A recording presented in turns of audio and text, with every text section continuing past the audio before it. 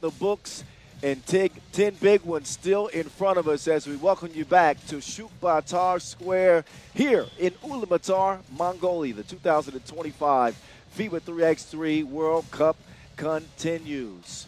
Nice conditions to head down the home stretch of the third day of action. And some of the quarterfinal bracket, or at least half of the quarterfinal brackets, will be set. We'll see who's going to move on to the round of 16. Some of that has already been determined. But as we head into the second half stretch, we'll see the men in pools D and B continue, and the women in Group C. So some big matchups as you get a look at men's pool D. Spain and Netherlands, massive game for two teams that are coming off losses. The Netherlands losing late to Switzerland, Spain losing late to the British. And they arrive here with, after starting 2-0, both suffering losses. An interesting group, Boz, on how this thing's going to shake out for that direct spot to the quarterfinals with the 1 seed. Yes, in case of a Spain win, I think it's Spain grabbing that spot. In case of a Dutch win, it's Switzerland actually grabbing the spot, because the result between the Netherlands and Switzerland. So, look, the Spaniards, they look sluggish in their game against Great Britain. They got Ivan the Destroyer, right? That's what you can call him. Yes. Ivan going under the basket, but they couldn't supplement him with outside shooting. Guim Exposito hit his only 2, but Diego de Blas 1 for 7. Carlos Martinez 0 of 4. Frigid performance from range for the Spaniards, who I think had the defense going at least against Great Britain. Yeah. Offensively, not so much. They were definitely a little sluggish. I wasn't aware that Ivan the Destroyer still managed 8 points and 4 rebounds in that game. But he continues to dominate.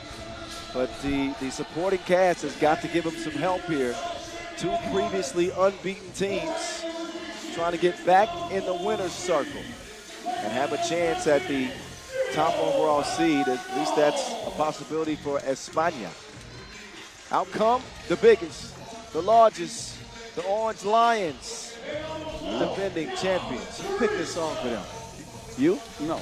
Okay. No, they picked themselves, but they weren't the biggest, the largest against Switzerland. No. Switzerland was really outsized them, made it an individual contest. And the Netherlands, like we say in Dutch, they played like loose sand. Like loose sand? Yes. Look, they shot 18 twos, made 5 of them. They only shot 7 ones, made 3 of them. 2 key assists, no drives on the game. That's not what we're used to from this Netherlands team. No, that is not. Usually they get to the basket and supplement that with outside shooting. They went overboard on the twos because the Swiss were guarding the paint. We'll see if they get back to their normal selves, understanding what's at stake here. After a 2-0 start, it would be disastrous for the Netherlands to drop their final 2 pool play games as a favorite in this event. España kind of came out of nowhere and shocked some with their 2-0 start, but they've shown great balance and talent outside of that loss to Great Britain. They ran into a proud British team that did not want to go back home without a W, and they got it. So 2 powerhouses getting ready to link up and lace them up to start this second session. After this game, the heavy hitters continue. Another blockbuster, the USA men against Latvia. Two undefeateds in Pool B action. So we got a variety of big games coming up in the remaining 10 of this day. France and Canada should be special in the women's competition. Also Latvia and France later on in this day. And some news on the Mongolian men's team is Dulgun Iqbal has been ruled out. Out for 3 months, apparently. I think it's a calf injury. That is heartbreaking news for the home team. Yeah, that's really bad for them to have to play with 3 in their own home event. Obviously, the World Cup, wishing him the best. We will revisit that topic later once they take the floor. But for now, the stage is set. Netherlands and Spain.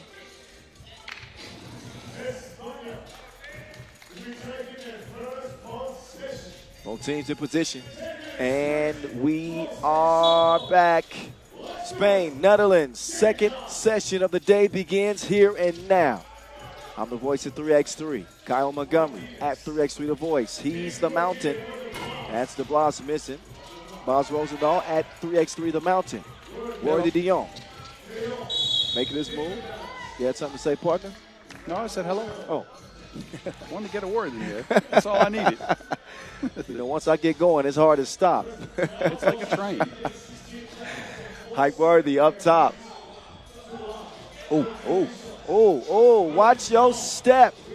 He got left. Worthy with the quickies. Opens the scoring for the Netherlands. Gwim, Exposito, Dreesen denies him. He said, you ain't destroying nothing.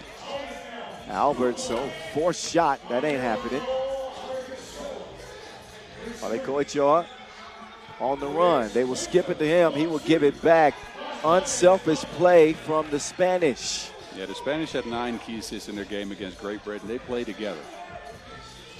Here's Worthy in his bag again. Count it. And Worthy crashes into the goal post. And he is slow to get up. He's been down the last couple of games. Yeah, he's taken a couple of knocks here in the last game too. Take another look. He will finish. Oh, well, there's contact on his head. That should have been an and one. That's definitely should have been an and one. Got hit in the back of the head. Yeah, and in his defense, yeah, he took a shot on the back of the noggin. Agreed. 2-1. Exposito. Gwim getting tricky with it, but Albert's not fooled one bit. Tough defense from BA.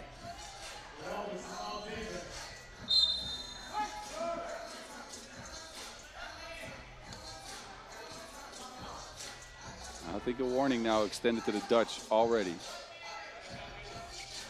De Blas hoping for a prayer. Misses everything. Back down low. Times we get to operate with Be Smooth. Be Smooth. Hezzy. Cross. Pull up.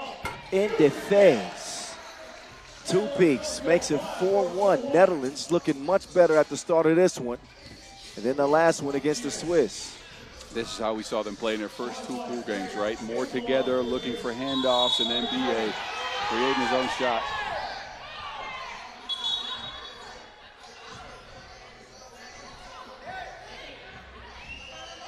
Another look at that last play. They looked like it hit the rim. I think the call is a shot clock violation. Yes. I couldn't quite see it from this angle. Yeah, they're going to discuss it. And I think that they're going to end up ruling that should be Spain ball. That definitely hit the rim on second look. And official Brigitte says, my bad. Let's get it back up top to the right squad. And that is the right decision. Here we go. Back at it. 4-1. Exposito. They tried that action. If they're accurate with that pass. I think they're really good at attacking drop coverages, right? They attack downhill here with Gwim, and then they try to go back and forth to get an easy score. Yeah. This time, not so much, but they've been doing this all tournament, and they've been doing it well. Hard for the defender on his heels to defend that. Meantime, it's Worthy. The man is a basketball artist. You don't want to become his muse. This is a different Worthy than we saw last game. He is very, very much attacking the paint.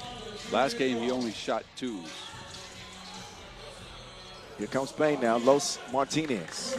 Quick hands from Worthy to poke it away. An ideal start for the Dutch. Trying to wrap up group play 3-1. Martinez rejected. This time it is a shot clock violation. Now the Dutch D is elevating. Another look. Perfect timing. Dreesen, punctual on the block. 5-1. Dimes, lofts it. Dreesen gets a handle on it. Big Drizzy inside. Yes, sir. Now it's Gwim to the rim. Count it. Hoop and the horn.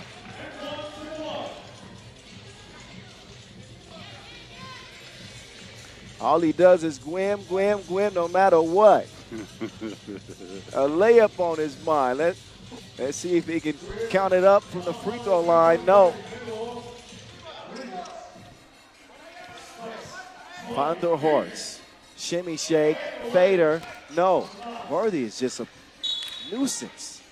Worthy's quick hands make a difference, but Timeo van der Horst has struggled this tournament hitting those fadeaways, hitting the floaters that we usually see him hit from the mid-range.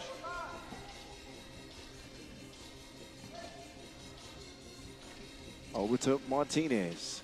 Gwim. Oh, nearly threw it away. Martinez, good look, top of the key. Count those, double dose. Now Worthy decides to give it up to Big Drizzy. There's a push in the back. I like the Netherlands trying to find Jan Driessen down below. He only had one shot. That was a two-point shot in that game against Switzerland. And you need to get your big involved. Here comes Worthy seeping through the cracks. Worthy is cooking out here.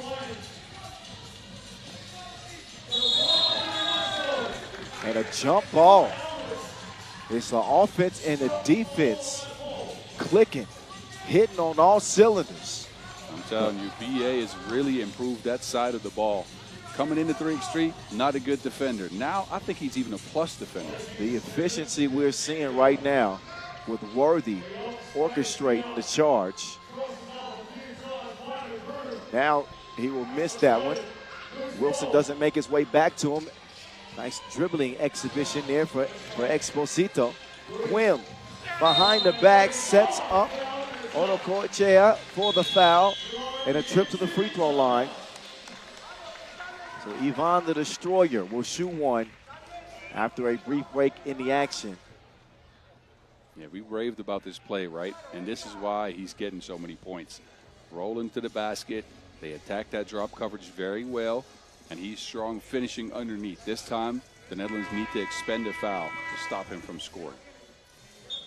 So far, so good for the Netherlands. Worthy has been the creator. But Spain stringing together some good possessions to keep the game close, 7-4. Back to it, up to the stripe. He's the big man in the middle. Ivan the Destroyer. Onokoechea with one in front, and that will go. The man has been averaging just shy of 10 points a game. BA midway, can't hit him.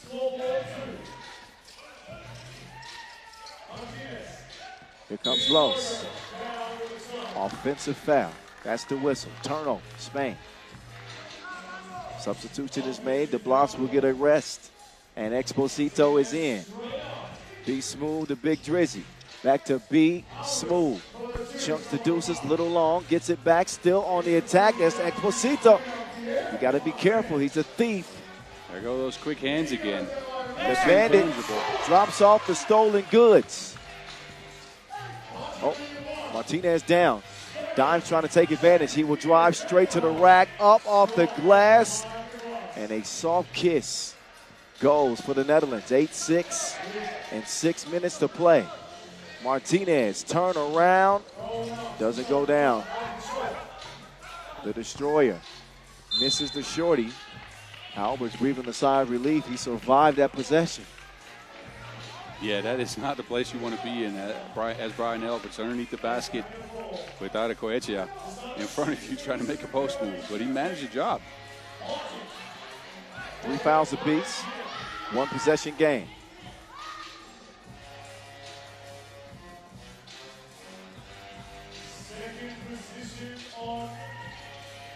Round comes B Smooth. They get another attempt and has missed his last couple from deep. What do you say, feed the parking meter? Feed the parking meter. And I think Spain has done it by playing at a higher pace than they played in their game against Great Britain. Here's Worthy playing with his food. He ain't gonna get no dessert this way. 9-7. Oh, yam some. Worthy trying to foul. Did you also not get dessert if you played with your food when you were young?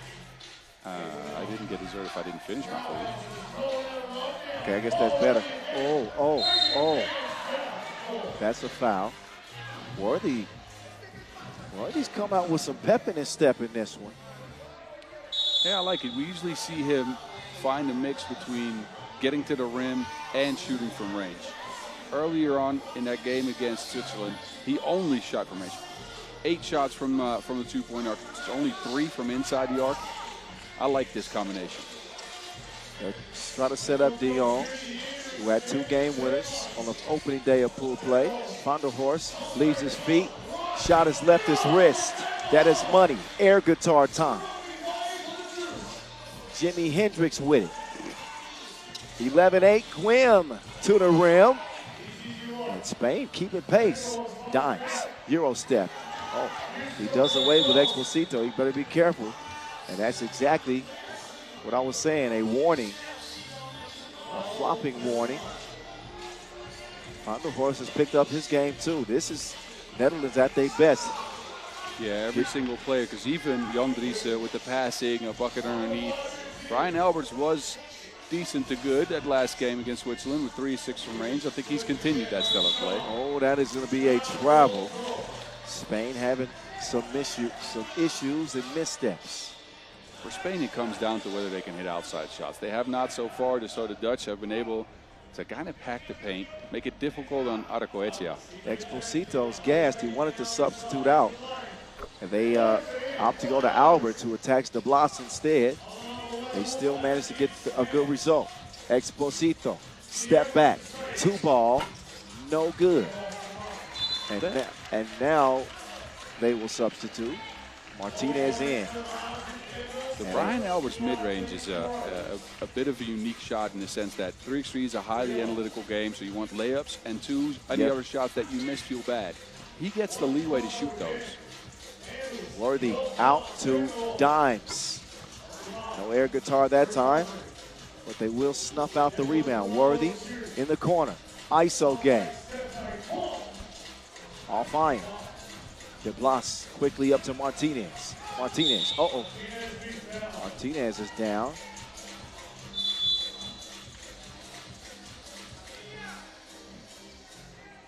And Martinez glaring at Worthy. That was a beam look. Yeah, I'm not sure what was said. I think as we take a look back at some of the images from this game, the Dutch have come out the way you expect them to in a game like this, right? Balanced offense. They're getting all 3 players on the court involved at all times. Now for Spain, again, Aracoetia, he's been good.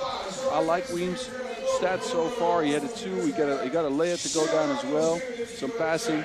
I need Carlos Martinez to step up, though. So Netherlands need a win, and they need Switzerland. No, Netherlands cannot come in first. Oh, they can't. No, yeah, you're right. In case of a win, Switzerland is actually in first in the pool. In case of a Spanish win, the Netherlands is in third, and Spain comes out of pool in first. Wow. That's a shot, considering how well they started. Man. That was manly. And a technical added to it. So this is an and 1, and then another free throw coming for Spain. Aracoetia is stronger than pneumonia. The man is unmanageable in the paint. Technical free throw coming up for De Blas. Spain within reach in spite of an electric start from the Netherlands. Yeah, Spain is stuck with their game plan, right? And the game plan so far has pretty much been get Aracoetia some looks underneath the basket. He's missed some, he's made some. They're still in this game, easily. This is the 9th edition of the World Cup, first time ever from Ulaanbaatar, Mongolia. Day 3 of pool play. And our first entries into the quarterfinals directly, and also finding out which teams will go into the last 16, the play-in round, the day after tomorrow. Tomorrow, the official last day of pool play. But for today, the men in pools B and D, and women in A and C. The Destroyer and Alvarez get tied up. That's a foul on Spain. Good box out by Brian Alberts. Like the effort so far from B Smooth. Credit to Spain too. Not getting rattled again with that nice start. And he has got the touch right now. Alberts with another 2. Have you noticed the Netherlands have made a point out of getting him a look at that exact spot that he just hit it from? Well, yeah, they're playing drop coverage on Exposito, at least that last possession. Worthy. Oh, he had him dancing. At least throw some money in the air. 17-11. Give the man a tip. 17-12. Worthy in rare form. He will miss that time. All smiles from Height right now. Up fake. Worthy getting crafty with it. Oh, Dreesen with the yam. Netherlands putting on a show. And that time off iron. Netherlands, when they play, they're special when they play like this. You can understand how they won a gold medal at the Olympics. Yeah, they're hitting in all cylinders right now, right? All three levels of the court with the mid-range game for BA working and DiMeo as well. Young getting to the baskets, Worthy getting to the basket, a two-ball added. If the Netherlands are clicking like this, they're a very difficult team to defeat because they're also playing disciplined defense. Yeah. I don't know. I've noticed a really, really big uptick in your energy with the score. I don't know if, there's no homerism going on here, is it? I'm still very tired. Okay. Oh, yeah. Yeah, I'm sure you are. 2:22 left, Netherlands. Man, giving it to Spain right now. De Blas, up fake. Oh, that errant pass nearly thrown away. Instead, it'll stay with España. Balo to the crib. Dreesen says no. Dimes, crossover. Drops it off. Be smooth. Smooth. No. 2 minutes to play. Inside they go. Yvonne the Destroyer. Nothing Dimes could do there, but a 5-point lead for the Netherlands has them in control. Pretty comfortable now as Be Smooth will swing it down low to Drizzy. Big Drizzy. He'll hit the shorty. Is that Big Drizzy with the mid-range shot? I haven't seen him score outside the paint in a minute. You know what? I don't think I've seen him hit one of those in a while. You're right. I've seen him take a couple twos this tournament. I have seen him, but they have all been misses. Big Drizzy sprinkling in a little bit of offense. I think that's needed, though, because as a player, I know certain players take energy out of their defense, and I'm sure Young does just that. There's always more energy in the game when you're clicking on offense as well. When you get some scores, and you start feeling good about that part of your game, too. Confidence builder for the Netherlands, for sure. They had their sights set on the top overall seed, and a direct spot straight to the quarterfinals. But another technical here, huh? That is not going to happen. Another technical. I'd be lying if I told you I saw why it happened. Me neither. Okay. I just saw some guy step up for a free throw. Back to it. Exposito. De Blas curling around. Uses those long arms to extend. De Blas has just been very off the mark, especially today. But I think all tournament, he hasn't knocked down too many twos. And he's a good shooter. Netherlands knocking on the door. Knocking on victory's door. 2 points away. $132 to go in this one. Gwimp. Drops it off left. Offensive foul, man. Goes from bad to worse for Spain. And for them, think about the way this tournament started. Beating Switzerland and then Lithuania. Being shocked by Britain, who had not won a game. And now on the brink of losing again. De Jong, no good. Falls asleep on Exposito, and he's made to pay double the penalty. Spain within 2 possessions. Can Worthy put him away? Height. No. That ball out of bounds off of Carlos Martinez's hands. I don't mind that shot from Worthy, though. He's done enough work inside the paint to have earned the right to shoot some twos. And I'm not saying he needs to earn it. No, he's hit those, and he's had a good shooting game. But I do think the Netherlands need to be careful. You don't want to play around with this Spain team. They are still very dangerous and capable of making some plays here. Yeah, they have, I think, maybe the single most destructive weapon in the game on the court than Ivan the Destroyer, in the sense that he shoots the one at such a high percentage. It's so hard to stop him. Anytime he gets the ball, it's good eating. Paella.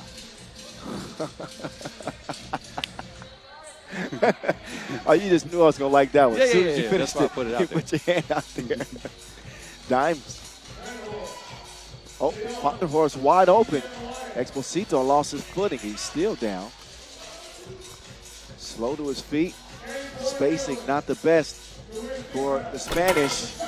Man, he is flushing everything. But it's game point. Height toying with him like Happy Meal. 21-16. Light work for Worthy and company. A well-rounded performance from the Dutch. They saw contributions from Brian Alberts, DeMail Vanderhorst, and even Big Drizzy with the mid-range game. Yes. This is Worthy. Let me tell you, Worthy Island ain't no vacation. Martinez can attest to that. So in this game, they were the biggest, the largest. Yes, they were, and we've talked about the World Cup being a tournament where momentum and confidence is everything. Look, the Dutch, I know they set their sights on that #1 spot in pool play. Maybe that loss woke them up. The loss to Switzerland earlier.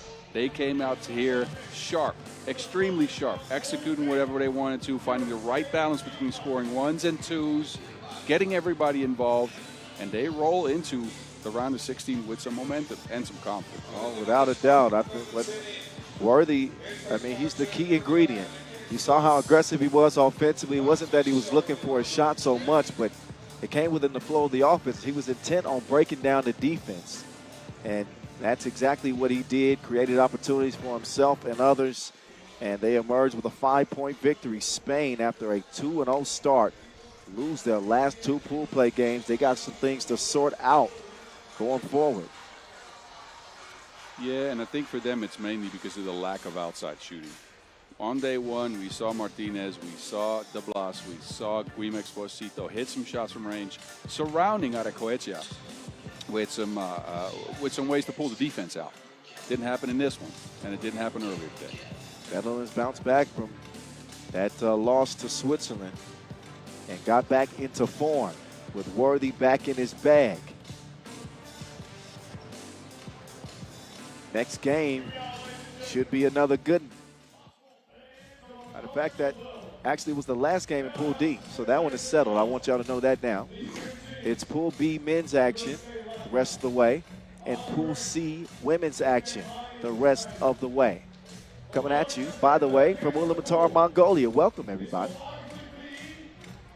Come one, come all. It's the World Cup, 9th edition. Pool D standings.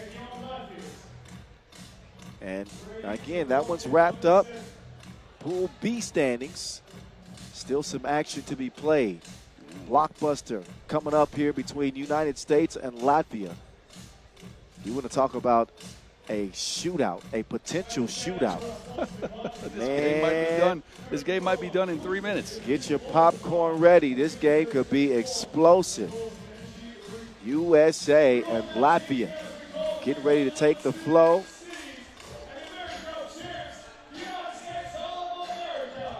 '19 World Champions USA trying to pick up a second medal, trying to become the second country next to Serbia to win multiple World Cups in the men's competition. What'd you think of this USA team start? I think they showed promise. I think they got some things going right. But again, 2 games played. They beat Japan pretty easily. That game against Mongolia was a bit more of a struggle than I would have liked for them. And I think they've lacked rebounding. 9.5 rebounds per game is just not enough for this team, especially with the energy on their squad. Yeah, the energy, this is what he does. Also, James Parrott is going to be another guy expected to be good on the boards. Latvia with a 21-16 win over Montenegro. They come in with Ludidis, Kristaps, straight assassin from long range. They got him circled on the scout report for sure. We hadn't even mentioned the future Hall of Famers, Norris Miezis and Carlos Lasmanis. That's Kristaps Ludidis. He erupted for 18 points. Ulaanbaatar is special, man. Look, a telling stat for Latvia. They have shot 12 of 39 from 2. 10 of those 12, Ulaanbaatar. Other players have only hit 2. Miezes is averaging 1.5 points a game. Talk about a one-man record crew. That's a crazy, crazy number. Yeah, and I've liked the way that Los Manes and Miezes have treated Ulaanbaatar in the sense that they've made room for him. And I know they're very established stars, right? They've made room for him to shine on this squad. And I think that's what's needed if they want to get a gold medal here. I cannot disagree with you. USA undefeated again, beating Japan, and a narrow win over Mongolia. This is going to be for number 1 in the group. You would think so, yes. 10 minutes on the game clock. A blockbuster altercation that we have been waiting for. This one was circled. Dylan Travis scoring 8 points a game as he's become more offensive-minded for the Americans. Yeah, that's a trend that we've seen as of late. Dylan Travis came through. He hit a couple of 2s, 4-1s, mainly a lot of free throws. So he's drawn a lot of fouls. But Travis has looked for his shot more and more and more as we've gotten farther away from that Olympic team from last year and more into the squad that this USA team is now. All right, the time for talk is up. A rematch of the 2019 World Cup gold medal game. Latvia and USA lace them up one more again. Let's get to it. I'm the voice of 3x3, Kyle Montgomery at 3x3 The Voice, and Boz the Mountain Rosendahl at 3x3 The Mountain. On the mic for this 10-minute movie in front of us right now. Big one here on day 3 of pool play. Hahn deep to attempt. There's Caruso on the glass. I'm sure they talked about the fact that they're at the bottom of the pack when it comes to rebounding in the entire men's field.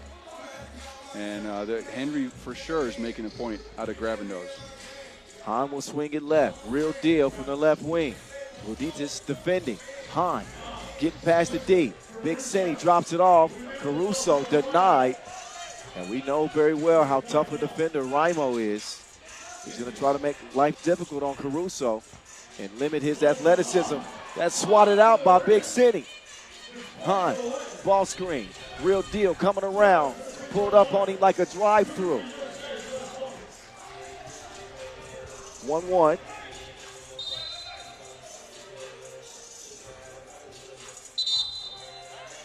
Latvia's made it a point early of going into Raimo to get him going on pick and rolls and going from the post. Interesting. See how they want to attack this possession with Miezes. Getting it to the hottest man in Mongolia right now. Kristaps Ulaanbaatar. I thought you were going to name yourself there. No, his new nickname, by the way. Crazy Glue. No. Super Glue. Super Glue. I like it. Yeah, Super Glue. The maze with Hahn defending. He's going to go east to west. Oh, no. He caught him slipping.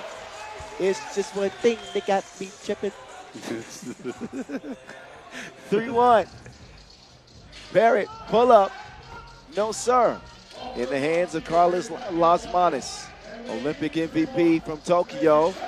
The American Olympian, Dylan Travis with the thievery. In and out. The real deal. Pocket pass. It's poked away. Quick hands from the Latvians. What a luxury to have Ulaanbaatar join the squad, and then when you need it, you can have Miezes just go one-on-one and hit a 2 on anybody. A embarrassment of wealth when it comes to talent for the Latvians. Parrott, deep attempt, no good. 3-1 it'll stay. Ulaanbaatar gives it up. Can Miezes find his stroke? He did not on the opening day. He does right here. 2-piece, no biscuit.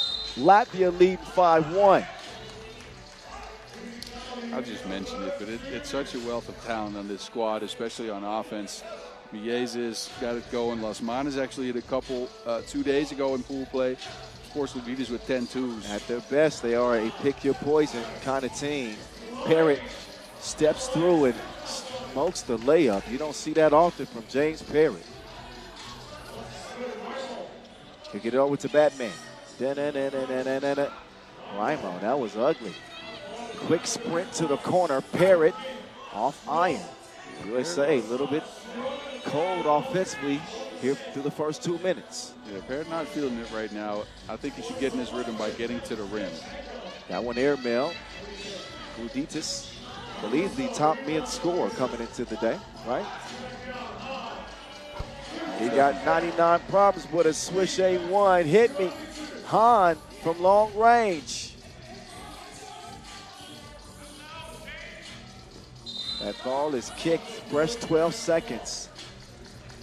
Mitch Hahn providing a nice spark for the Americans. Pulls them within a possession. 5-3 is the count.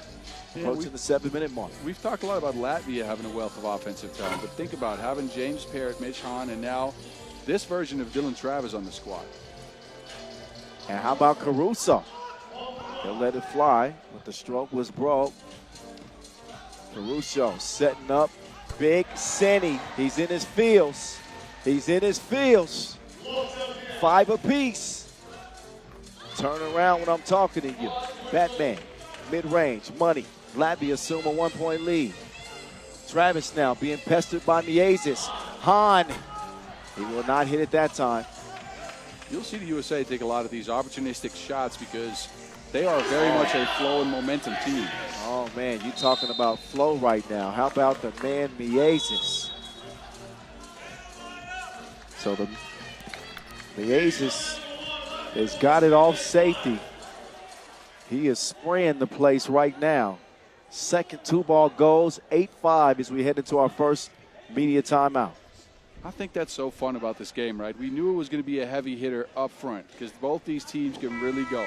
But I think both teams work well in momentum spurts.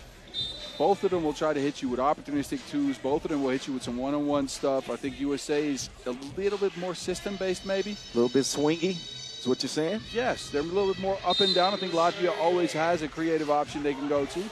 But still, man, this game is going to be full of punches and haymakers. Figuratively, of course. Let's be. Of course. Right. We don't want to see any real. No. Back up top, Parrott. He'll share with Henry. Parrott. Oh, sneaky link. Oh, didn't work out. Not yet, at least. Caruso, just how he planned it. He missed the first to make the second with the foul. 2-point play pending. He heard us talking about some rebounding stats. And went and got another offensive rebound. This is what Caruso does. It's the extra effort plays. You give him his marching orders and he'll do the job. He does not complete the job at the free throw line. Caruso moving left quickly, up top to the real deal. Travis on the run. Runner doesn't go. Raimo. Big rebound. He takes a shove in the back and has some words with Travis in the process. Last 2 possessions, USA has made it a point of attacking Kristaps Ulaanbaatar. Make him work on defense so he cannot take you apart on offense. Round comes Las Manos. Uh-oh. That's a hard screen by Raimo. And you can hear Travis say, he fouled me every time. Raimo is a very physical player. I'm not sure that was a foul, though. I'm not sure there's any love lost between these two. The intensity in this one feels like an elimination game. Batman up top. Hahn defending. There's some defense. Oh, Parrott. Oh, the Slim Reaper took him to spin class. Lesson learned. Parrott's so offensively gifted. He's slithery, athletic, spins on you, and then can get those long arms out for an easy lay. I've said it before, Parrott's got a different type of talent, and I don't think they fully have unlocked yet. And a lot of it has to do with him, how aggressive he wants to be, his mentality. But I really think they haven't unlocked the full potential of James Parrott. He could be a real problem. I agree with you. It's going to come down to him making that step, though. Oh, Hahn draws the foul. would have had a chance at an and one. But he will head up to the line, making his first appearance for the national team at this level. Has played at the America for his first World Cup appearance. Yeah, what a different look for Team USA from the last World Cup, no? Jimmer Fredette, Kareem Maddox, Kenyon Berry all on the team back then. Now we got Caruso, Hahn. Travis the only mainstay. Yep. Big City putting it down. What a start for Mitch Hahn. Another look at the feed. Nobody home. Leave a message at the beat. Oh, Miezis with the slick move. He is a magician with that Wilson in hand. Meantime, Travis. These goals ain't loyal. Halfway down and out. Ooh, Lasmana's playing bully ball. Parrott holds his own ground.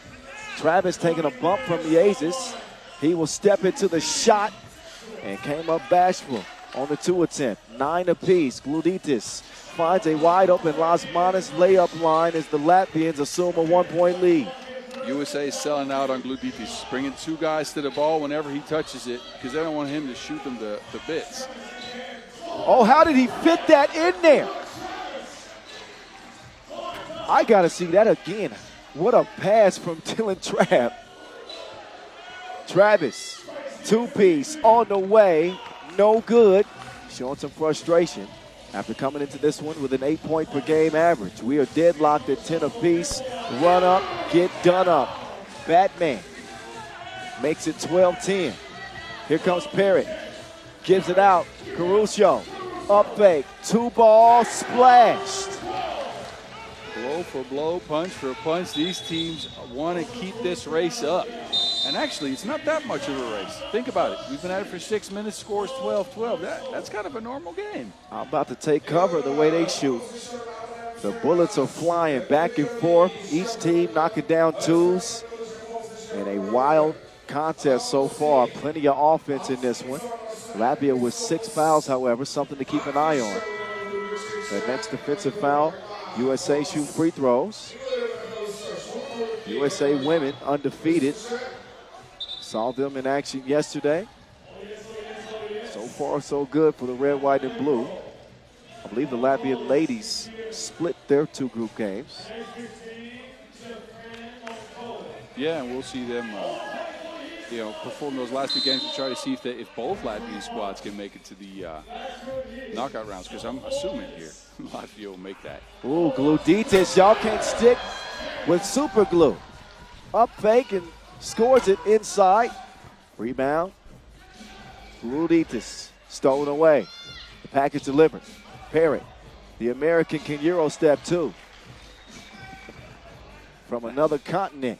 He went at Raimo, who's a really good plus-level defender, and just stepped around him. He's got that in his bag. Parrott does. There's Miezis trying to set one of those backward screens we talked about earlier. Yeah, Latvia use a lot of guard-to-guard screens as well. I'm sure you'll see Raimo set a screen up there. But it's Lasmanas screening for Miezis. Miezis screening for Gluditis. Gluditis screening for Lasmanas. And that action's so tough to defend because they are quick off their spot. They either pop or roll. You never know what's going to happen. There's Dr. Strange, the world #1, looking on from Serbia. Travis will move right, pulls up, and misses it. A whistle.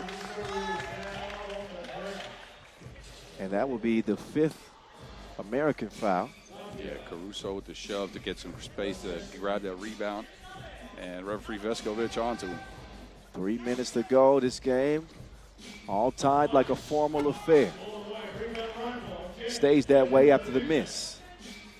Lasmanas with Hahn in hot pursuit. Miezis, that was longer than the TED Talk. 15-13 after the deep stroke. Parrott down. You're going to have to take that somewhere else.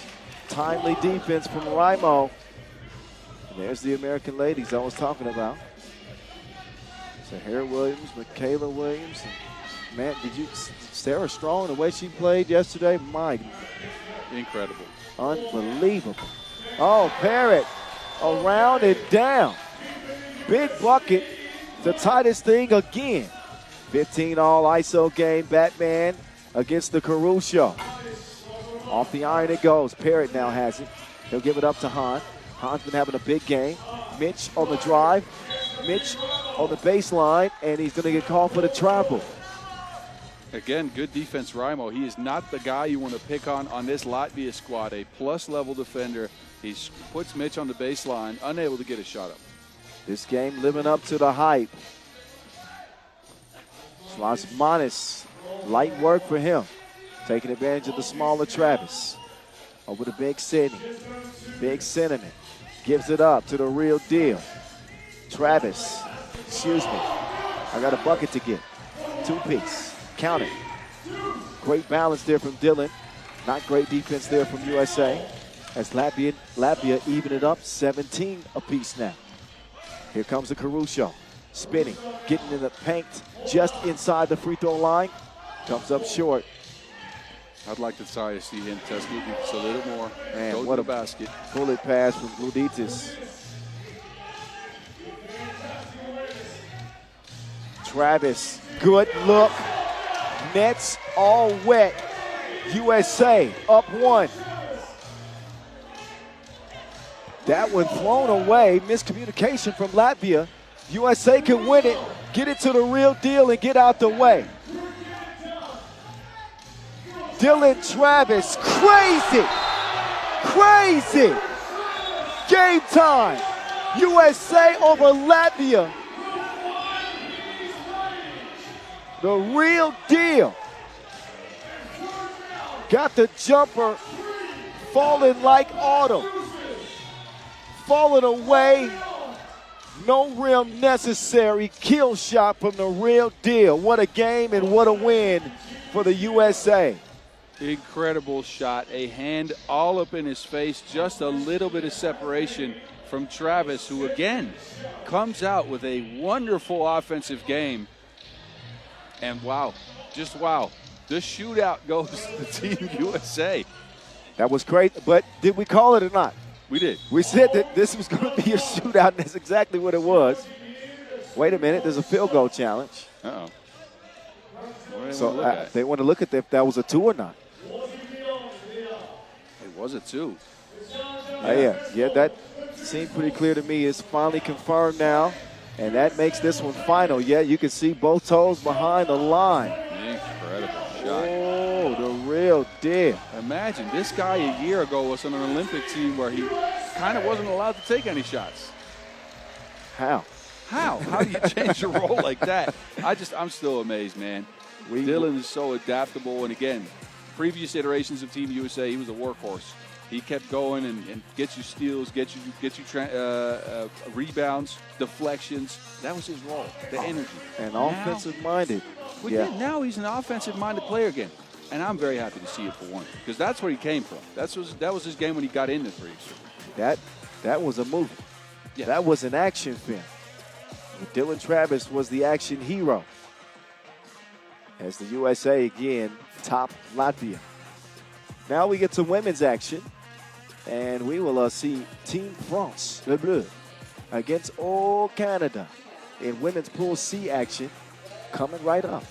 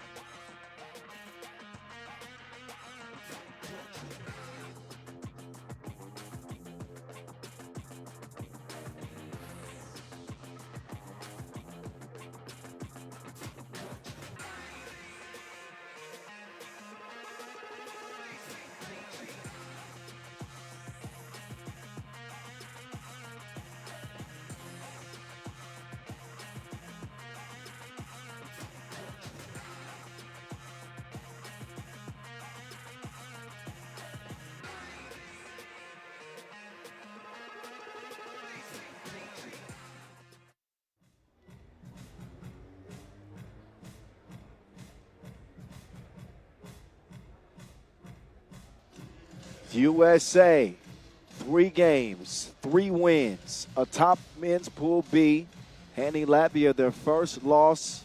They were in line to get that #1 overall seed and a direct spot in the quarterfinals. Women's action, the top two powerhouses with undefeated records get to clash right here, right now. Canada and France on deck from here in Ulaanbaatar at this 7-day 3x3 extravaganza, the main event of the season. Kyle Montgomery and Boz Rosendahl on the mic with you. If you would give us a follow on our social media accounts at FIBA 3x3 and at FIBA 3x3W, if you please. Recaps of the day's action, highlights, and all the news on 3x3 is what you find on there. What you find in this game is two teams loaded with star power. And there is one emerging star right there, Camila Droguet, who's quickly become one of Boz's favorite players. And I can see why. Yes, she's averaging 6 points per game. Comes out for France, hits 1 to 3 from 2, so not high volume, but a decent percentage. But she's smart, man. She's got good instincts, great hands, not just an offensive player, defensively as well. And look, Marie struggled a little bit on their day one action. Came alive late in a must-win game, or not a must-win game, but a game they wanted to win. But instead of her, it was Droguet carrying the torch for a while there, and I like to see that. This team, France, though, has 2 wins, but they haven't really convinced me, especially that last win over Austria. That was a nail-biter, 16 and 15. Yeah, that was exactly what I was going to say. Not so convincing, but victorious nonetheless. And at the end of the day, that's all that counts. They come into this game with a great shot. But Canada, while they also haven't played perfect, they've consistently managed to get Sasha Grant Allen involved, and that has boded well for them and produced an undefeated record. Casey Bosch Spice is hype. She's ready to hoop. You are right. Sasha Grant Allen, 7.5 per game, finishes at a high rate inside the arc. Who would have thought, though, second leading scorer on the team, Cassandra Brown, she has really performed. 6.5 her. Paige Crozon has only hit 1 of her 10 twos. I think that has something to do with it. But I like the next gal up mentality. We will see here. Canada, by the way, 17-10 win over Latvia and a 20-13 win over Austria. For France, it was a 21-16 win over Hungary and a 16-15 win over Austria. That's how they arrived here in this contest. Marie Mané, a very talented 2024 Women's Series Final MVP, averaging 5.5 points per game. As my partner mentioned, did not get off to an ideal start. Struggled with her shot, made some turnovers, some mental miscues, but came up big when they needed it. And that went over Austria late. Paige Crozon, not shooting it as sharply as she usually does, but another day provides another opportunity. Got to have a short memory in 3x3. Catch a case of amnesia. All that matters is the game in front of you, and that's what we got right here. Shoot or shoot. And again, Paige Crozon might be the best shooter ever in the history of women's 3x3. So I think she's going to come out today and try to at least get rhythm and make sure that she's involved in the offense. Well, they need her. She's a huge part of the Canadian offense, always has been for the last 5 years. We'll see if they try to get her a look early and get that confidence reignited. Here we go. Here we go. Canada, France, women's Pool C action from Ulaanbaatar. Kyle Montgomery, a.k.a. the voice of 3x3. At 3x3 the voice. Boz Rosendahl, say what's up. Hello, he's the Mountain. At 3x3 the Mountain. Heading down the second half stretch of the day. Had plenty of theatrics here on this third day of pool play. Grant Allen sees her shot go off the iron. Up to Marie Mané. Over to Droguet. Droguet attacking. Crozon spinning into trouble. Loose ball. Milapi sit packing. Girl, bye. Grant Allen, no. Loose ball. Milapi out to Droguet. Up top, Milapi quickly swings it. Marie Mané doing her dance. Money, no.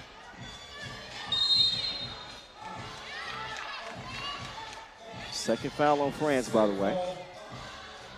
Bit of a frustration foul there on Monet, who comes in, misses that shot, and then just runs into Brown.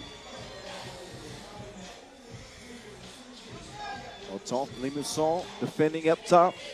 Around comes Bosch. Sasha will throw it away. Her and Brown out on the same page. Canada, your 2024 AmeriCup champions. And also Champions Cup champions to start this 2025 season with Sasha Grant Allen taking on MVP honors. Oh, the cross from Hortense. That ball is kicked though.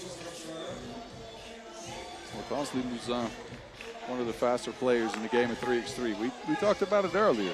Love to see a race between her, Claudia Pop, and Raylene D'Elia. The debate rages on.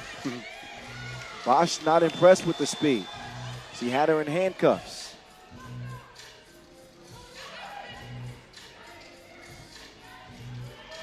Crozen using the screen. Turns the corner and lays it in. Canada finally on the board. Monet whips it to Milapi. Loose ball stolen by the Canadians. Grant Allen outside to Crozen. Page. Off iron there, Milapi will track it down and let Limusson set up the offense. Limusson on the move. That ball's kicked though. So an all-new 12-second shot clock.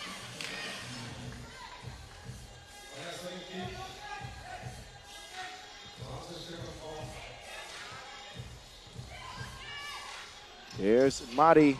Mane, no. Here comes Bosch. Crozen. Breezy. CB. Turn around when I'm talking to you. Soft stroke from Brown. Mentioned earlier about her offensive contributions. She continues to find a way. Casey Bosch checking out. We'll get a breather. The Canadians going with the big lineup. Joe Gay. Nope. A little overzealous on that attack. It's called for the travel. Players should know by now, because we've seen this call all week long. Don't travel on the check. That's a costly turnover every time. 2 minutes in. Pool C action the rest of the way in the women's competition. Here comes Mama Page. Crozen gets the ball moving. Down low. Grant Allen right on time. A punctual jumper. I don't think anybody is going to block that shot if she fades away like that. Oh, Grant Allen with a swipe. She didn't get a clean block. That allowed Droge to still get a shot up. 3-1 inside. Brown with position. Foul on the floor. Man, the French team is pretty tall, right, coming into this. But this Canada team is gigantic. They have some height. SGA is 196. Cassandra Brown, 188. Paige Crozon, 185. That is, oh, wow. And Bosch stands 175. Yeah, I mean that's not when we speak on length. I don't think that's the first one that comes to mind. But look, everyone besides Casey Bosch has a mismatch when you go down into the paint. SGA. And Bosch lost the handle. Actually, Bosch might have a mismatch as well. Hortense Limusson is guarding her. Yes, yeah. What you think about that 175 now? Lengthy. Right. Back to it in a 2-point game. Bosch doesn't even get over to set the screen. Crozen still offline. Foul called on red. Crozon hadn't shot it to. And you know that one was pulled because she was trying to feel whether she could get in rhythm or not. Yeah. Usually gets them in the flow of the offense. Mari inside. Milapi in D.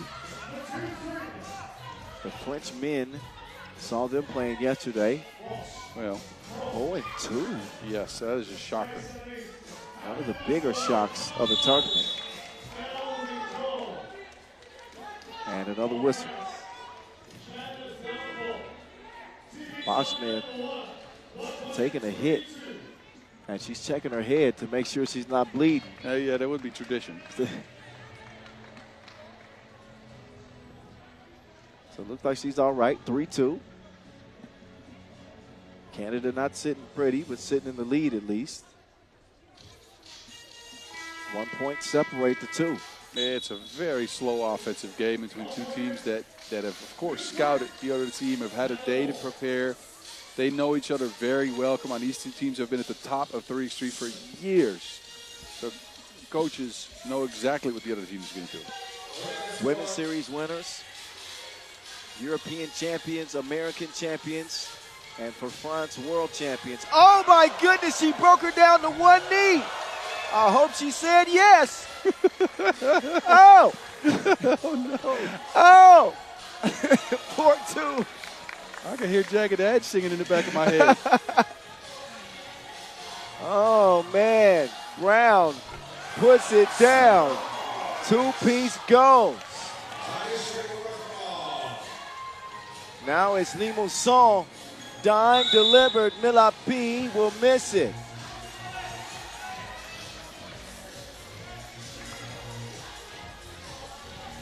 Maybe we'll get a replay. Can somebody tell me how I'm down on bended knee? There you go. See, that's what I was thinking. That's going to be on the top plays for sure. Ooh. 6-3. Might be for a while. That's not funny. Stop laughing. It's a 3-point game. Let's get serious here and lock in. All right.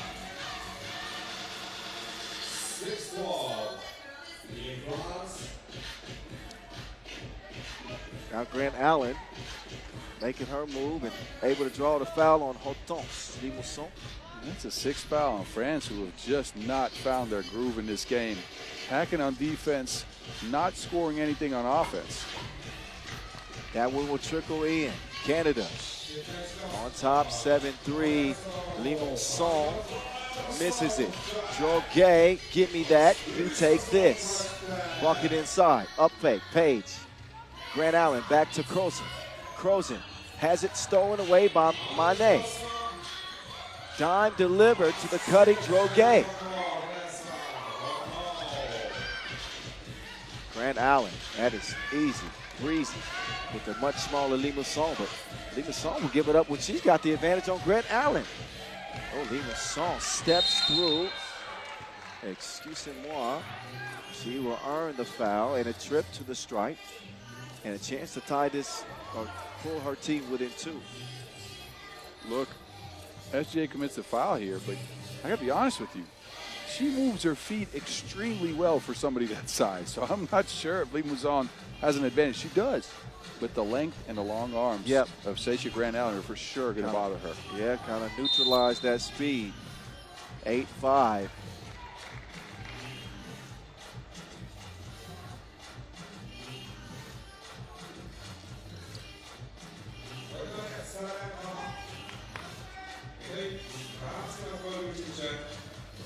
Limousin setting up Milapi.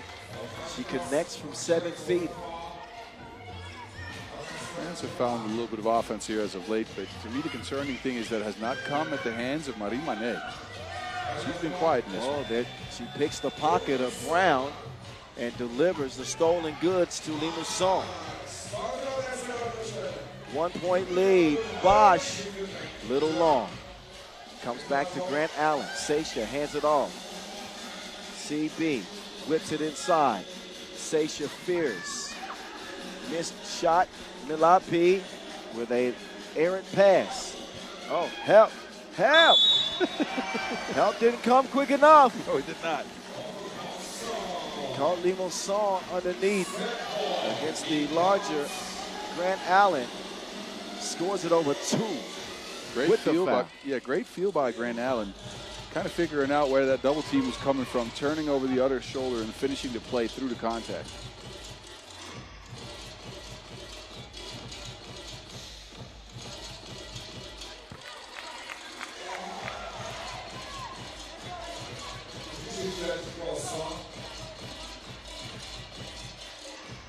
4:30 to go.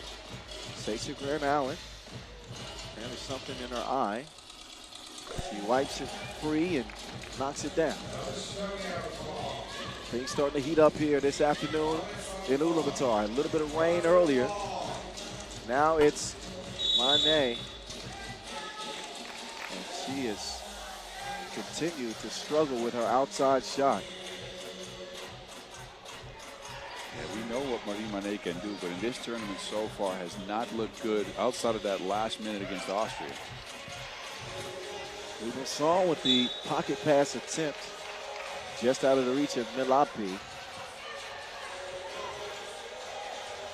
Canada with possession. Expect them to attack France, who have 7 fouls.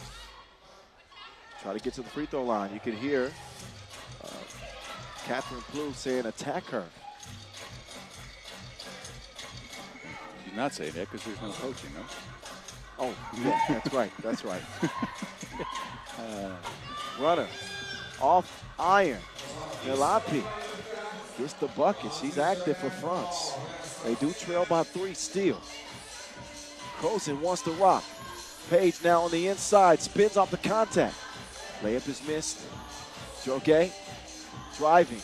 Ooh, unique step through. Leads to nothing. Now Croson will get called for the 6th foul on Canada. Time for a TV timeout. 3:29 left. Pool C powerhouses, France and Canada, separated by just 3 points at the moment. Yeah, and both sides have a struggling star, right? Think about it. Paige Crozon on Canada has not gotten it going, has not gotten in her rhythm, not gotten in her flow. Doesn't have a made 2-pointer in this game, at least. She has 1 on the tournament. And that for being the best shooter in all 3x3. On the other end, Marie Mane just good on defense, I'll tell you that. She's had some active hands, but offensively, missing everything. Limusson chauffeuring them to the cup. And Grant Allen goes down. She is in some pain.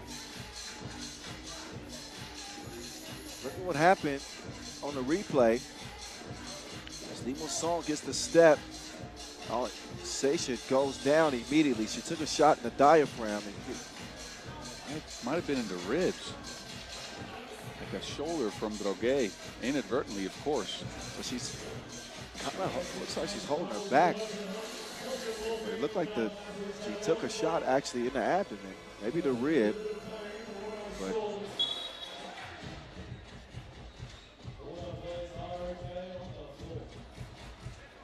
I certainly don't think there was anything intentional or egregious there. No, just 2 people fighting for position. And SGA got the worst of that. Stacia is up.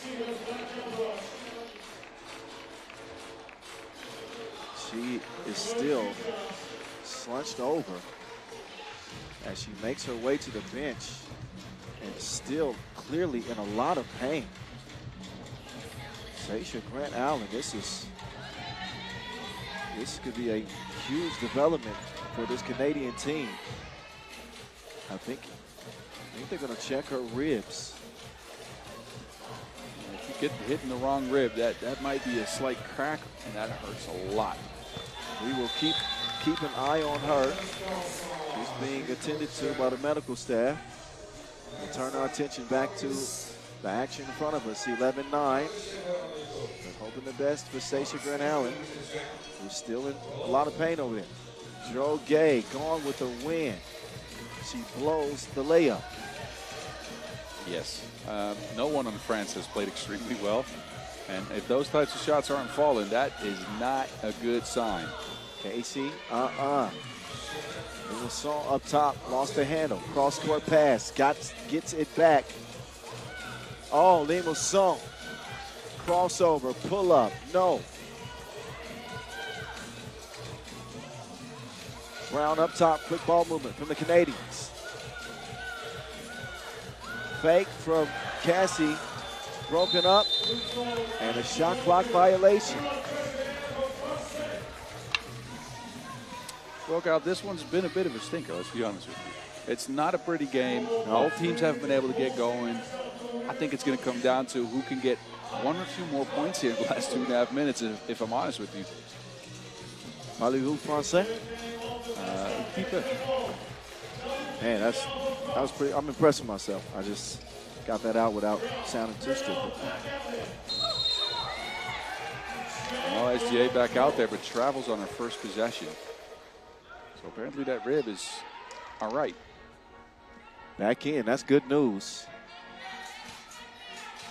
Grant Allen looked like she might not return the way she was in pain. Ooh, that ball fake. Fooled Grant Allen. She fooled me too. I was looking the wrong way. 11 up. Inside Page. She gets the score. Lee Woo Song. She's more like a race car. I got that one. 12 apiece.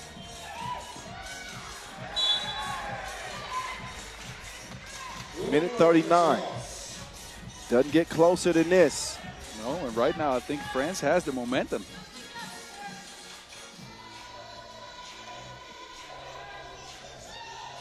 Minute 35 and counting. Mane to Milapi. She's been a problem on the inside. Droguet lets it fly. Off iron, it'll go. Sasha Grant out. Offensive foul. Passionate response from the French.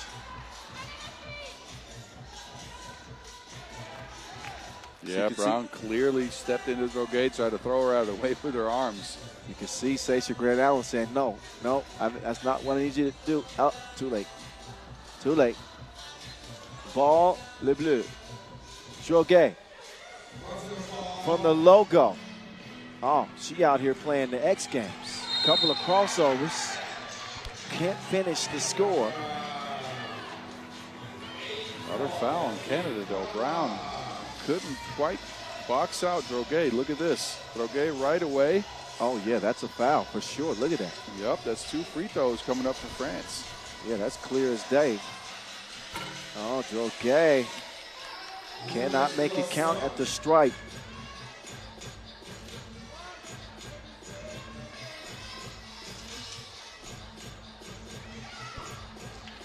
That's one of them. 13-12.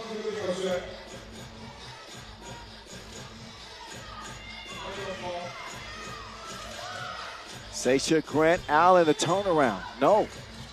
Under a minute to go now. France trying to keep Canada at bay. Somebody's got to lose. It's Marie. Oh, that was aggressively slapped. Did you hear that from over here? With 2 hands. Oh, the 5-finger save the face. 13-12. Droguet keeps her balance but misses it. Mane can't hold on to. Sasha Grant Allen underneath the basket has been a huge problem for France. She's just deterred so many shots. I'm not sure it's going to come back into stat sheet because she might only have 1 or 2 blocks, but I think she's altered at least 8 more shots. We got a 1-point contest. Man, this second half of the day, tight. I mean, look, we started with the Netherlands over Spain. Yes. Worthy with a highlight reel. Then the USA men over Latvia in a flat-out shootout. Yes. And now we got this. 13-12, 28 seconds left. 2 women's superpowers in a 1-point brawl. 25 seconds. Casey looking for somebody. What can Brown do for you? That tie the game. 13 apiece. 12 seconds to go. 2 to shoot. Droguet, can she get the rim on time? She does it. 3 to shoot. 2 to shoot. At the horn. Casey Bosch, no. What a win by France. They survive.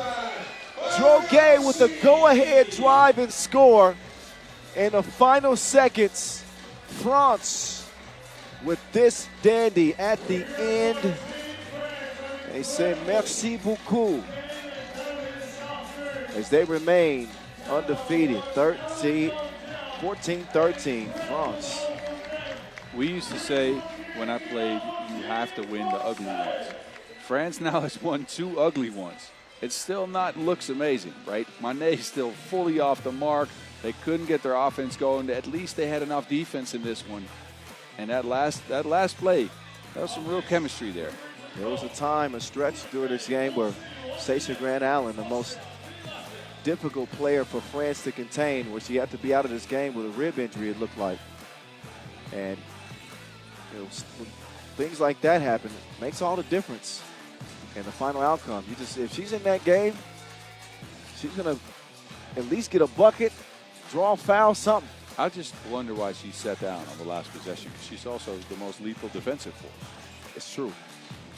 I couldn't tell you. Me neither. That's the type of thing you wonder about, though.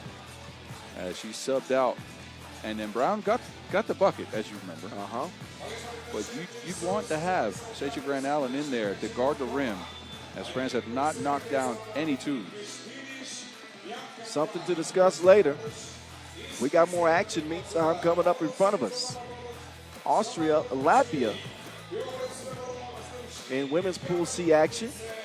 Slated to check ball here in about 2 minutes. They will make their way to the court for their introductions here in just a moment.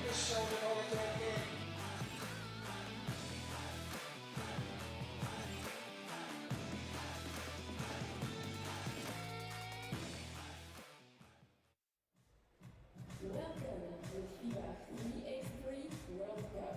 FIBA 3x3 World Cup. 3x3 World Cup. It's time, ladies and gentlemen, to bring the next ladies' game to the half court. In Pool C, and it will be Austria v Latvia.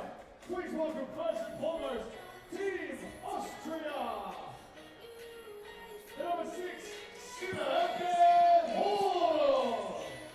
Here come Austria back at it in action. They were the first Pool C women's game of the day as we saw them, take a heartbreaking loss to Hungary.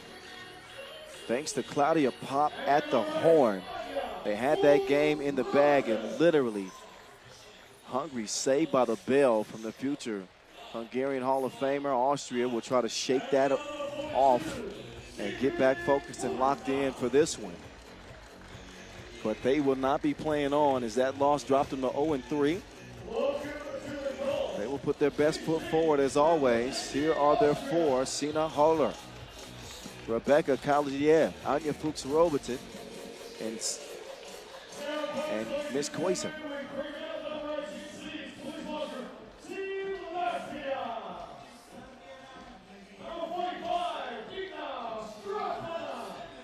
Now, here come the Latvians. Digna Strautmane. They call her Diggy. Rocking the Diggy tails. Those ain't pigtails, those is dig tails. Marta Michenko, the other towering Latvian. Just saw the men's team take a tough loss to the United States. They come out after a loss to Canada and a win over Hungary, a 1-1 record. A win here will put them in great position to be one of the 3 out of the group to advance.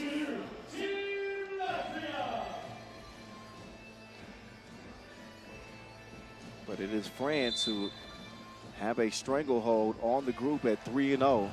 The most coveted spot is that 1 seed because you get 2 days rest and a spot directly in the quarterfinals. The next 2 will advance to the play-in round, also known as the last 16. We're getting locked in for this one. Game number 14 on the day, 14 of 20.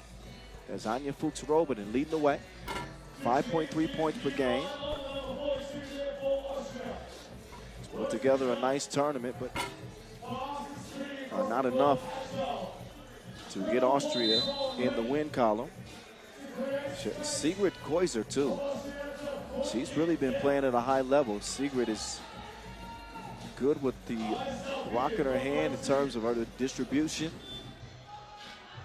Can also shoot it from outside. I think that she's going to be the key to igniting that Austrian offense in a game that won't have any implications on the elimination rounds, but this one's for pride. They come in 0-3. I agree with you. And Team Latvia has to be careful with, right? Team Latvia is in a good position to either sneak in second, possibly even, or come in third. Yeah, well, yeah, you got to be careful. Seconds, yeah, I think seconds are not a chance for them.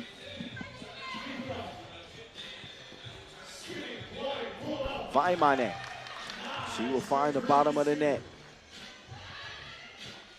So you got Vaimane, Mishenko, Laimane, and Straupmane representing Team Latvia in this one.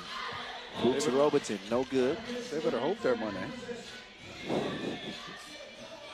You know what? I'll put you in timeout. Sorry. You want to go to timeout? Goodbye. If you say that again, you. 1-0. Can y'all tell we enjoy the job?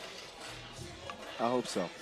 I hope so, too. If Oz gets out of line like that, y'all just make sure y'all hit him up at 3x3 the mountain and you tell him to stop.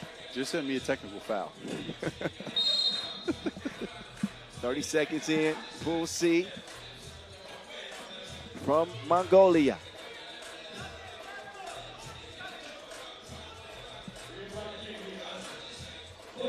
Here comes Austria. Koiser gives it up. Fuchs Robertson off the iron. Here comes Vaimane. Vaimane spinning, missing. Rebound lands in Fuchs Robertson's hands. She's got Mashenko defending. Koiser, 2-ball, yes. This is what was missing from Austria's offense earlier against Hungary, the 2-ball, and Koiser comes out and knocks one down. I was saying Koiser has been a real bright spot on this Austrian team. Her and Sina. Yes. I think they played the most consistently. 2-1. Sina has that one poked away.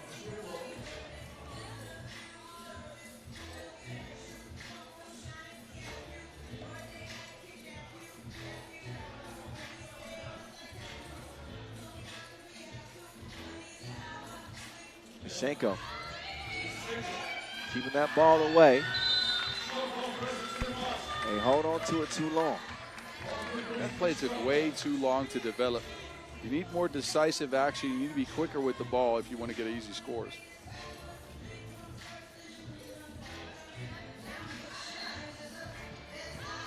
Nobody home as Sina just cruises in.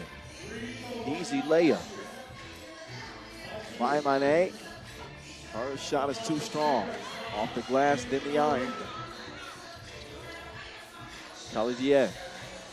Becky swings it. Foxy on the move. Going towards the hole, falling away. How about Kalidiev speeding in there, getting the board and getting them reset, but that was one extra step on Fuchs Robertson. I was going to say valuable extra possession there, but turnover right away equalizes the playing field.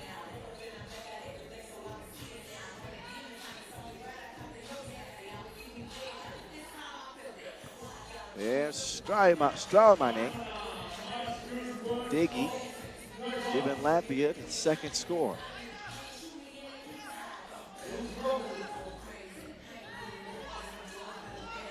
Two-piece. Sina Hauer. They got a special player in this 18-year-old. Imagine her in 3 years in this game.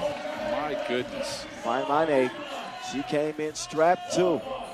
She busts right back, 5-4. Oh, Fuchs Robertson. Another miscue.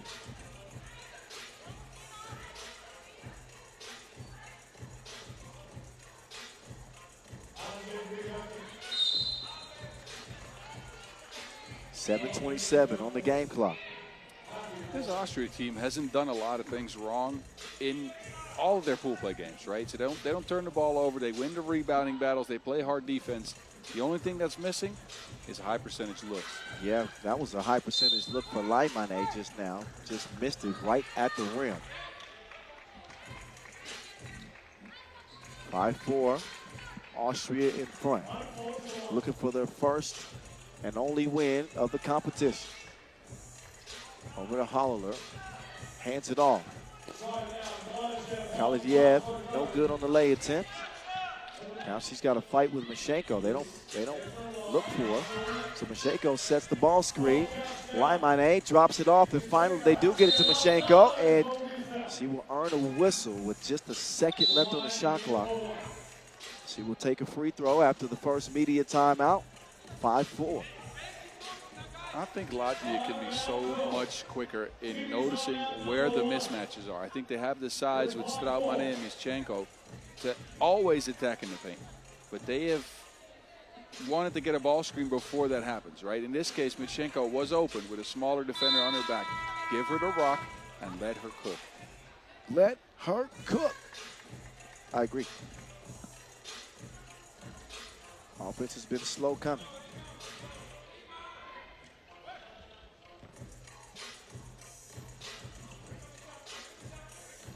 Mischenko, too strong. Cena, was she shooting that? No, it's on the floor. I think she was looking to pass. Okay. And due to the foul, it kind of changed direction and looked like a shot, but definitely not.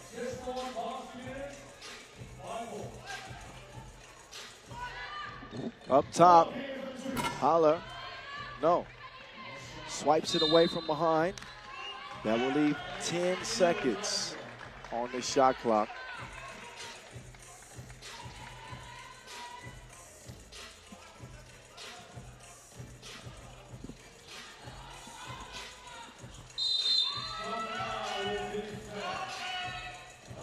There's that quick recognition. This time Strautmane receives the pass. And Austria's forced to foul. I think Austria, and that's something teams haven't exploited, they're not the tallest team. I think they're pretty undersized with Khaladiev and Koiza on the court. Especially against Latvia. Yes.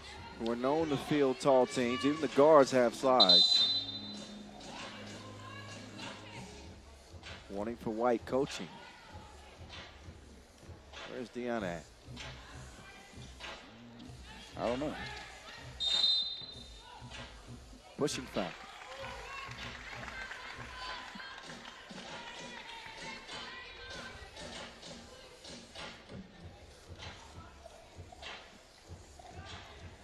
Khalidiev gets him going again. Cena lets it go. No good. Long rebound. Oh, Khalidiev almost came away with a steal. Smart play. She would have been out of position if not. 11 seconds. Nearly a full shot clock. It's a shade less. Mischenko with position on the inside. She will attack Futurovic. Easy breezy. Standing 193 and knowing how to use that frame. Well, even the game at 5 apiece. Cena getting the rest, as is Mischenko. Khalidiev, shifty with it. Swings it up top, Futurovic. Bottoms up from deep. Top of the key strike. Gives Austria some breathing room. Austria, in every game they've played, they've been either just ahead for the full game or just behind. Look, even if they go down 0-4, which I don't know what will happen here, that doesn't tell the story about Austria. I think they've been very competitive in this tournament, actually. Well, they have. Games have been close. I mean, you think about the loss that they suffered to Hungary. That only comes from a miraculous shot from Claudia Pop, late in that game.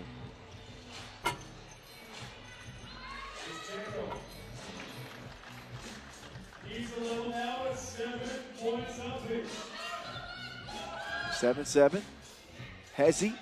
Khalidiev swings it. Koiza. Turn around jumper. No.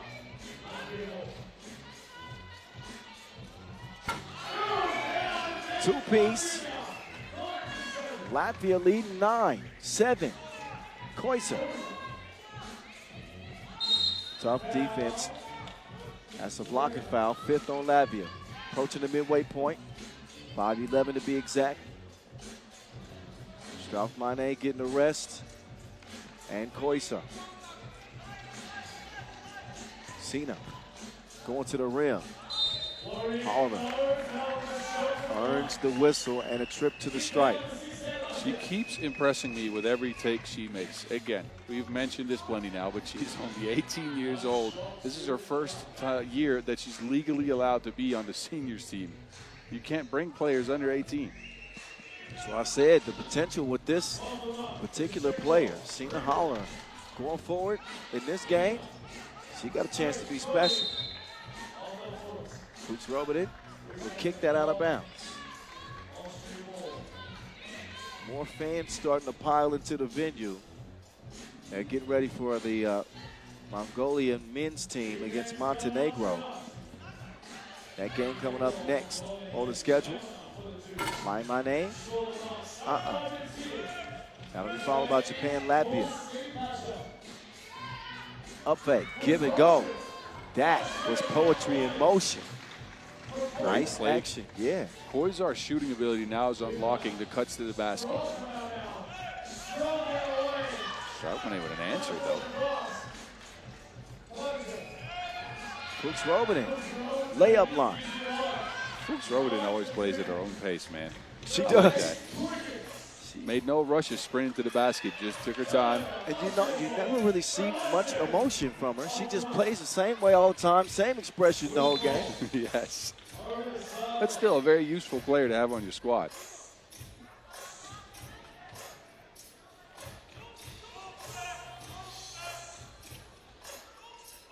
.414. Latvia with a 1-point advantage. And that one called on Holler. Just the 4th on Austria. Spooks Robin will come in. Koiser on the bench.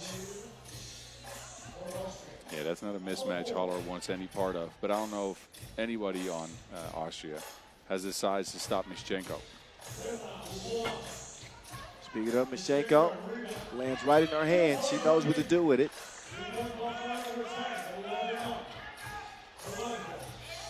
Kalejiev, Fuchs Robin it. Off the mark. Jump ball called there. And I think that will be Latvia possession as they were defending. Second TV timeout upon us in another low-scoring affair. Yeah, could use an injection of offense.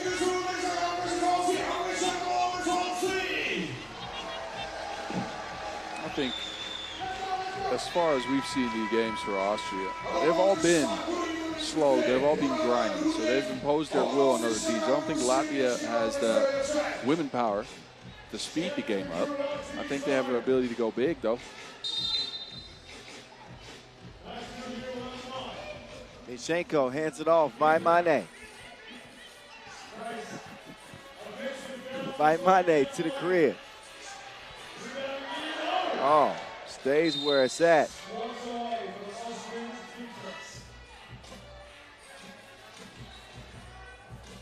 Game separated by 2 points.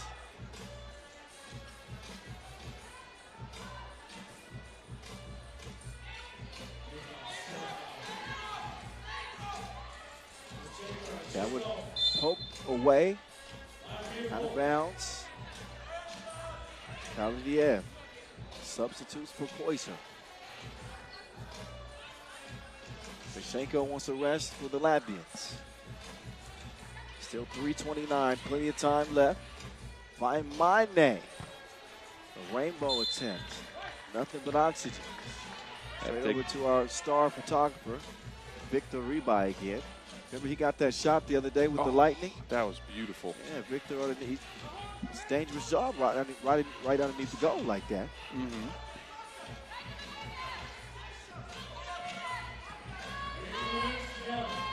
Koiser running into some tough defense.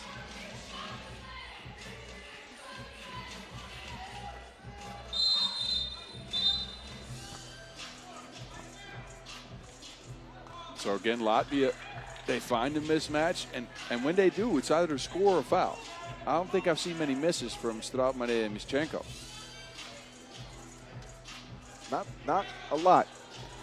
They've been efficient, especially on the drive. Once she gets about, a couple of feet in, count that. That's all that matters. Oh, that's a heck of a collision right there. Fuchs Robin is down, and as is Ulaanbaatar. She'll shake that off. Yeah, that's quite the hit. Fuchs Robin, though, did not move. So this is the 7th foul on Latvia, and 2 free throws coming up for Austria. Now 1. Fuchs Robin smoked that one.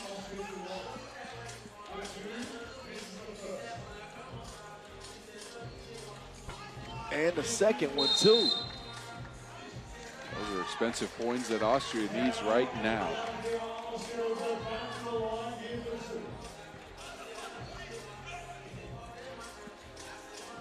Howler.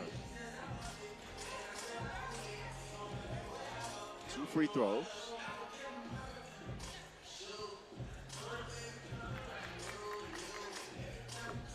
Yes, indeed.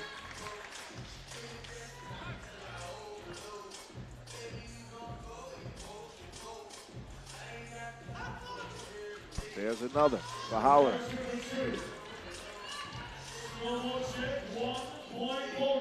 Swung up top by Mane. Gets the pull up. Does not go. Fuchs Robin. She might have touched it, but apparently Latvia do.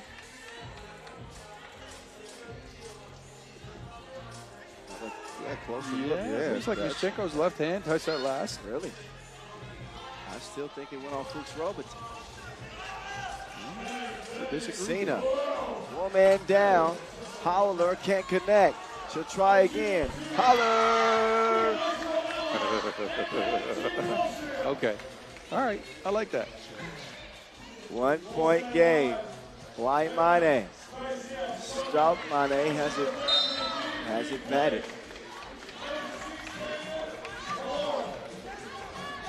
Close game throughout. Neither team able to get away from the other.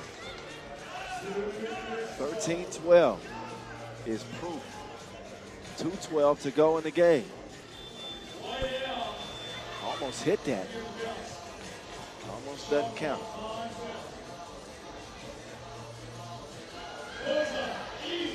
Koisa does not go. Becky's getting her team so many extra possessions. Good hands on the offensive glass.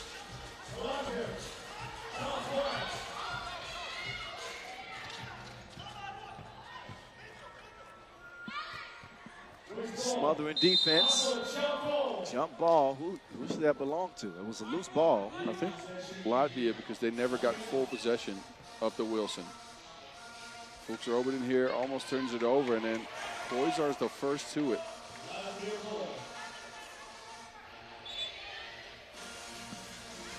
Minute 40. Back over to the men's competition after this.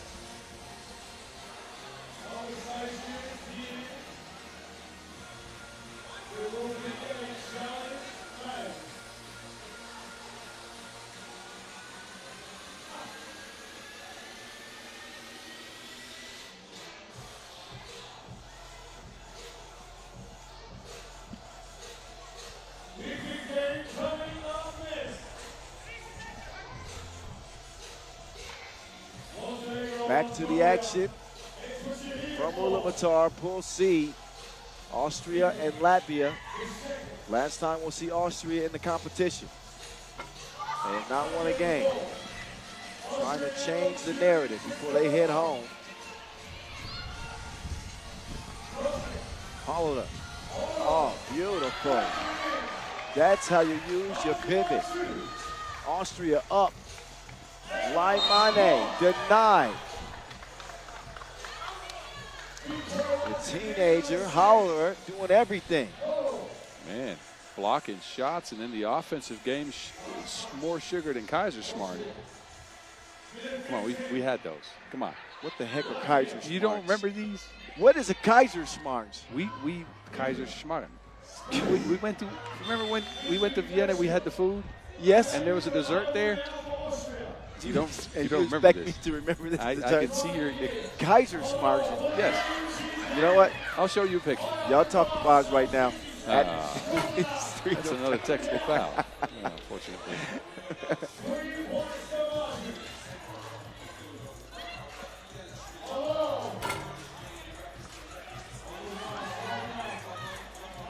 Three-point game.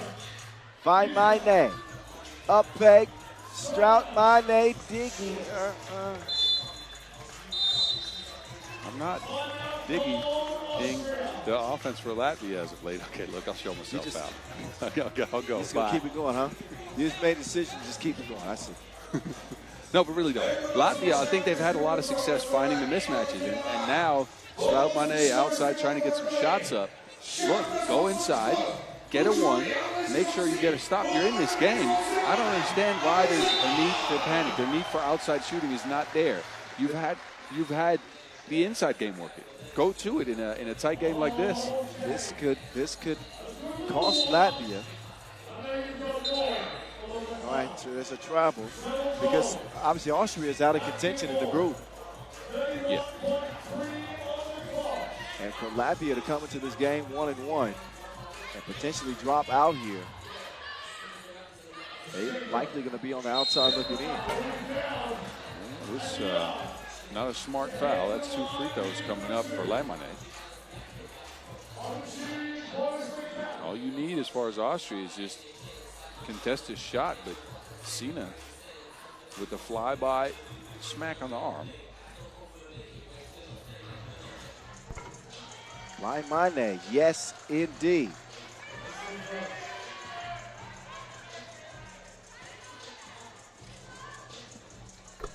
Money. Line money. Now you get one. 20 seconds left. I try to stop myself mentally from doing that. Oh my goodness! She ate her Lucky Charms this morning. 17-14. Austria in front. Mane, one more. Won't go. Austria do, after all, in their tournament with a win. A heartbreaker to Hungary. And now a shocker over Latvia, who fall now to 1-2 in group play. Same record as Hungary. This isn't done. Yes. I'm now looking at the standings. Austria, we've been talking about them like they're out of the contention. They are not. They're still in the race for third. Oh, they are. Austria now get the 1 and 2. You are right. Latvia get the 1 and 2. Hungary is at 1 and 2. Yes. And Hungary and Latvia still play France and Canada. Yes. My mistake. I thought they were done with that third loss. And Austria's at 1 and 3 waiting. They got a loss to Hungary. They win over Latvia, so total score matters. That's why you saw Fuchs Robertson take that last shot. Ah. Ooh. I get it now. I understand it now. Hey. All right, now it's time for y'all to enjoy the highlights. We switch it over to the men's competition coming up. Mongolia, Montenegro up next.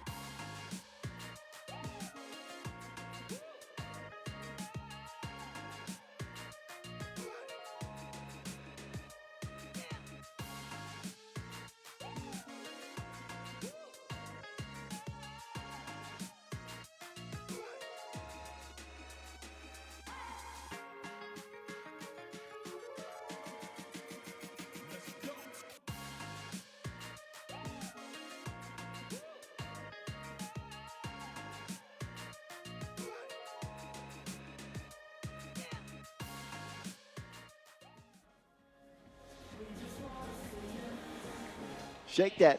We back. Here's a look at women's pool C as Boz astutely noticed. Austria ain't out of it yet. A couple of big games still remaining in that group.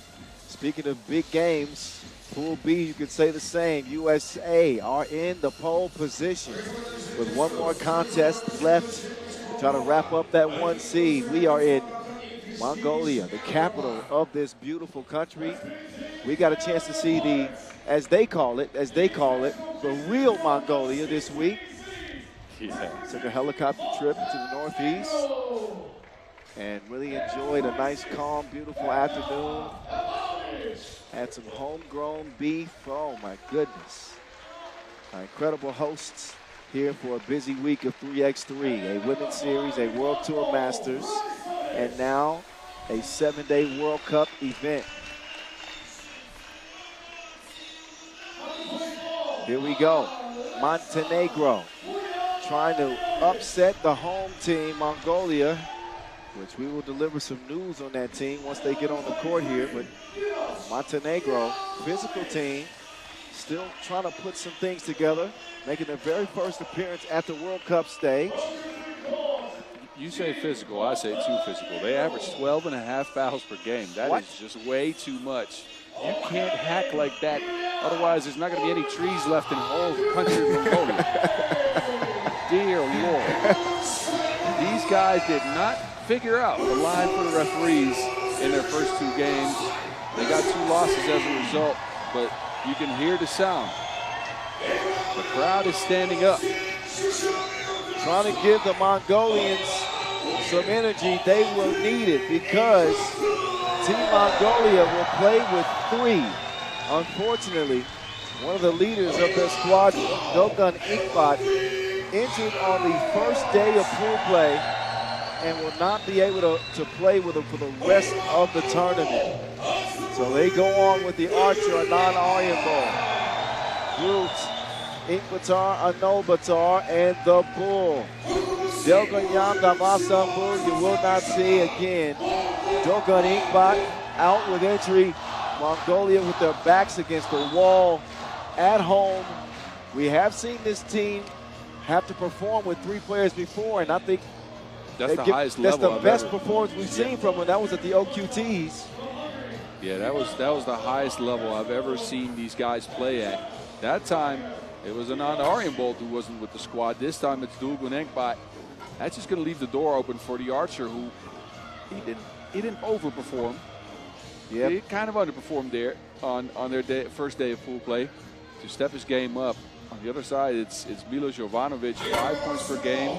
Him and Ivanovic leading the squad in the offensive categories. There's the Archer. 5.5 per. Only 2 twos made.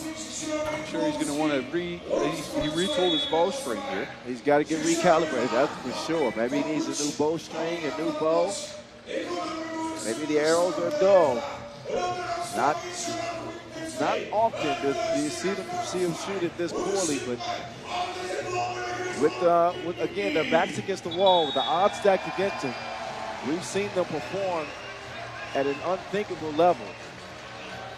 If there's any time to dig deep and give us another one of those classics, it is now.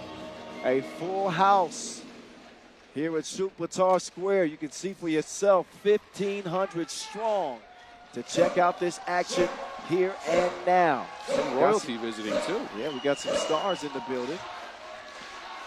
Once we get a shot of them, I'll show them. A living legend, the Grand Master, the 69th Yokozuna and the greatest Grand Champion of all time. Yeah. Sumo wrestler Hakuho Sho in the building. Yes, sitting courtside. I see him over there. Born in Mongolia, moved to Japan. We're going to get him ISO. We're going to get him ISO. Oh, you got this. Maybe he will inspire the Mongolians, the Warriors, on the attack. Rajcevic with the thievery. Ivanovic back to Rajcevic. Making his move. And Ulaanbaatar will get called for the foul. I'm not sure. I haven't seen Ulaanbaatar in the building yet. He's probably heartbroken. You know how hard he works at his craft.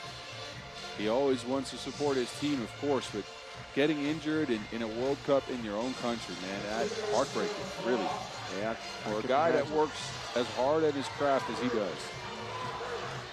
And Mongolia 0-2, losing to both Latvia and the United States. He was that game against Latvia where he got injured. Yeah, and yesterday on 3x3 Overtime, the show we have after the games are over, we talked about if they were in trouble or not. This is before we knew the news about him being injured, right? Yeah. I didn't think they were because they already played the supposed two top teams in the pool in USA and Latvia. Montenegro, Japan teams they could beat. But playing with 3 and 3x3 is one of the hardest things to do. You get tired. You don't have a substitute. And especially playing at this altitude, which I know the guys are used to, it's super hard. Ulaanbaatar going hard to the crib. Scores the first bucket for Mongolia. Ivanovic whips it over to Jovanovic. He will not convert the layup. The Archer to the Bull. The Bull to the Archer. Loose. Bullseye. The Archer finally sees one drop through the nets. His third deuce of the tournament. 3-zip start for Mongolia. Ivanovic getting to the crib, but he blows it.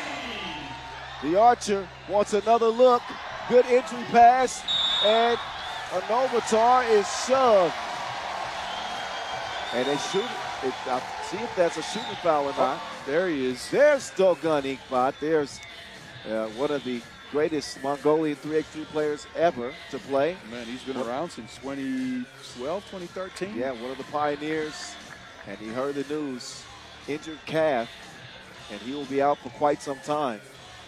So his team playing on without him, and him obviously wishing them the best in this matchup with Montenegro. 4-zip. Jovanovic off iron. The Bull with the rocket hand. The Bull is on the charge. Javasan Bull and Mongolia lead 5-zip. Boz, can you feel the energy in this play? My goodness, I got goosebumps just off of the start of that game. I can't imagine what this crowd is going to look like in 8 minutes, but let's see how long Mongolia can keep this pace up. They're playing at a very high pace. That is going to get you tired. They better be smart with that timeout they have. Yeah, frenetic pace. So far, Montenegro still looking for that first bucket. Is it going to come via Rajcevic? Maybe Ivanovic, maybe not. Davasambu. He will track it down. The Bull. The Archer. Oh, he'll miss. And it looks like Ulaanbaatar gets called for a foul.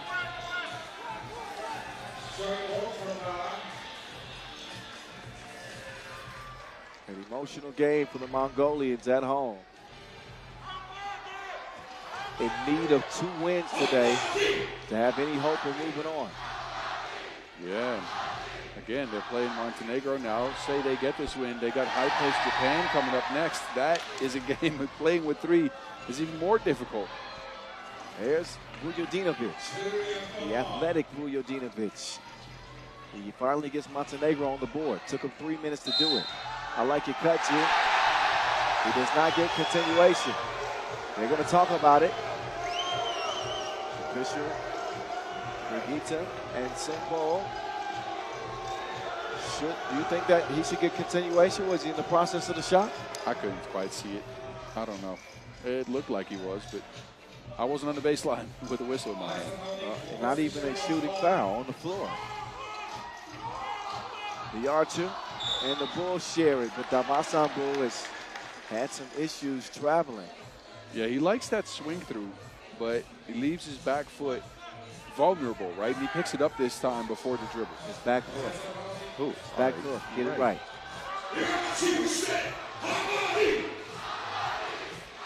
Ivanovic to Vujodinovic. Montenegro found the best offensive option. And not a guy that the Bull is likely going to be able to push around, as you can see.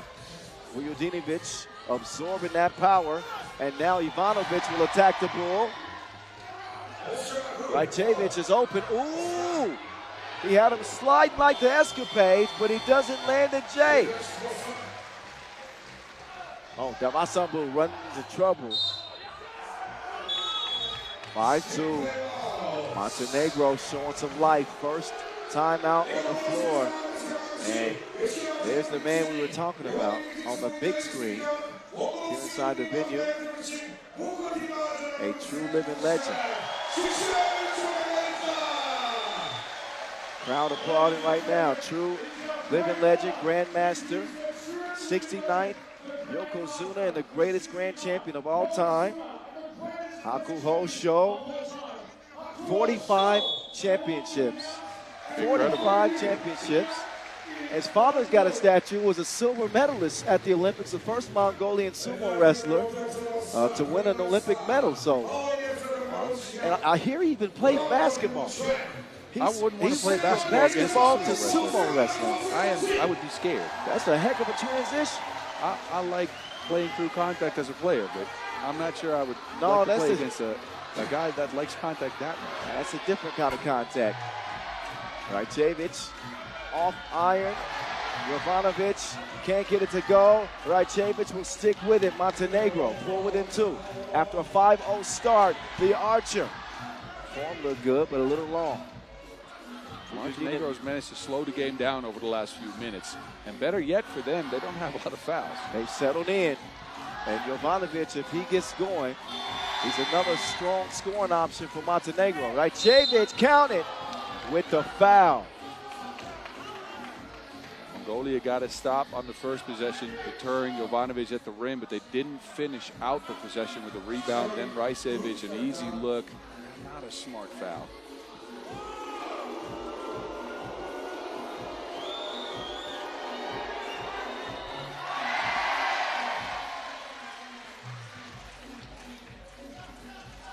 Back to it.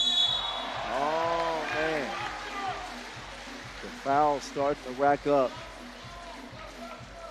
An uphill climb for Mongolia. Without that fourth player, no substitute. And this is such a physically demanding game. You could call 3x3 an extreme sport. Especially while playing in an altitude like this. And that altitude at home. But also getting some energy from the crowd. I know it's hard to quantify what that might do for a team. Well, it sure lit them on fire in the first couple minutes. We saw what it did for the women's team yesterday. You're right. Davasambu missed it point blank. That's normally automatic for him, but not that time. Vujadinovic. They'll hand it off. Ivanovic gets to the baseline. Get out of my way is what he'll say. And then Auriembaud behind the back. Hacked Vujadinovic. That was a good pass by Anand Auriembaud behind a back to Groot on Ulaanbaatar. Oh, yeah. Sweet dish. Mongolian cuisine from the Archer. And some booze for you. Is that a sweet dish? It's a dumpling. Oh. The more you know. The more you know. 6'5", the Auriembaud on the drive. This is exactly what they want from him. If his two's not going, he's athletic enough to get to the rack and turn it into points. Rajcevic getting tricky with it. Pull up, high gap. 7-6, Montenegro in front. They've made a 7-1 run. A 7-1 Montenegro run after a 5-0 start for Mongolia. 4:37 left and a behavior warning for Montenegro. Mongolians have traded one-on-ones from Durganyam with high ball screens between Anand and Ulaanbaatar. Let's see what they go to next. First, they got to play some defense. Ooh, has he? Ivanovic. He has been pedal to the metal in this game. Super aggressive in attacking the rim and forcing Mongolia into a fifth foul. Gets the step and around the defense. Not a whole lot that Ulaanbaatar could do. Ivanovic shooting one.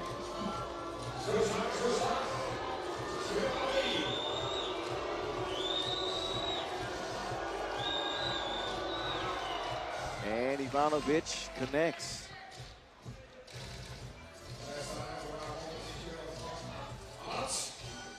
Ulaanbaatar, the archer, laces from the top of the key.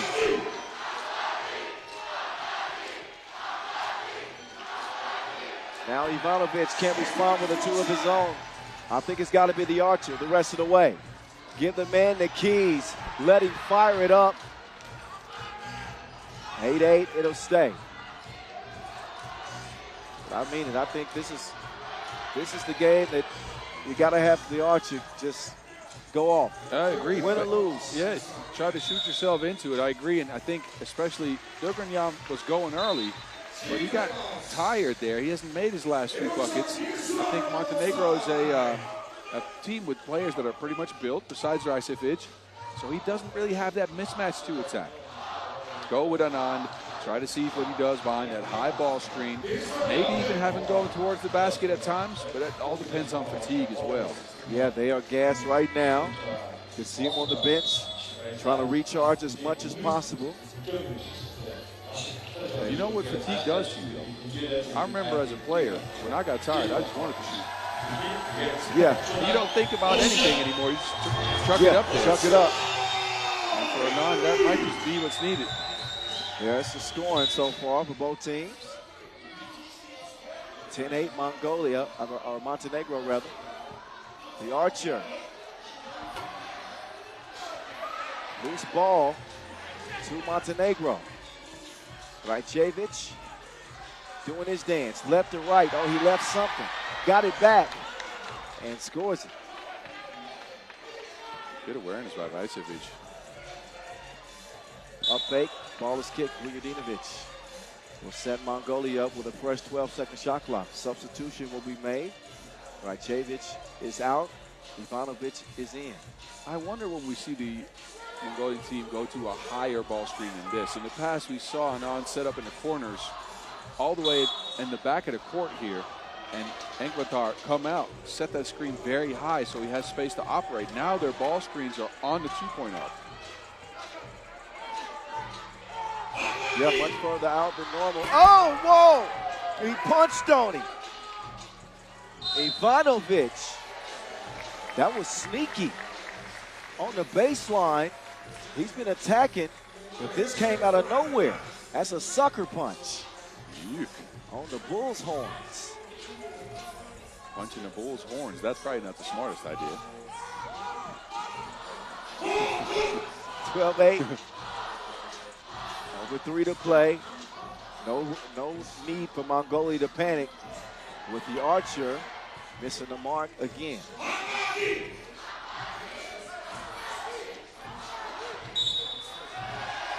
Offensive foul. 7 on Montenegro. That means ball over to Mongolia, no free throws, but they are in the penalty, Montenegro, that is. A little later in the game than what we saw from them on their first day of full play, but still foul trouble. Ulaanbaatar down to the bull. Yeah. Ulaanbaatar scoring in the post. 2:40 and counting left in this one. Ivanovic passes left, screens right. Ivanovic. They won't even get a shot up because of another offensive foul. You were saying that Montenegro are some lumberjacks. Because all they've been doing is hacking. You said 12 fouls a game is what they've averaged? 12 and a half. They're at 8 right now.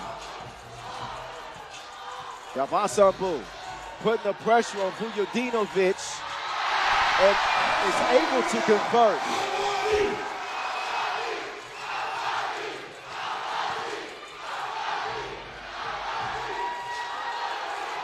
Ivanovic, no. Ulaanbaatar, quick kick. Ulaanbaatar, oh, he telegraphed the pass. Why not just go up strong? Shoot it or make a layup. Shoot the 2. He is still thinking too much. Get Anand more tired, please. Man, he was wide open. And he wouldn't shoot it. I don't get it. Yeah, me neither. You got to take the 2 there. And if you drive and force that 2-1 advantage. Just drive strong. Yeah, just take it strong. It didn't force the defender to commit. What happened? Technical. What? Montenegro losing it yet again. They've had some maturity issues, I think. Yes, very much so. A lot of technical fouls called on them. Again, they can't stay out of foul trouble. Composure has been a problem for them. Ulaanbaatar will try to gain his composure at the strike. And he connects at the line. The Mongolians playing with 3. Have a chance in this one. 2:05 down by 1. Started off hot, 5-zip, cooled off a bit. Now they have a chance to take the lead. It is the Bull scoring and tying the game. There's that high pick and roll I talked about. They finally get it executed. Rajcevic denied at the front door. Jovanovic wide left. What a play there from Rajcevic. I think he throws it off of Ulaanbaatar. Yeah, what hustle by Rajcevic. Ulaanbaatar should just pick that ball up. Jovanovic out of sync.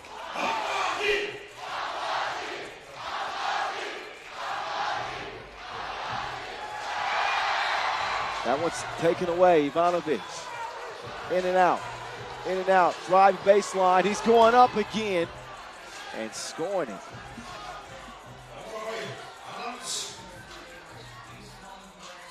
Dropped off inside. That package is delivered. 2 high ball screens in a row. 2 good looks. It's a smart foul and almost caught underneath the basket. Vujadinovic, the stronger player. And now they get time to take a timeout. Look, they stayed 9 minutes without having to take their timeout due to fatigue. This is huge. 13-13 tie. How much gas do they have in the reserve? Well, with the crowd at their backs, the legend watching, and now 60 seconds to catch at least a little bit of oxygen. The lead scorers in the game. Ivanovic has been tough for the Mongolians to wrangle in. Ulaanbaatar and Davasambu combining for 11. An electric crowd trying to help will their team to a win with just 3 players. Without the War Horsemen. Goes during the ink line. Watch it on. Minute 10. Montenegro in double penalty territory. Ivanovic trying to uproot Brute. Made him dance, but doesn't get the 2 to land. Jovanovic will track it down. Vujadinovic has scored over the Bull. Davasambu has it cleared. The Bull, what a fake. How does he still have the brain to do that after 9 minutes of playing with 3? Davasambu built different. Ivanovic banks it in. Big shot to put Montenegro up 2. They don't do anything to stop the Bulls' charge. So they pull within 1. 18 seconds to go. Montenegro trying to hold off Mongolia. Ivanovic with another clutch dagger. That 2 is a miss, and this game is going to go to Montenegro. It is. This wouldn't be the end for Mongolia, though. Japan, they're still at 1 win. Montenegro is going to be at 1 win. There could be a 3-way tie. The archer misfires, tipped out. A valiant effort from the Mongolians, but they will lose it by 3. 18-15. Credit Ivanovic. He has some big shots there down the stretch in lifting Montenegro over a 3-man Mongolian squad. Montenegro, outside of the foul trouble, which is what's been plaguing them all tournament, I think they got to their spots. They had a very good Ivanovic who got those 2 twos to go down in the clutch. But they played more physical than the Mongolian team, right? They have the size, they have the athletic ability to finish underneath the basket. So a well-played game from them and a much-needed victory. Mind you, this team still has an opportunity to get in 3rd as well. Well, it ain't over till it's over. It is not. They still have to face the United States, though. Oh. Well. With that, and the Japan-Mongolia game coming up. And Japan obviously still has to face Latvia as well. It's still looking like there might be a three-way tie at the bottom there if Mongolia can get a win. Should see some more fireworks in the next one. Japan and Latvia with two dynamic shooters in Ryo Ozawa and Kristaps Gludidis. My prediction is that game is over before the 4-minute mark. We'll see. Enjoy the rest of the highlights. That game is coming up next on the slate from Ulaanbaatar. Stick around.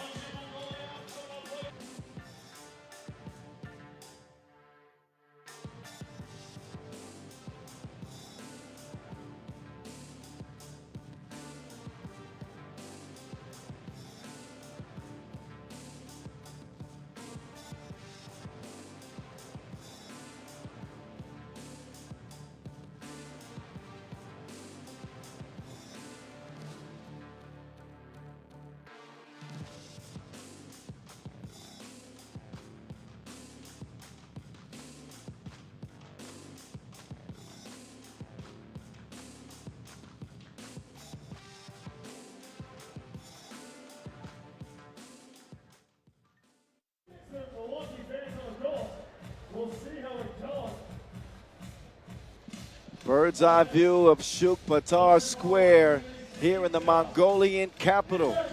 Heading down the home stretch of the third day of pool play. The Mongolian men just came up short against Montenegro. Now we get Japan and Latvia in the men's competition. Our first look at Japan today. Our second look at Latvia, who lost one late thanks to the real deal, Dylan Travis, hitting a fall-away two-piece to hand the Latvians their first loss of this competition. Japan, the way they play at a frenetic pace, they always challenge whoever they play, and they also have a lights-out shooter on their squad, Ryo Ozawa, who will be the last one out representing Japan. There's Kenya Ego. That's an intro. Pretty cool. No, but look, this Japan team is interesting because they pose such a stylistic nightmare, right? They are not the tallest team, but they play at a frenetic pace. They get Ozawa a lot of shots, and Ozawa is very much a hot or cold type of player. If he gets hot, he can score 16 in a game again. We thought he was going to be the top scorer coming out of day one in pool play until Gludidis went off for 18. Yeah, they end up losing that game against USA. Yes. Rarely do you see a player score 16 points and still lose the game. That's exactly what happened. In Japan's case, now they got to deal with a angry Latvian team after that last second loss to the USA.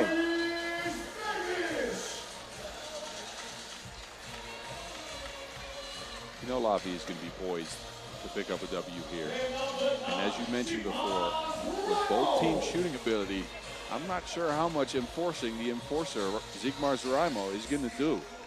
Is he going to be able to stick with anybody on Japan? I think he's going to be Latvia. You just run out, Gludidis, Lasmanis, Miezes, and try to make this a straight-up shootout at high noon. I think that he's going to be physical. I think he's going to try to impose his will on the smaller Japanese players, frustrate them, and be willing to pick up a few fouls here and there to maybe get into the psyche of the Japanese with his physicality. They'll get a few moments to get warmed up while we handle the coin toss. Top of the key, the Olympic champion, Carlos Lasmanis and Ozawa. There's a look at the Wizard of Ozawa. 11 points per game. You got to put that in context. 3x3 is a sprint to 21 points, and you got a single player averaging more than half of that. 11 a game for him.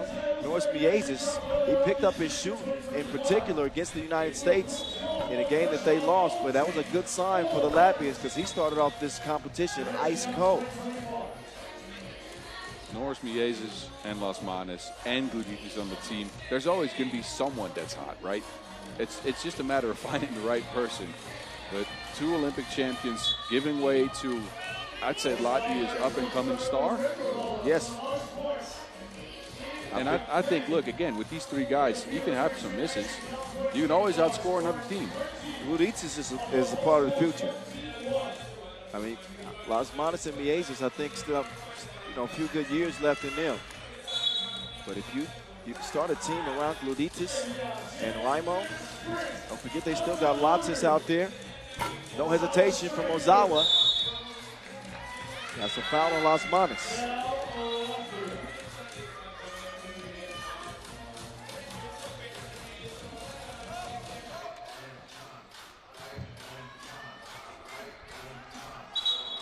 Las Manas getting a warning. He didn't. He's saying for what? He didn't like the foul call. What the Latvians don't want to do is shoot themselves in the foot. Dewa. He'll miss it. They see an advantage on the inside. Raimo playing keep away in the paint. Spins free. Bucket. Dewa. Double team. Trying to get it to Rio. Miezis will snag it. Gluditis on the drive. A delicious scoop. Put some real jelly on that shot. I'm trying to tell you. Through the contact, that jelly got me jelly. I wish I could do that. It was a different day. It was a different day and time I could. Yeah, that's what I'm saying. Not now. Meantime, it's super glue. Gluditis lights out from long range. Oh, here you go. Gluditis. A narrow miss from him. Las Manas punishing him on the inside. This one could be a lot of fireworks, I'm telling you right now. Ozawa, snatch back, get over here.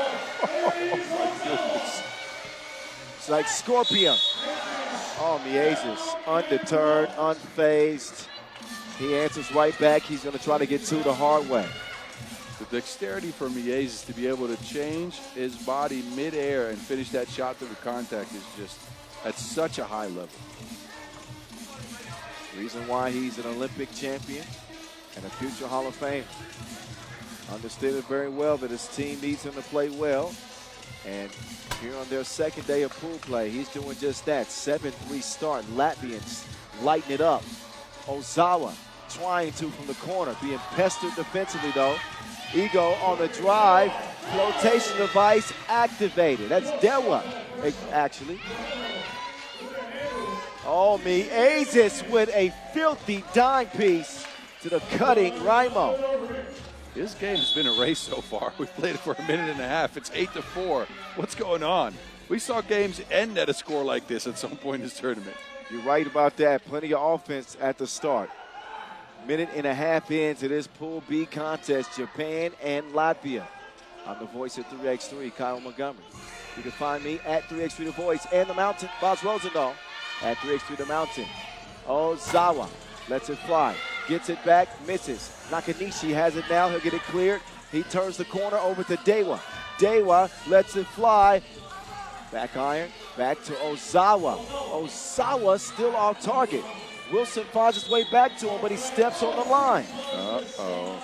A couple of open looks here for Japan, and these are the shots they usually knock down and that they need to knock down if they want to win a game like this. See Ozawa re-step on the sideline. Approaching the 8-minute mark. Las Manas down to Raimo. Did not tell you this is what they were going to do? Yeah. Aggressive physical attack. Attack! I don't know what's wrong with you. They just randomly hit us with stuff like attack! Not for. Ego. Uh-oh. Too much contact between Ozawa and Miezis.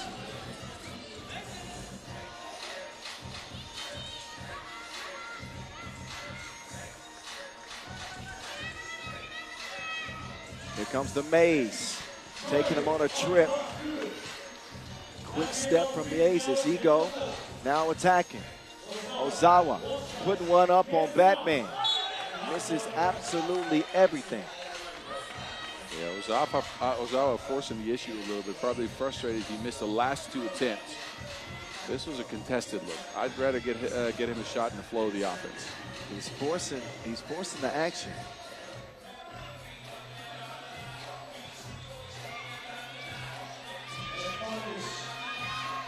Now, oh, the snatch back.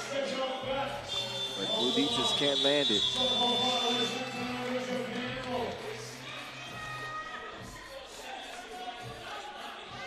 10-4 start, Latvia.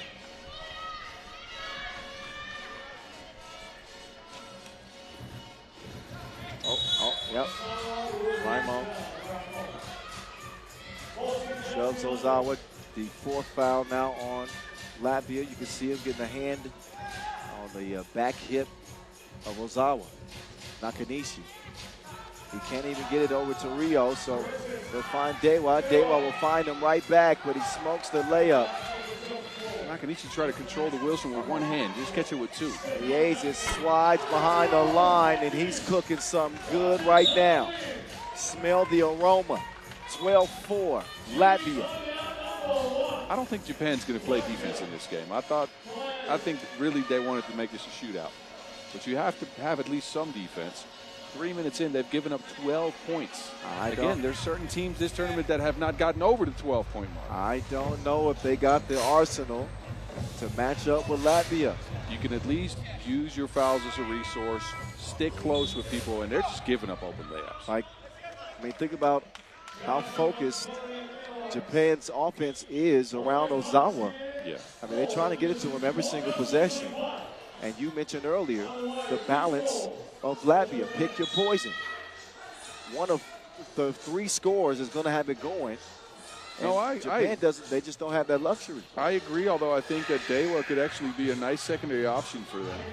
Speaking of Dewa, he tries to spin free. That shot on the way and off target. Oh, having some communication issues. Lasmanis and Raimo. Ball back over to Japan. Already looking at an 8-point deficit. They need to get something going with the quickness. Look at the defense here from Lasmanis. The drive. Ego gets it to go. 5th point for Japan. Whistle on the baseline. Got a technical foul I'm seeing? Yes, it is. Second time playing defense in the key after a made bucket.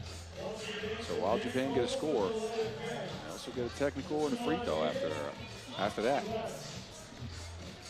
You're going to put Gluditis on the line.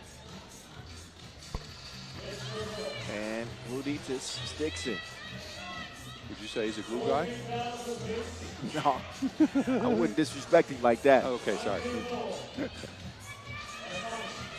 I'd say he's an igloo. He's cold-blooded. Igloo. Oh, Lasmanis, what was that? He shot that because he got shoved. Yes. He and Liazes, longtime teammates of Wagner Chavars and Eggers Crewman. Shout out to those two legends too. Already European champions, Olympic champions, had played in the final of a World Cup but never won gold. So it's the only thing that has eluded them in their storied 3x3 careers. Liazes with the reach-in foul. And he knows that was not a smart one. He's going to put himself in timeout and think about it for a while. And let Gluditis come in and get some burn. Ozawa swings it over. Ozawa gets it back. Quick draw. It doesn't matter where he catches the ball. He's going to go up with it. His first two of the game. Bully ball from Batman. You know what? The truth about Lasmanis is their nickname is Batman, but he's really more like a villain. If you think about his personality, he's really more like a villain. He likes being the bad boy. It's too late to change it now. Yep. Ozawa. No. Ooh, Nakanishi. Ooh, Nakanishi. Ooh. He doesn't convert. Nope. Great move. Not a great finish. Nakanishi usually a little bit sharper. That's his second missed point-blank layup. 5:51, Pool B. It has been all Latvia. Oh. It don't look like Raimo should have went down after a hit from a guy like Nakanishi. I don't know. No. So I'm saying, like, there was probably a hit. But Raimo is built like a tank. Nakanishi, not so much. Ruditis, nice drop ball. I think probably an underrated aspect of Ruditis' game. We think about him as an offensive player. Oh, that's a hard foul. Yeah, that's something you'll see Raimo do every now and then. Well, the story is playing out exactly how we expected and how we talked about the matchups and how Raimo would be utilized.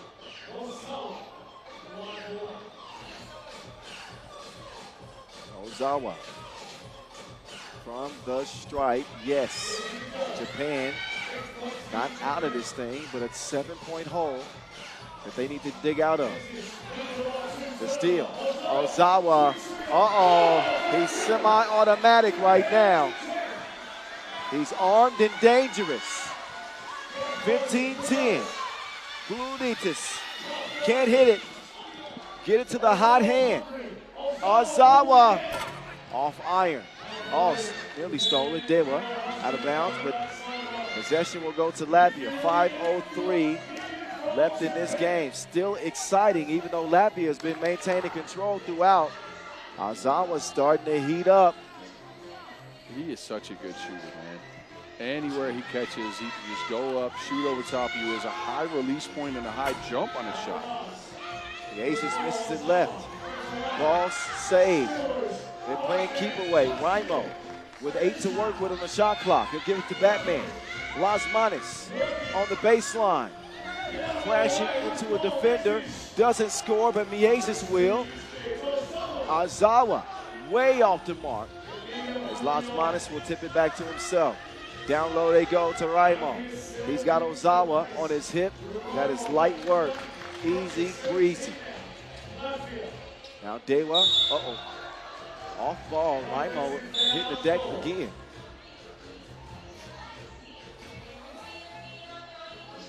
Offensive foul and a technical. He sold that. He just jumped up with his hands in the air and fell backwards. Look, call him like I see him. He sold that well. Forget But it. that was not a foul. He out there acting. Look, Raimo's built like a tank. For him to go flying like that, he needs to be hit by that.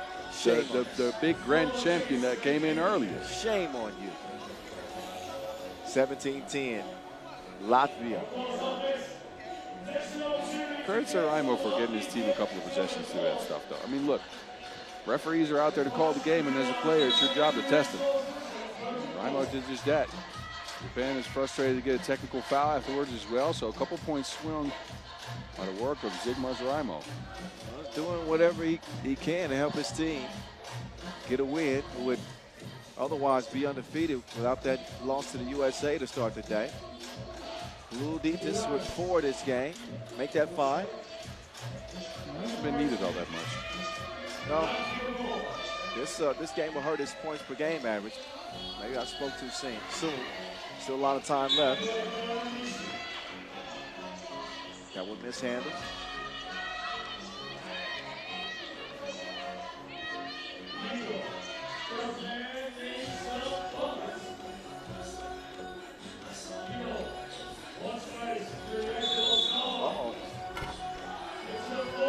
Looks like Nakanishi's down.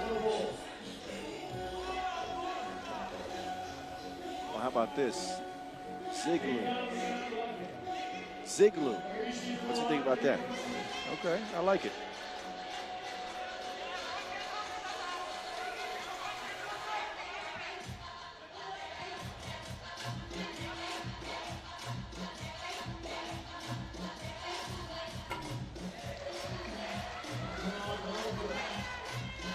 (10-18).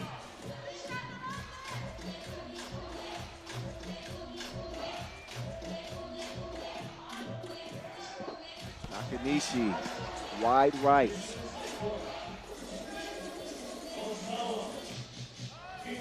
Nakanishi kicks it over.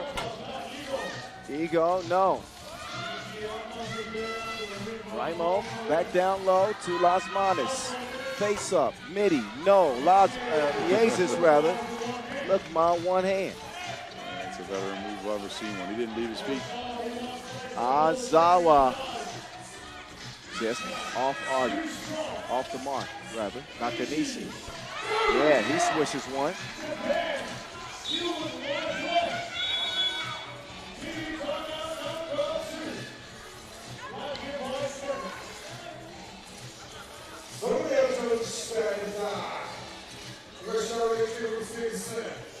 Timeout on the floor. Latvia on the brink of another win. A loss for Japan would drop them to 1-2.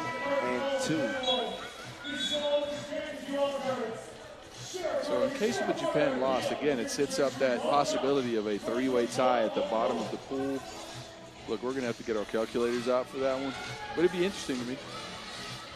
Get it ready. Head down the home stretch of the day. Oh, the defense from Ozawa. He blocked that, man. You'll expect that. Oh, why he all in his grill. Ozawa from deep.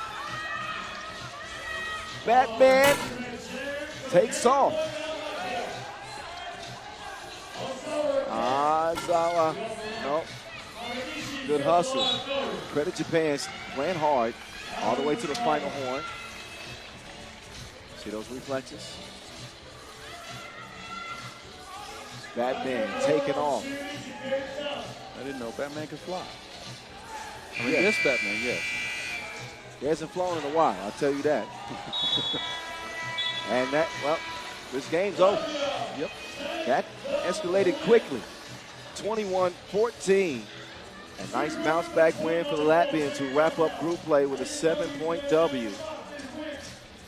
3-1.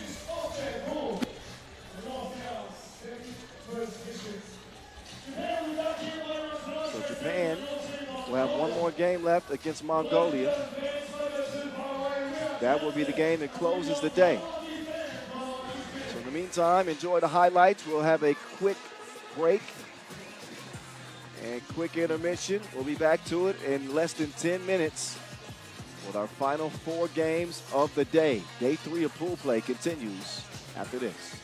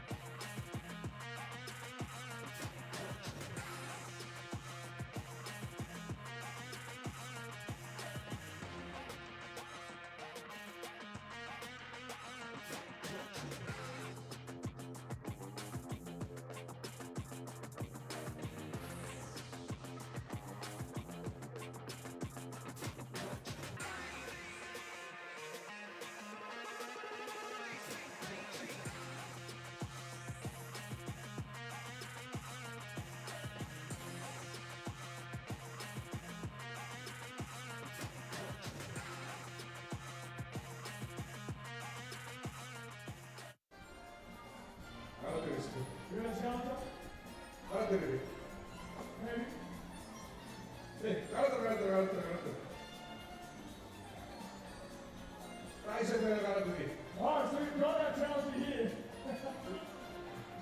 A man with a green hat. So we've got our challenger. We've got the one already. He's coming. This way. We see the ball.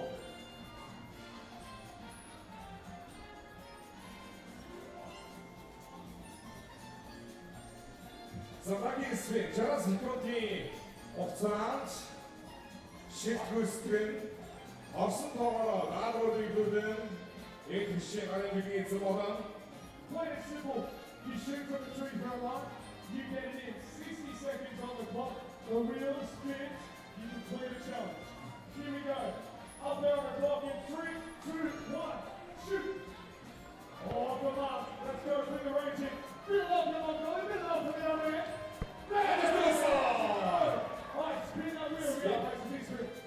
Check yourself.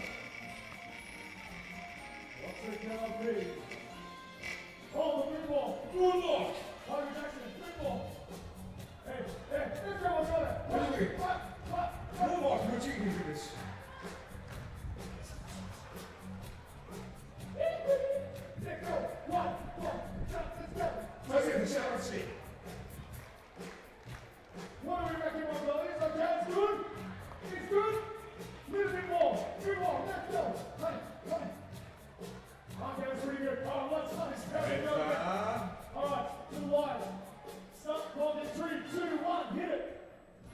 Let's go. Up with the big screen. Oh! And give yourself, let's go. Ball's coming. Ball's good. 내주들이 16 내주들이 슛! 아이 Let's go. Big push. Yes! Go. Here we go. Come on, it's corners. Oh, 2 strong now. In between. In between. Oh, 아, 슛! 다음 스텝 I was trying to resist. That clock is ticking. We must get it on. 아이 We got he's creeping. 돌아서 Okay. 돌아서 We're close enough. Oh, beautiful. Okay, come on. Let's go over the top. Beat it up here. Beat it energy, yes. Beat it up. Keep creeping. We want the rebounds. It's coming. Get it up. 슛! Get it up. Let's go. 2, 1. 아이고 스타 All right, up top, we'll go one more shot. No challenges. If you can do it, the prize. Okay? Let's go. 310 One more shot. If you get it in, the prize is yours thanks to iTeaser. Let's go. Slow clap. 스탑 Okay, one big step. Here we go. And again, move it down. 다시 Go. Hands. Oh, it's coming. One big step again. Let's go. You got this. Okay. Oh. Okay, one more time.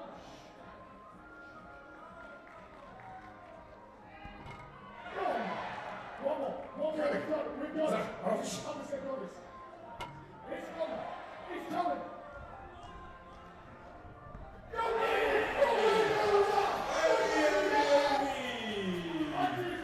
That's yours.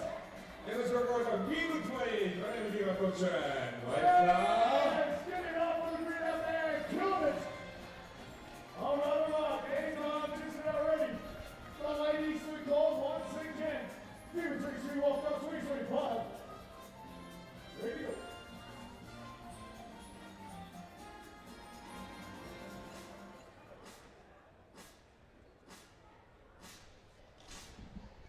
Are you ready for more 3x3 action as we head into the final 4 games of the 3rd day of pool play? By the end of business today, that'll be 60 games in the books. Tomorrow will be the final day of group play as the elimination round picture becomes more clear. Half of it will be set. And again, the next 4 days will be critical in determining just who will continue to keep their gold medal hopes alive. Keep hope alive. I was trying to wake you up with that, Bart. I have some coffee. I'll be awake. No worries.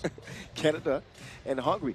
The Hungarians with a miracle shot from none other than Claudia Paparazzi.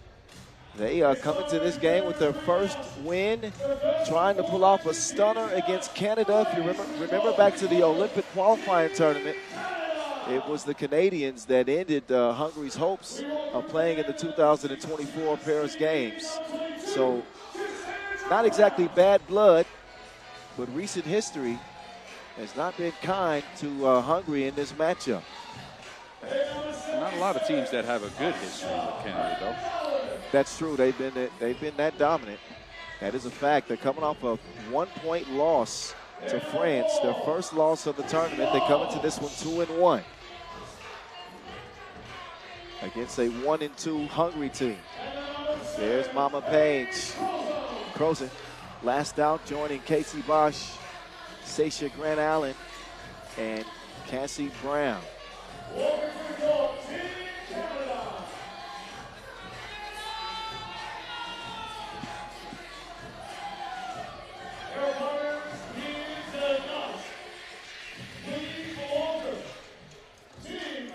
If Hungary are going to win this game, what would be the game plan if you were coaching?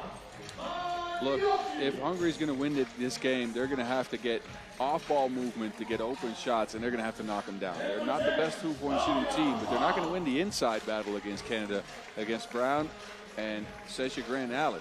That's for sure. No, especially Sasha Grant Allen. She's aggressive.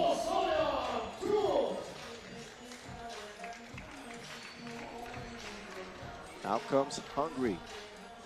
Manioki, Pop, Tots, and Udachi. In the red unis this time. In need of a win that will secure them a spot in at least the last 16. The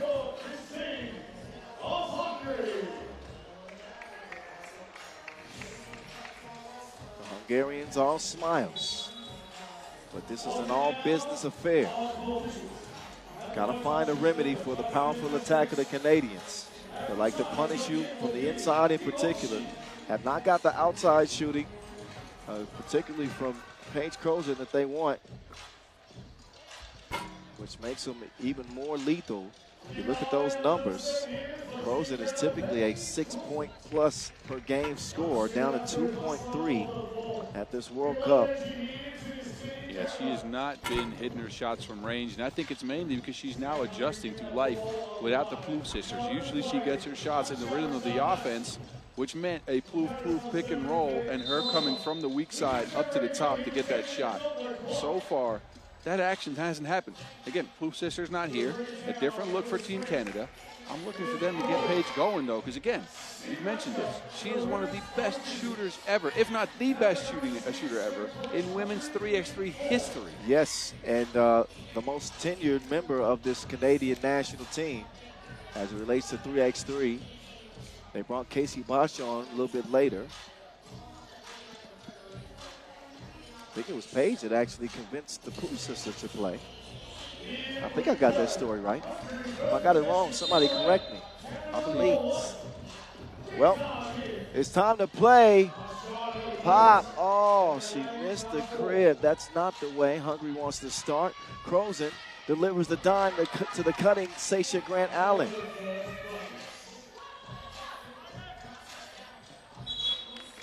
That pass broken up.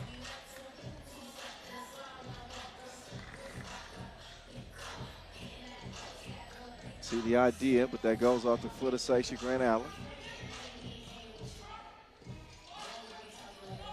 Oh, nice screen set. Manioki converts it.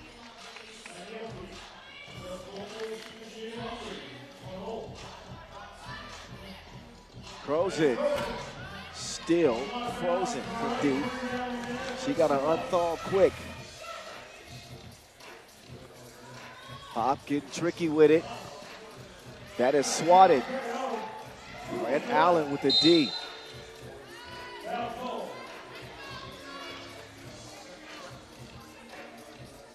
Early foul here on Hungary.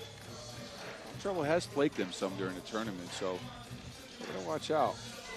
Especially having to guard these taller players for Team Canada. Cassie Brown decides to redirect. Crozan splits the defense. Slick move from Paige. Tolt off iron. Grant Allen recovers for the Canadians. Inside they give. Grant Allen is fouled by Magno. Second foul on the Hungarians. 3-1 start for Old Canada. Grant Allen is non-stop. Fearless. She moves so well for her size. And I like watching her play, man. She's crafty. Crafty and fearless. Sasha Fierce misses at the free throw line. However, 3-1 it'll stay. They swing it right quickly up top. Orsoya Toth on the drive. Wild layup attempt. Snuffed out by Casey. Cassie now back down low to Grant Allen. She's giving the Hungarians a headache.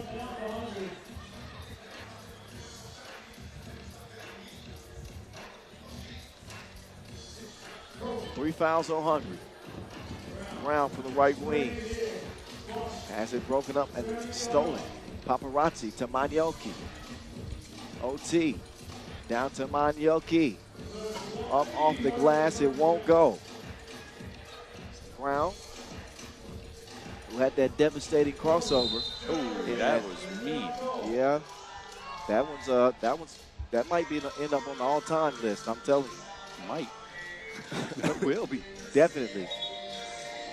Looked like a leg was about to come off. I saw the replay. Man.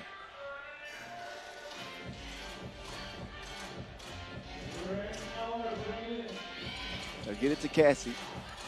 Grant Allen wants to rock. Crows it. Again. So Paige with more misses than wedding season. Stroke has evaded her. And Canada need an offensive punch outside of Sasha Grant Allen. Oh, now Crows it. Another look, and this is, I think there's an imposter in the building. Looks like Paige Crows it.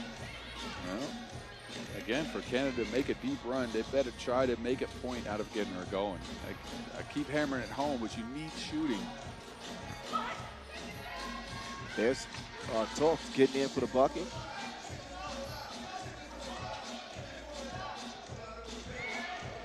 Sasha Grant Allen still going to work. She will miss the scoop. Up top to Manyoki. And Grant Allen's pretty much taken Dortia out of the game. Tough for her to even get a clean look. Up top. Oh, Manyoki making her move. Spinning. And converting. What a beautiful shot from Manyoki. That was very difficult. Falling away from the basket with her left hand. 3-3 game. More of that from Manyoki, Leitzi, Nojo, and Yo.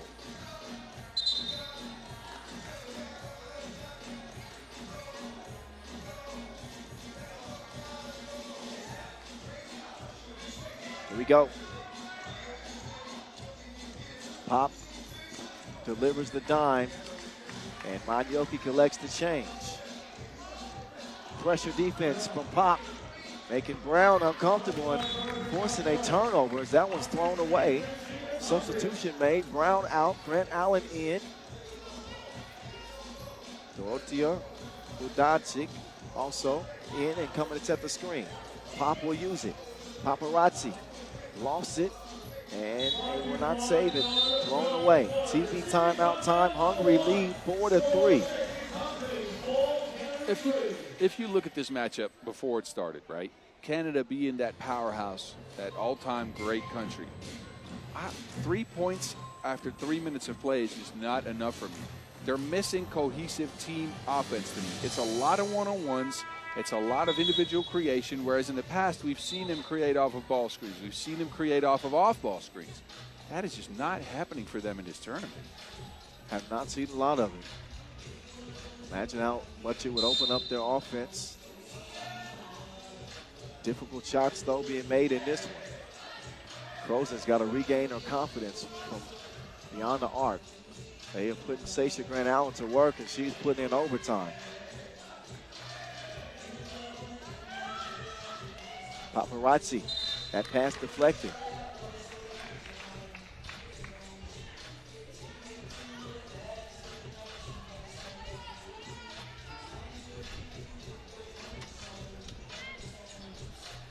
Thank you, Casey. She's so nice. Man, why don't you I'll help you. keep your papers down, man. My papers. What are you doing? Paparazzi shooting her shot. That ain't no good. Brown from the right wing. She's got Sasha Grant Allen, but they won't get a chance to get it to her.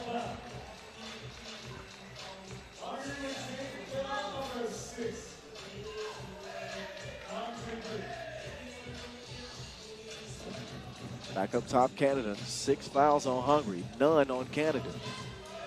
Lopsided. Toth swings it out. Manyoki right back out to Orsoya Toth on the baseline. And the Canadian defense, they got Hungary in custody. Tough shot late in the shot clock. No good. Tough shot.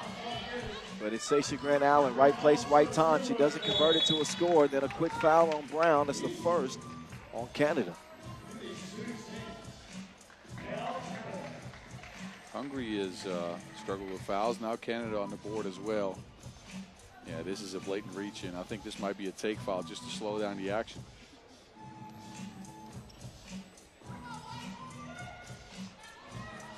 Paparazzi. Beautiful finish on the reverse. A 5-4 contest. I like Pop attacking the taller players because I don't think they can stick with it. Quick pass in there. Pop comes to set the screen. Manyoki runs into trouble. In and out. Underhand scoop. No good. Travel call. Canada have had some issues turning it over. Canada, again, have not looked as sharp as we look back at that Pop zoom by. Hanging in the air, reversing that layup. Nice action. But look, Canada has struggled a bit to me. We haven't seen them hit that next level, that next gear yet. No, they're starting. They look like they're wearing down a little bit, but also I hate to harp on Croson, but even when the Poole sisters are playing, she's such a big part of their offensive attack. Grant Allen eventually is going to get tired. And they got to have some outside shooting. And she's the one. Paparazzi, no good. You saying she's the Crows on? Never mind. I'm out. I'll leave. Bye. Wait, she's the what? The Crows one? Crows on? Okay, no, yeah, you had the right idea. Yeah, time all right, out. Bosch is going to leave out. us for a moment. Bosch, maybe she can pick up the slack. No, her stroke ain't stroking neither. Oh, opa, wait, opa. Look at you with the quick hands. Yeah, did you see the no-look pass I just did right there? Did y'all catch that on camera? I don't think so. We'll get our TV time at the end of the day. Yes. 3x3 overtime, third edition, coming up tonight. Recap of all the day's action. Inside they go. And that is good.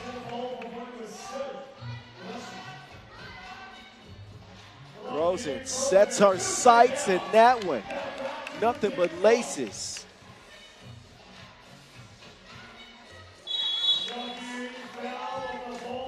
So Paige Croson with a confidence-boosting two-piece. Steps in, releases, and laces from the left wing. Paparazzi gives it up. Torps with the slick move, strong drive. Nice recovery defense from Grant Allen. Manyoki at the horn. She got a banking account out here in Mongolia. Wow. Much needed shot to go down there for Hungary. Yeah, 9-6. Oh, Brown doubles down. Hannah's really stepped up her game over the last couple of games here for Canada. Again, second on the team in points. Pop getting tricky with it. The fake and the step through. Nice response from her in a two-point game. Sasha Grant Allen drops it off. Cassie Brown. Good move. Kicked out to Paparazzi. Ooh.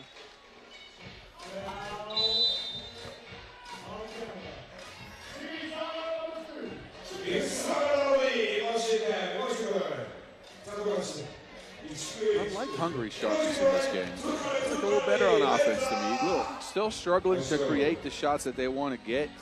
But in a game like this, if you get your defense to slow down this Canada team, as we look back at Paige Groson's make, but if you get your defense to slow down this Canada team with the shots that they create, I'll give them a shot, right? They've now used to tight games.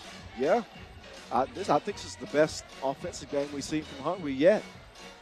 Finding more consistent offense. Have made some tough shots. You do wonder how long they can hold Canada off. They definitely want to get some payback and stop them from going to the Olympic Games. Oh, nice move. Great body control. That one hangs on the rim before going down. Paige, Namyo that time. Pop. She'll sprint out top. Pop D'd up. Watch the good sportswomanship.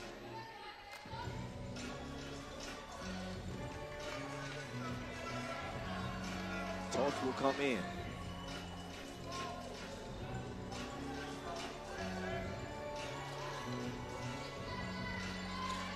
Brown will come around. Ball fake. Inside, she dismisses Torch. Grant Allen.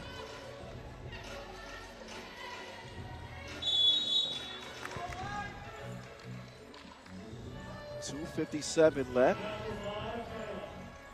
Hungary have led for the better part of the game. We do sense a momentum shift with Canada right on their heels. Ball up top to Red. Pop will come around. Kicks it. Manyoki, ball fake. Wait a minute. She shuffled it. Hop backwards, landed on 2 feet, then took a step forwards to get a dribble in. There's definitely a travel there.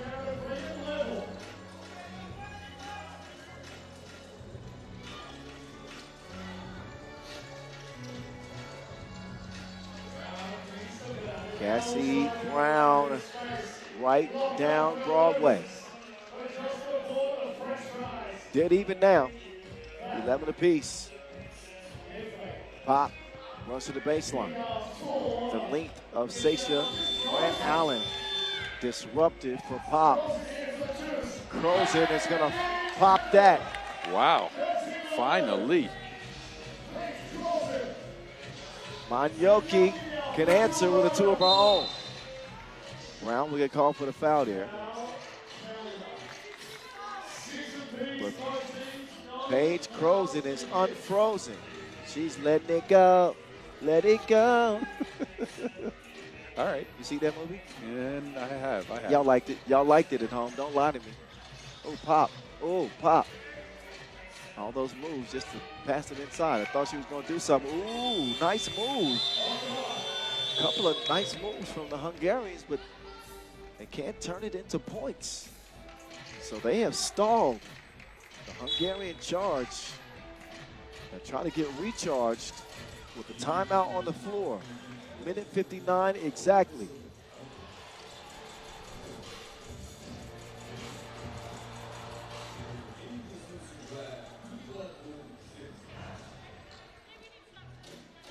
Two minutes to go. Crunch time in this game. Canada, they need a W. Hungary, they need a W. I'm curious to see what action they go to because both teams have not been able to create consistent offense throughout the game. You know, it was a slow start for Canada. To me, they put together better offensive possessions here, but Hungary really hit a lull and picked up a 7th foul. That won't help. 2 free throws coming up. Casey Bosch up to the line. From the longest tenured player in 3x3 on the court, Pop, that is just not a smart move.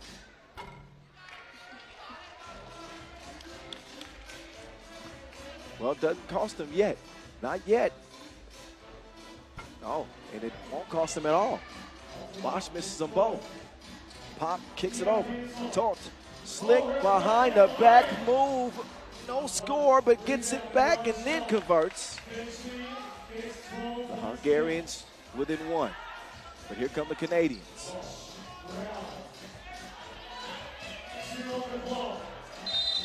That one tied up. That'll be Hungary ball. Headsy play there for Morsolia Toth.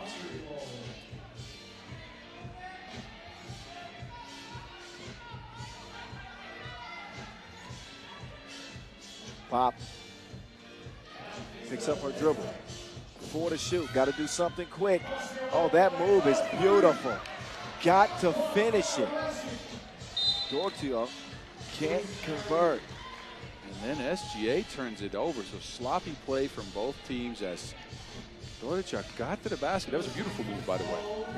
This is eerily similar to that game against Austria. Yeah. That Hungary ended up stealing at the horn thanks to Paparazzi. Manyoki put on the brakes, scores it. Think about what an upset it would be for Hungary to get the dub here. Oh, that would be a big, major.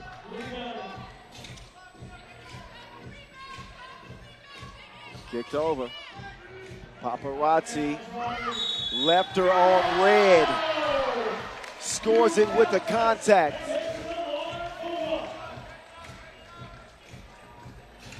Paparazzi, all eyes on her, and she still scores it anyway.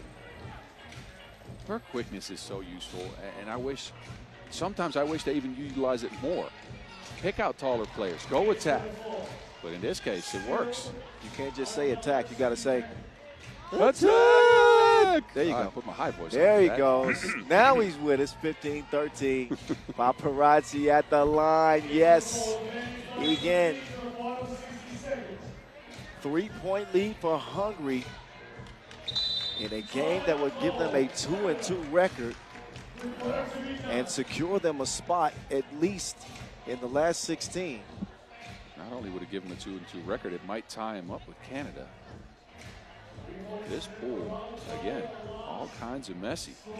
Think about it. Canada now at 2-1 would be 2-2. Hungary would pass them by based just off of this game. Yes. Because if the individual result's the first tiebreaker, Latvia still has one game to play against France. Yeah, but Hungary will put themselves in good position to get in with the. They would be second in the They'd pool. be second in the Came pool. in today with no wins. Indeed. Crozen to Brown. Sasha Grant Allen hook shot goes down. What a big shot there from Sasha Grant Allen. Are they going to take a look at it? They're going to take a look at, I think, how much time is left on the clock. Would be my guess. But for Canada, they need a stop, and they need either a trip to the free throw stripe, or they need a two. The two ball has not been kind to them. So the clock is good. Score remains on the board. Hungary here, though, with an opportunity with a little under 40 seconds to go. Put a game at 2 possessions. 2-point lead. Can they maintain it? Osoya with the stop and go. Oh, she will throw it away. That is exactly what Hungary did not want or need. Ain't nobody love me better, make me happy. You know the one, Box? Sort of know it. Hey, I'll dance with you. That's Shaka Khan, man. Okay. Okay. Crunch time in this one. 25 seconds. Up top. Crozen. Narrow miss. Pop speeds to the rock. Back to her. Paparazzi. Giving it up to get it back. Paparazzi left alone. Manioki 2. No good. Crozen to Cassie. 5 to shoot. Inside. Kicks it out. Brown for the tie. Namyo. Hungary are going to pull this out. What an upset. Hungary ground the game down to a crawl, and they manage a win. Wow. Another close victory for the Hungarians. Hoida Magyarok. That's let's go Hungary. I remember this. I remember this. Let's go Hungary. That means that's what it means. That's no? exact. So you understand. There you go.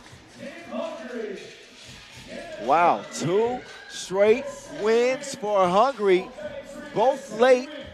Claudia Pop making big plays down the stretch, and they are moving on up the standings into second. That might be. That's my surprise of the day. Oh, don't you steal it from me. That's fine. I'm keeping it. I'm keeping it. Anyway, highlights for y'all to enjoy. Who would have saw that one coming? The powerhouse Canada, shocked late by the Hungarians. And it did good puts up. All right, we need to break after that, don't we? We do. Yeah. We'll step aside for a minute. Of course, 3 more games still to go. Literally for a minute, as we got Latvia and France on deck. And Pool C ladies action, that's coming up.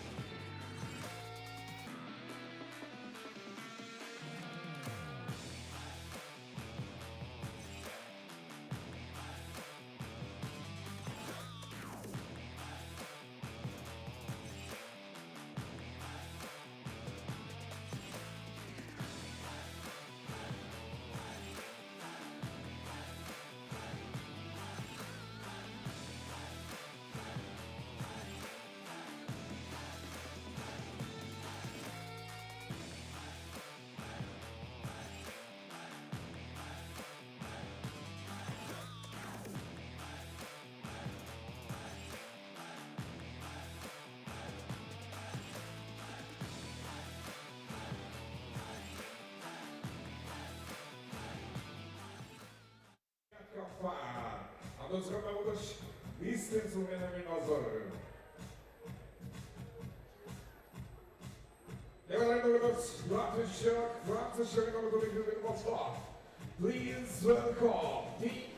Latvia.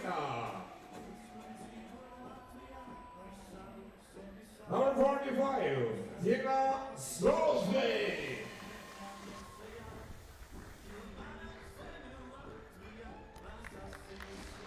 There's Ulaanbaatar leading the Latvians out, ready to get diggy with it. Marta Mashenko, second out for the Latvians, who we saw earlier, got the final tally of that game. Help me out there, partner. I know they're in the mix here in the group. The Latvian ladies. Yeah, they are in the mix, but they I'm got breaking out the calculator for this one. It's a tough one. They got a 1-2 record, right? They got a 1-2 record, could make it 2-2, but they own the tiebreaker over no one. Oh, they own the tiebreaker over Hungary. That's what it is. They don't own the tiebreaker over Canada. So what they want to do, look, they need to win, and they need to score as many points as they can. Okay. And if they score a lot of points, there's a possibility. You know, I'll start calculating some stuff here. I'll get back to you. Okay, break out that calculator. I will. As we head down the final stretch of the day, the groups have still not been determined. No, especially with France playing the way they have been playing. This is the hardest 3-0 France has ever had to get through, I think, in World Cup history. Well, France is the only team that's secure, right? They are secure, but they have not looked impressive to me, weirdly enough. 3 wins, coming by a combined total of 6 points. Whoa. Actually 7, never mind. Whoa. 2 one-point victories, the last one over Canada, a 14-13 game. A game in which they didn't really get their offense going. They got the defense up, but Marie Manet with 0 points again. It was Marie Milapik who came down came through big down the stretch, a couple of buckets inside the paint, a 1-foot fadeaway even. And then Camille Droguet with the lay to put the game away. I see what you did there. Yeah, I tried. You went cat and hat on us. I'm not that lyrical, but I'm trying. Yeah, but it rhymes. It flows. There's Maimane, a lethal weapon on the Latvians team. She just has not unlocked the offense yet. I've seen it before, just not so much out here.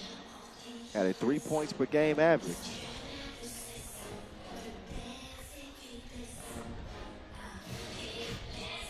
There's Marie Manet, another player that has not unlocked the offense. And also from her, we've seen before that she can dominate the game with her outside shooting, her creative ability.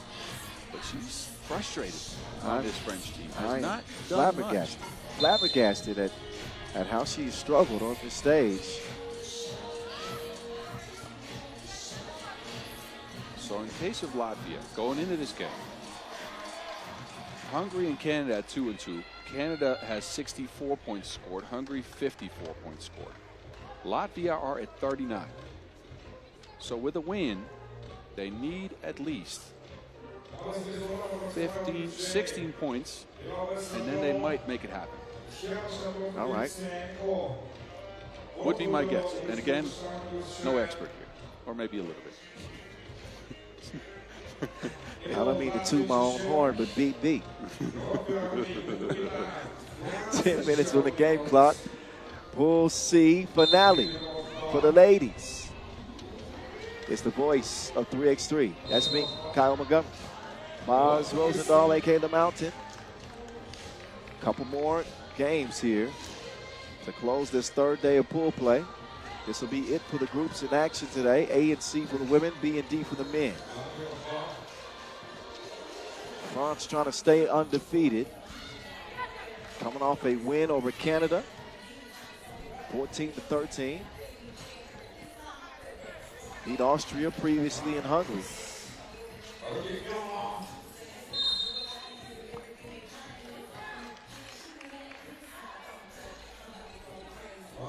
Droguet consistently posing problems offensively, but she gets caught in a bad position on defense there. Picks up France's first foul. Laimane will not get the pass because of the defense from the French. Digna swings it across. Laimane off target. Mane hands it to Limassol. Oh, Limassol with the runner off the glass. Kind of got caught on her hip for a second. I ain't going to tell nobody. I didn't see it. Encouraging sign for France early. That offense, well, I was going to say it's clicking. That last possession, not so much. But at least a couple of points there early that looked pretty easy. They've had some turnover issues. They have. Yeah, they've thrown the ball away more than you would regularly see from the French teams. Although French teams always kind of play that edge, right? They're always cutting off ball. They're always trying to, kind of get their pass through just right there. And sometimes you get the turnovers there. Risk reward. 2-zip France.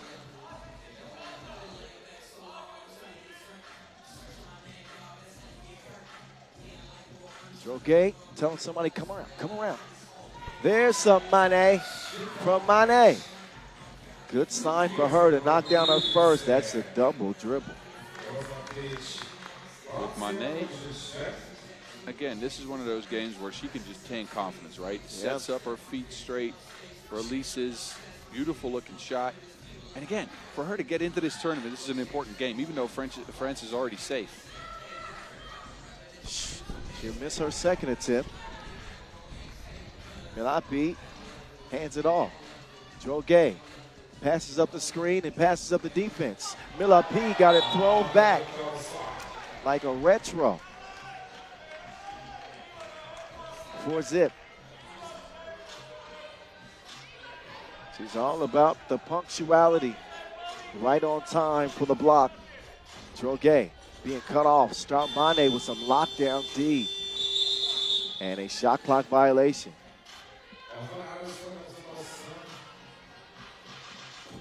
Yeah, that took a little bit too long. Strout Mane, no good. Droguet turns. Limassol puts her foot on the accelerator but blows the crib. Strout Mane gets it cleared. Up top it goes. Mane wants a screen for Mishenko. She'll get it. Cross court. Inside. Took too much time.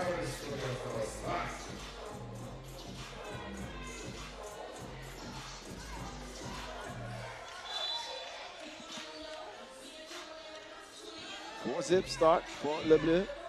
Limassol. Sneaky link. Mane sets the table for Hortense. That high post action, we've seen that from France for the last, 6-7 years maybe. It still works.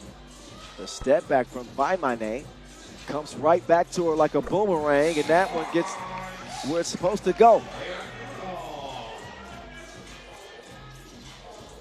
Milapi.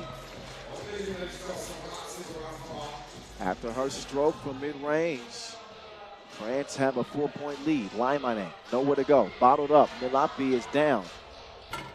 Shot goes up and off the iron. Marie, whoa, wait a minute. Says my bad.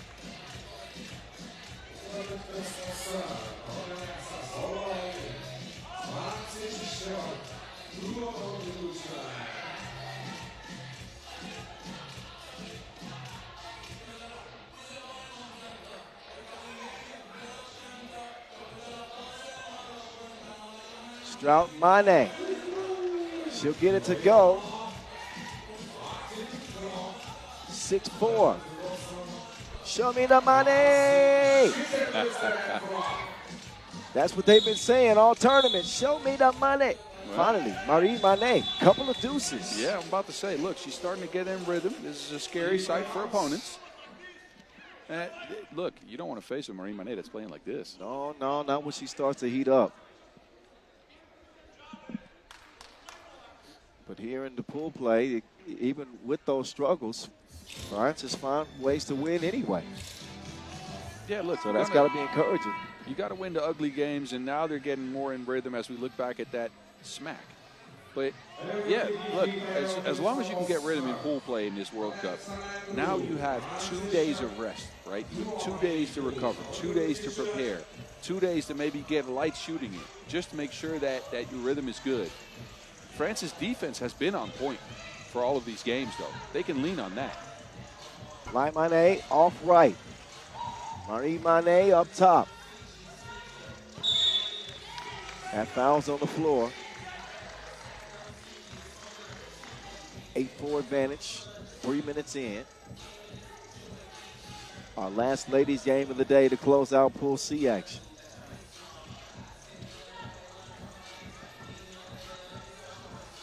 Joe Gay gets to her spot, falls in. Strout Mane, Digna, Diggy. She will travel.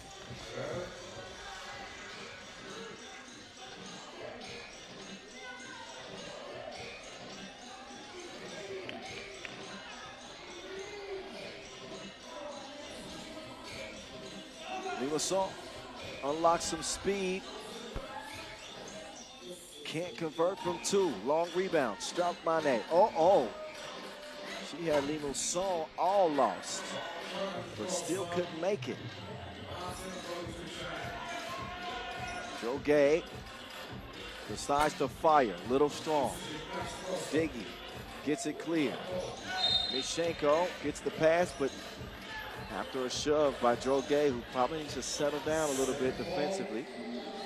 Just a little bit. Yeah, just love how the intensity she plays with, but she tends to pick up some of those fouls that you just agree. You don't need. She gets out of control a little bit sometimes. Mane, a composed drive. But Limassol was there to show her the door. How did Hortense reach all the way up there? Look at that timing. Yeah, I'm telling you. Big play from the small French guard.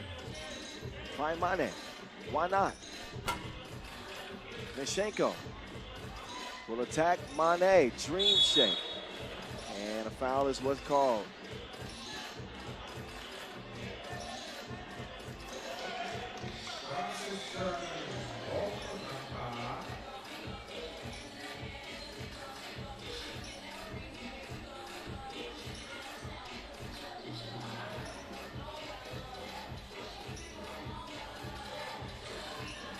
Mishenko good at the line.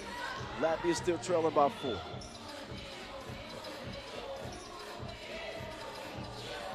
Limassol crossover. Can't finish because of a foul. Free throw to follow. I like Hortense Limasson's aggressiveness.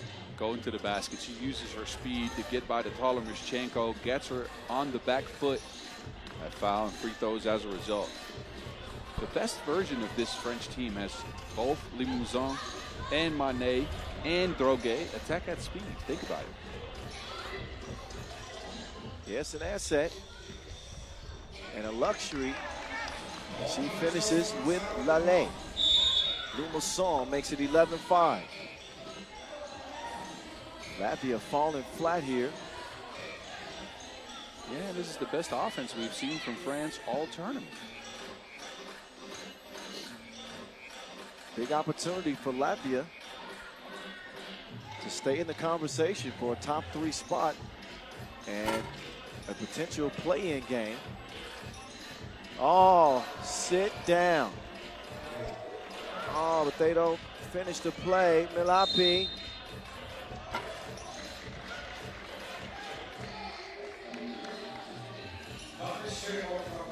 Watch the move here.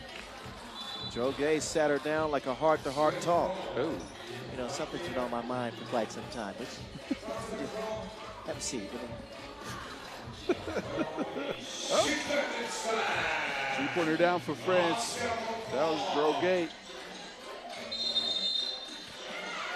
And then a 3 in the key. Droguet fronted Mishenko.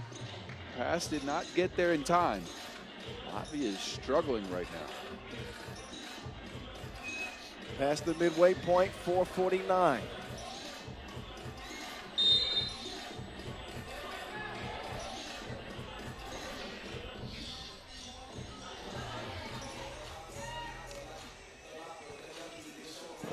Milapi off iron.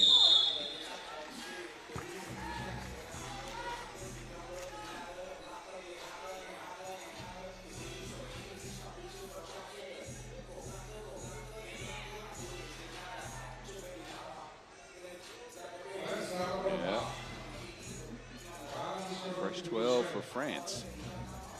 High post action here. No money that time.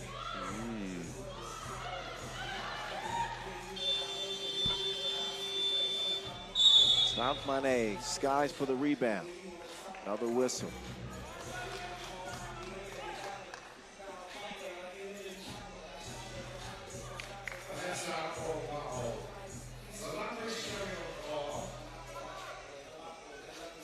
Nearly threw that one away. Stays in possession though. Mane from the mid-range. Bottoms. Just a 6-point for Latvia. 7-point deficit. Joe telling Mane to settle down.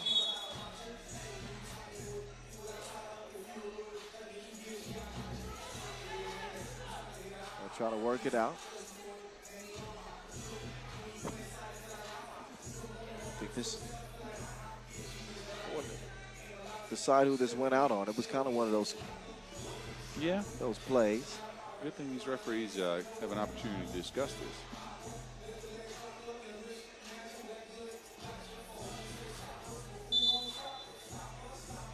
Okay, it is going to be blue ball.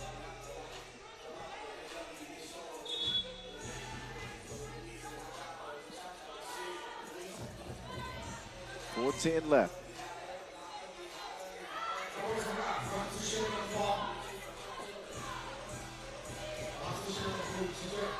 Mane to the baseline, one-legged fader, not happening. Mane gets in the paint, on the pivot, steps through.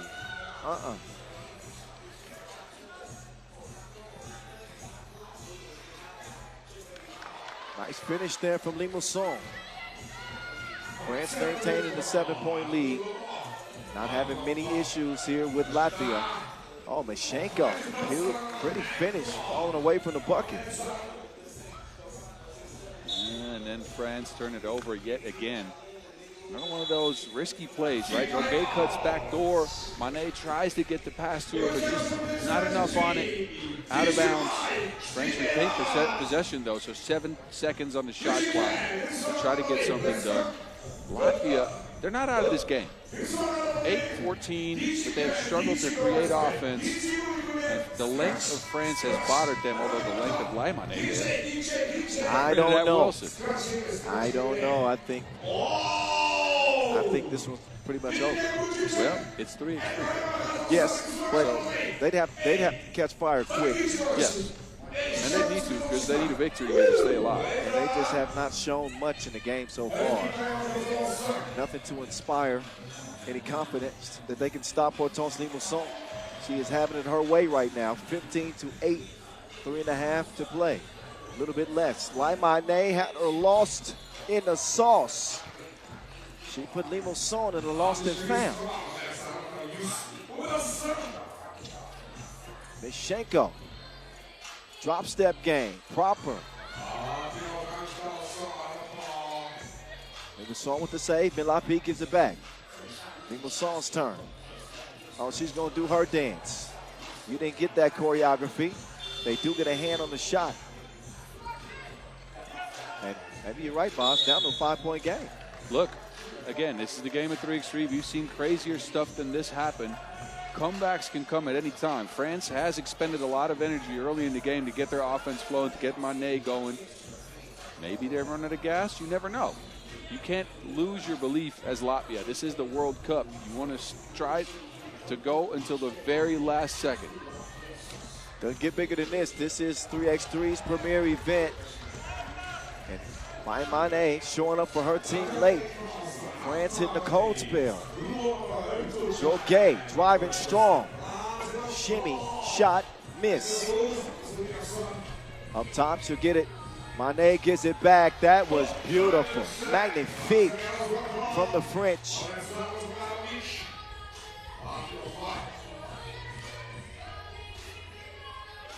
Mane. Desperation heave. And out of bounds. Momentum starting to shift like the wind in Latvia's favor. Man. can't ever count a team out in 3x3. No lead is safe. You were right. Thanks for the reminder. Oh, Limo Song with the cross. No bucket. Stroud Mane gets it clear with Lai Mane. She's going to attack Milapi. Nice move. Oh, look at the defense from Milapi. Limo Song. Oh, a creative dish set up for Milapi to finish. Quick transition. Defense turns to offense. This is where you see the experience of Team France. 17-12, France. Last women's game of the day. Two teams headed straight to the quarterfinals. From Pool C, likely to be France. From Pool A, it is Australia. 2 days rest for both teams if France can hold on here.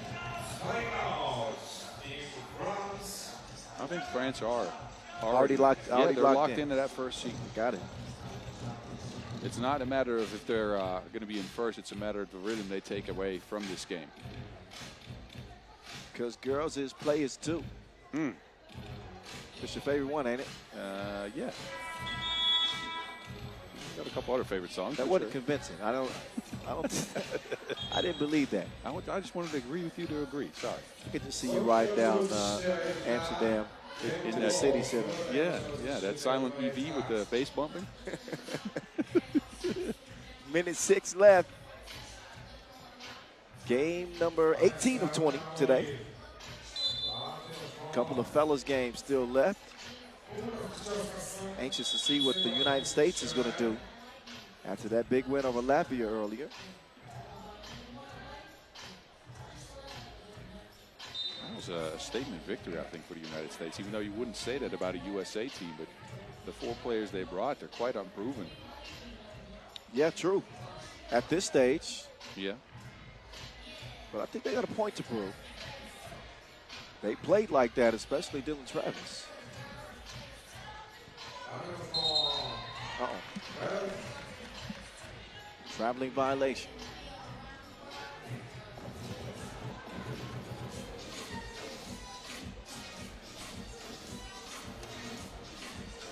Minute 2. Limassol from the elbow. Offensive foul. That one called on Mane.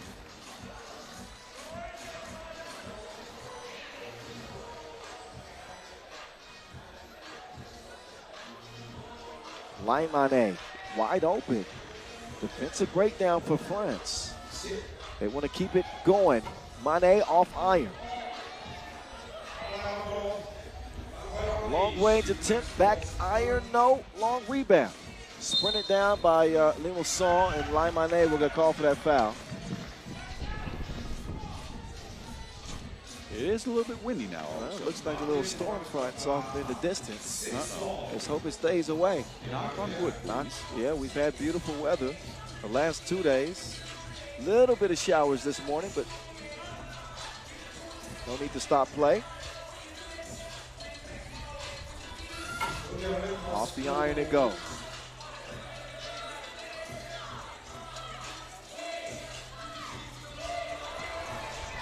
Limassol blew the crib.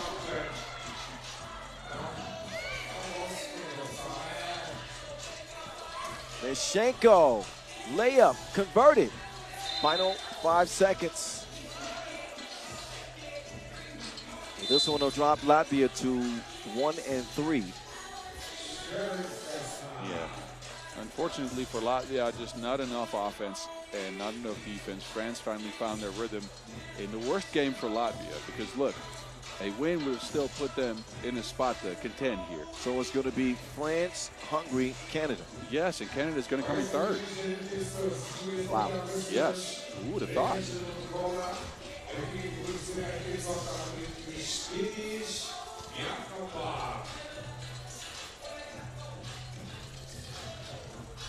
Got an out-of-bounds challenge here. It'll be inconsequential for the final result of this game, which is going to be a France win, 4-0. We have not seen the best game from them yet.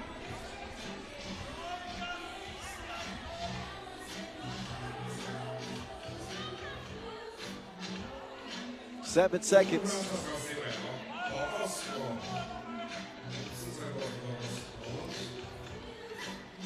Faimane, last 3 ticks, desperation, heave.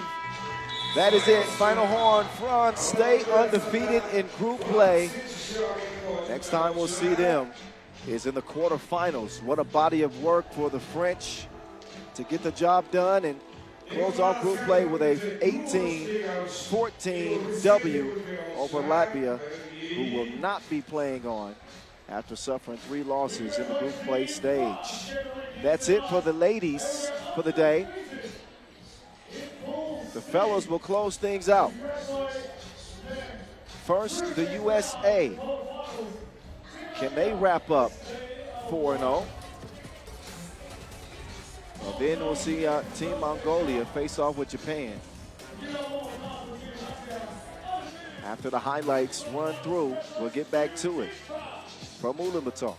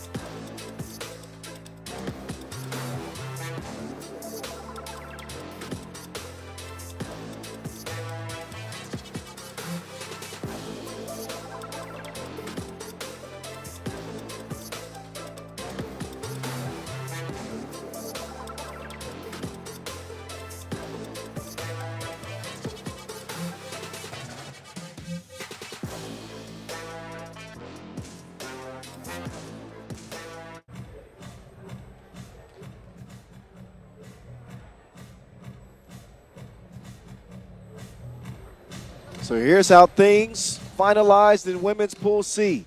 Your 3 squads moving on. France straight to the quarterfinals. Hungary and Canada will be playing in the last 16 play-in games to those quarters. Austria and Latvia on the outside looking in. The men's competition is about to be settled as well. United States have not lost a game yet. Latvia finished 3-1. USA hold the head-to-head over them. Japan will wrap up against Mongolia as the top 3, again, advance the top seed straight to the quarters. USA, Montenegro, taking the court now.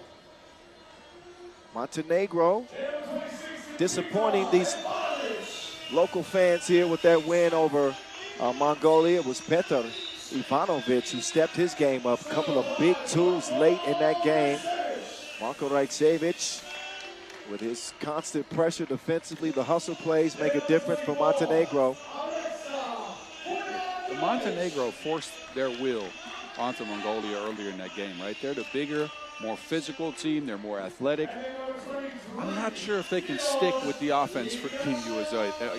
No, I think the ball movement and the quickness of USA is going to be problematic. But I do think that if Montenegro are going to have a shot in this, they got to bring that physicality, but they just have to do it in a more intelligent way.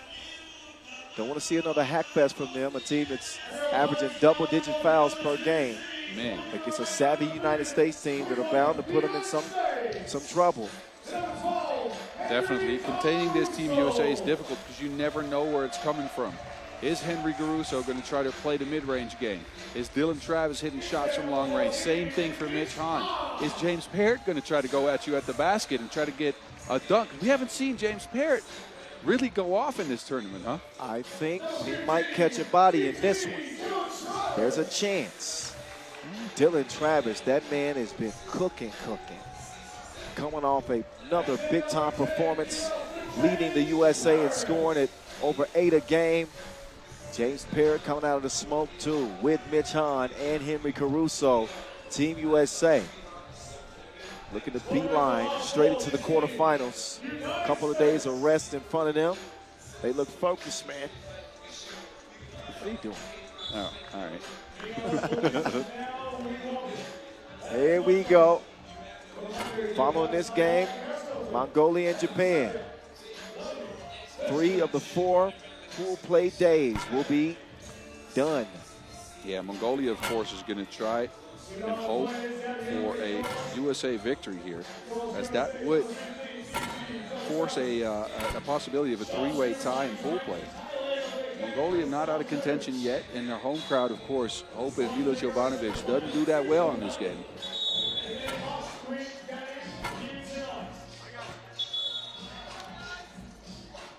There's Dylan Travis, 7.7 points a game, fall away game winner. Ridiculous shot against Latvia earlier in an absolute shootout. Incredible. He has just found his offensive touch as of late, and especially in this tournament, hitting fadeaway 2s to close out a game against a very good Latvia. It's throwback Dylan Travis. It sure is. It's 3-ball Omaha, Dylan Travis. Here in 2025, he's a bucket getter now. They're going to get him the rock to start. He's got the Wilson in hand. The Caruso redirects, changes direction, dropped off. The Caruso elevates for the opening score for USA. Rajcevic inside. Jovanovic puts some English on that. And, oh, he kicks his shoe over to me.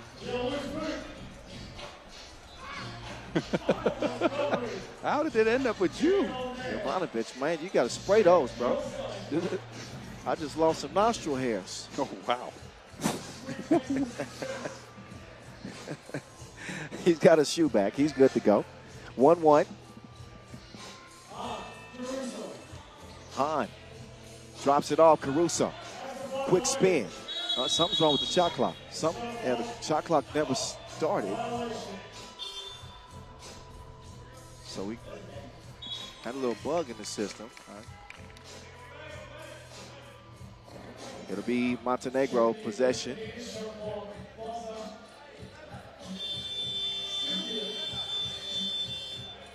An 18-15 win over Mongolia for them. 1-2 record. And Ivanovic will attack. Downhill, changes direction, spin move, scoop, no. Hahn out to Henry. Henry up to James. James over to Mitch. Big Cinnamon with a bad miss. Ivanovic gets it clear.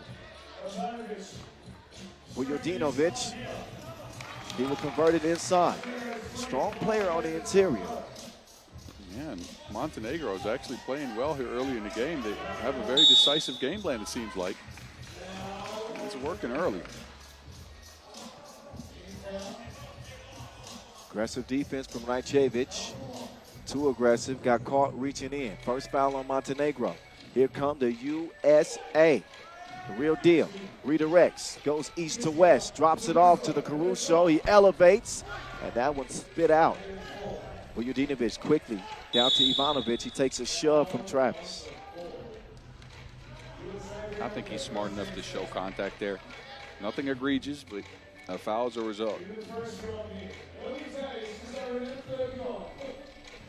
Oh, Ivanovic. That's an offensive foul. He was about to lose that out of bounds anyway.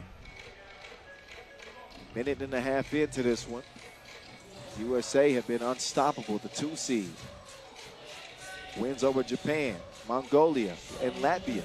Coming into this, up top, Hahn. The Slim Reaper turns the corner. Is he going to catch a butt? Not that time. Takes the easy route, finishes with the lay.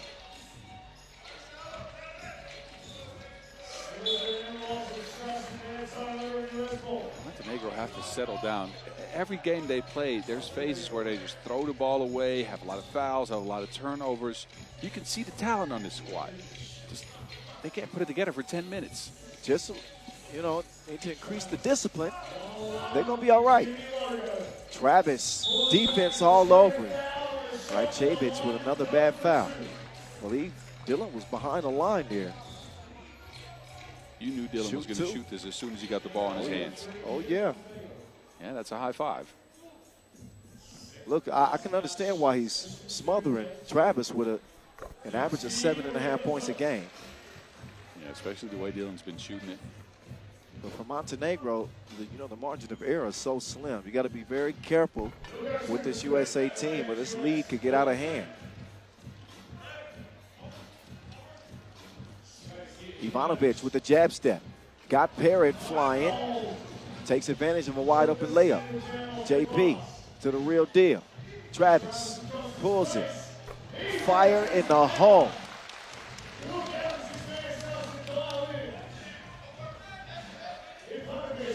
Jovanovic in for the score. Out to Travis again. He stepped on the line though.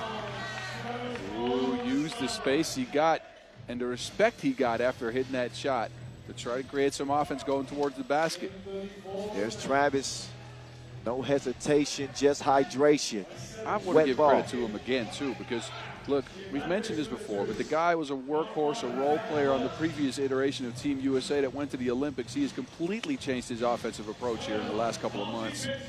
It's so tough to do, coming from one role, hopping into another one. But he's managed. Ivanovic using that size on the attack. Montenegro keeping pace right now. Now moving around to Parrott, right, Chavic. That's the third foul on him alone. Yeah, it's still too physical. They can keep pace all they want, but if they're going to rack up fouls again, this USA team with their flow, their momentum, they're going to run them off the court. They better start playing some disciplined defense. Round comes Hahn. Oh, Hahn blew a tire and gets called for the travel. First timeout on the floor. USA leading 6-5.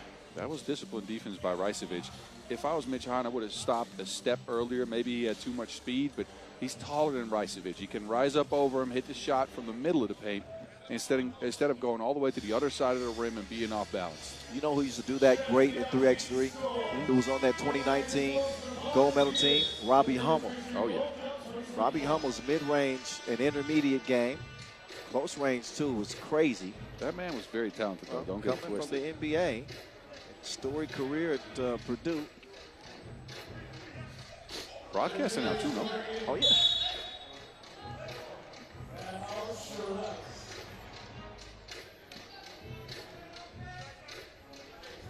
Second foul on USA.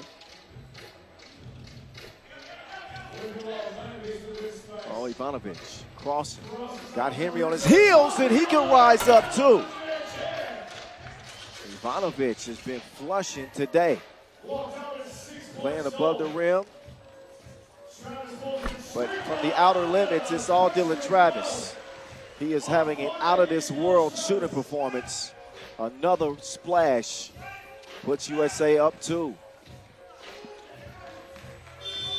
Late in the shot clock. A 2-point lead for the USA. Another look at Ivanovic, finishing with a two-hand bang. He's come out so aggressive today, and I've liked the way he played. He puts his head down, tries to get to the basket, combines it with some long-range shooting as well. On to Henry. Caruso, all net, all wet. USA leading by 4. Kicked over. Jovanovic, wait a minute, got a whistle. Off ball. Foul blue, third on the USA.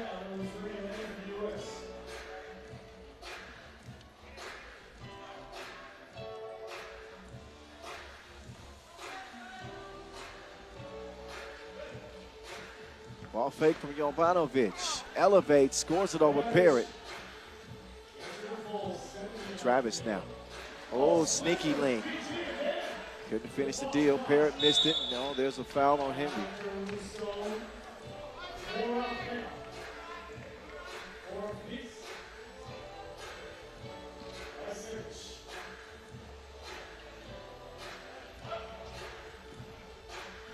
Ivanovic in and out.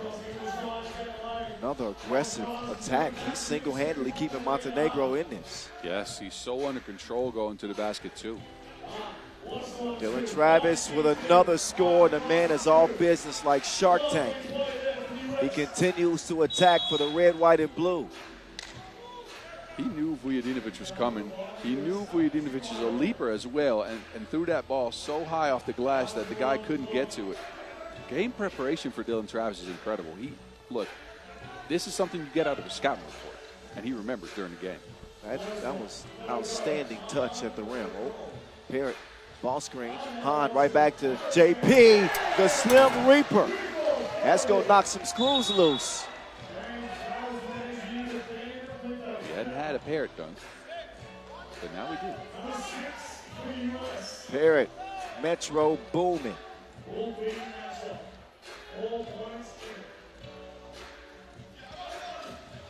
12-8 contest. Ivanovic, he can get to the rack again. They have not been able to slow him down. Travis, meantime, off. He's hacked. He wants it to be an unsportsmanlike.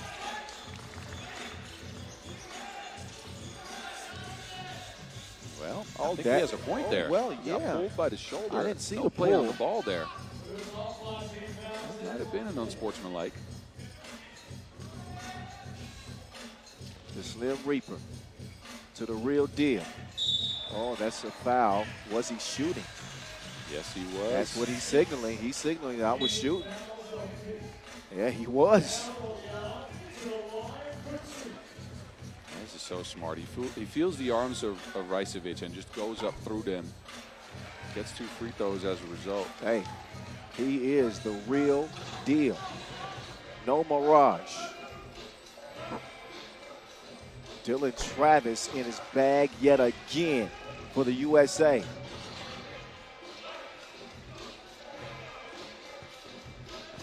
Jovanovic, oh, he got it beat.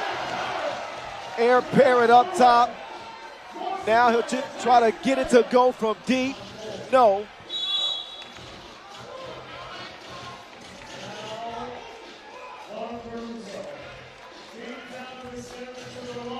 James Parrott is going to throw this one out like Pam.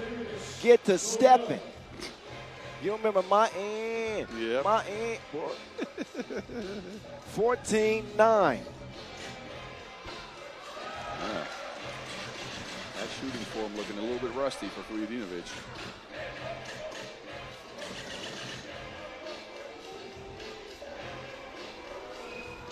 And the Mongolian fans are booing Montenegro. Of course, they want Montenegro to lose so their team can Yes. tie him up. Yes, indeed. Parrott on the baseline. Parrott pulling up, midi, heel of the rim. Good defense there from Big Sentiment. Now Parrott, oh, he was trying to catch a body tonight. Instead, he's fouled. We've seen him put people in the ground before, and he almost had another victim. Slim Reaper instead up to the line. Yeah, Vujadinovic is a pretty high jumper. Yeah. Tried to swipe at that ball and just missed it completely. Parrott couldn't finish the play, though. Parrott. He's going to use the glass. That is intentional. And he will miss the second.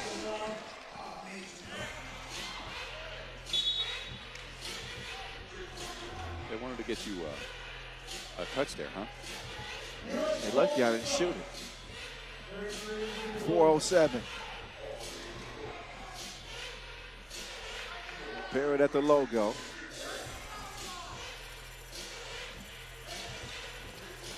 Swings it. Hahn. Right back. Mitch Hahn. 17-10. Backdoor.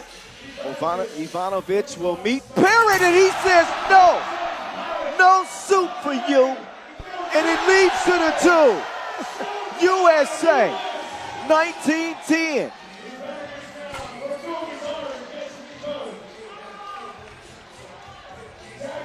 Travis now pulls the trigger. Payam. Headshot. USA win it 21-12. A flurry of buckets. The real deal, Dylan Travis, has turned into Captain America. Man, Dylan Travis, what a day. 2 shots to end 2 games. High IQ plays, scoring. And don't forget, he still has the hustle plays. He still has the extra possessions, the deflections, the defense. Never let that go. What's the field goal challenge about? Whether that was a 2 or not, it's clear. He just hit a game winner against Latvia from that same spot, and he does it again. He has put his cape on. What U.S. food would he be cooking? A cheeseburger? Is that even an American dish, cheeseburger? I'm not sure. I should know my own cuisine. But anyway, highlights for you. USA rolling straight to the quarterfinals, 4-0 as they do away with Montenegro. Another explosive game from Dylan Travis.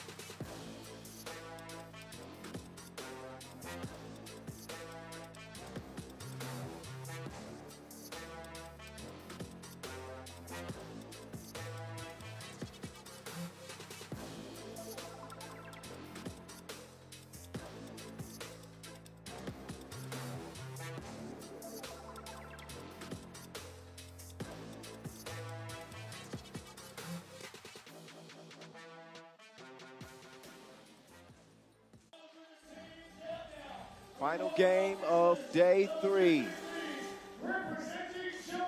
On the way here, Japan and Mongolia.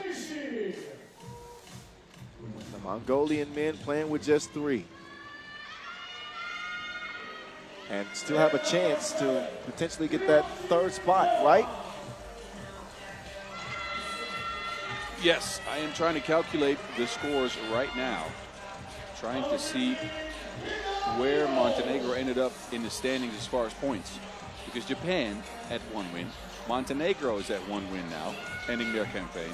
Mongolia with a win over Japan could get the 1 win. Could force a 3-way tie. Then it's between individual result and points scored. I am unsure yet. But I'll try to get a clear answer here in the next few minutes. They're going to have to stop this Japan team, though, and it's a very, very fast team. They played the game earlier today against Latvia. That was all defense, all offense, no defense, but they only managed 14 points. So a loss for them to start today. They're going to look to get a win because that will vault them into 3rd spot for sure. And they get to the knockout round. Gold medal hope still alive. Japan ran into a hot Latvia team, but their hope is still alive and well, as is the Mongolians. 1 player short. They're coming to ball anyway, ready for battle. Ulaanbaatar, Ulaanbaatar. Groot the archer, or non-Aryan who found his touch with 6 points in that last game. 2 of 9, better for him. And the bull, monster deck. Derganyam Davasampu. Man, this Mongolia team, they're going to need to put points on the board and do it fast. They started their first game of the day against Montenegro really good. A 5-zip run. Then they went on a Gobi Desert route. Couldn't get a bucket for minutes at a time. Montenegro took control of the game. Mongolia came back late, as you remember, but they lost 18 to 15. They're going to need the archer to go off in this one. That's all I'm saying. That's their chance. You know what you're going to get from Davasamu. That's going to be 5 to 7, possibly 10 points. The archer is a guy that we've seen go off for 14, 16 in the past if his shots fall. I hope you can ride the crowd for them, because that means that could mean a victory, and that could mean they're still moving on at pool. Got a glimpse of Ryo Ozawa. Nobody scored more points in a single game than he has. Single game record holder with 20 points earlier this year. And right now he's averaging 10.3 a game. Winner will be going on to the last 16 play-in game. And the loser will be done. USA first, Latvia second. So a play-in game. He couldn't write a script and design it better than this. Mongolia at home with a 10-minute sprint that can determine their fate at this edition of the World Cup.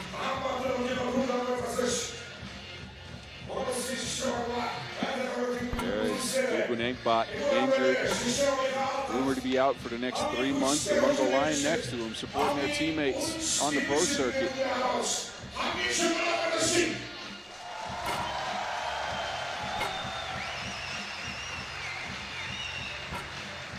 The Bull locked in. One last 10-minute sprint.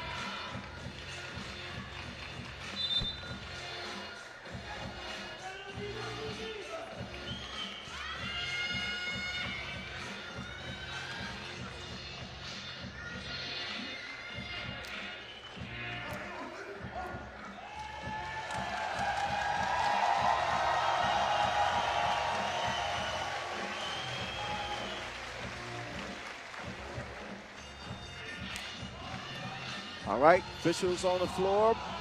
Teams are ready. Jerseys are tucked in. Here we go again. Pool B, the finale of day 3. The Bull can't convert off the spin move. Japan played with a ton of speed. They're going to put the Mongolian to the test. Ozawa off the mark. Offensive rebound, however, for Japan. Ozawa. It's a matter of how long Mongolia can hold on in a game like this. Japan's not going to play much defense. They are all offense. Ozawa with a nice finish, navigating his way through the paint. Grew, strong move. To the roar of the Mongolian fans. Ozawa between his thighs. Another one of those dimes that don't make no sense. Man, we've seen a lot of those today. Another up fake and score. Ozawa with a smile. Nakanishi. Oh! Ozawa with the crossover. Runs into trouble.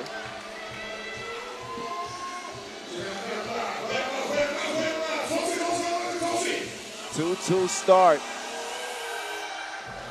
A full house at Ulaanbaatar Square to close the day. Dewa.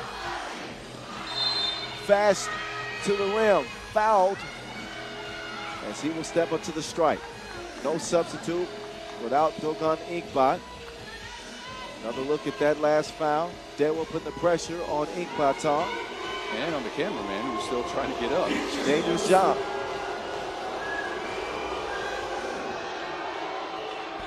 Oh, bad miss at the free throw line. Anand Aryan, no.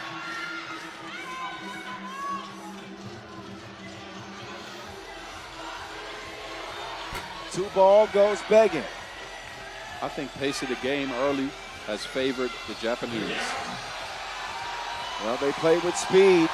The Mongolians play with power. Too strong, though, is Davasampu. Too much contact up top.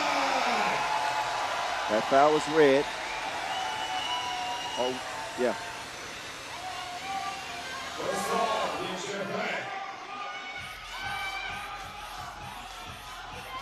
Mongolia ball in the hands of the archer. He will take the pass. Easy, breezy. 1 point advantage, Ozawa up top. He's got an Ulaanbaatar defending. Can't finish it at the rim. Now it's Ulaanbaatar's turn to exercise his advantage. He can't do it. And call for the reach in over the top foul. That'll be the third now on Mongolia. Ulaanbaatar is posting up a lot early. I'd love to see Ulaanbaatar there. Who on Japan is going to stop the Bull? Well, he's missed a couple point-blank range already. Still, keep feeding. Keep feeding. Dewa up top, and another quick foul called. Davasambu. They need to settle down here. The last thing the Mongolians need is to get into some foul trouble early with 4 fouls in the first 2 minutes. Here we go. Dewa setting up left. He's got Ozawa coming around. He'll use the screen. Ozawa, hot as lava. He is about to erupt. You can see it. He does not need balance to get his shot off. Second deuce of the game. Bully ball. Davasambu to the corner. Back on the charge. Goes up on 2. Gets it to go. Chance to make it a 2-point play. The Bull. Have you ever seen a bull with the heart of a lion? Well, now you have. Dewa coming as reinforcement help. Can't do nothing with the Bull.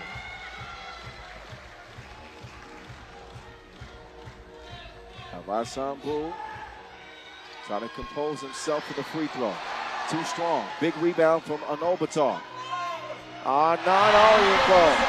Strong to the hole and a 5-4 lead. Ozawa, not that time. Oh, that's a smart play there from Anand. We haven't seen him do that at all this tournament. This is what he used to do all the time. People are so scared of his shooting ability. He would just rise up, catch contact, and get a couple free throws. Aryan ball, leaning in, catching Ozawa in a tough spot. He's got 2 free throws that can put Mongolia up 3.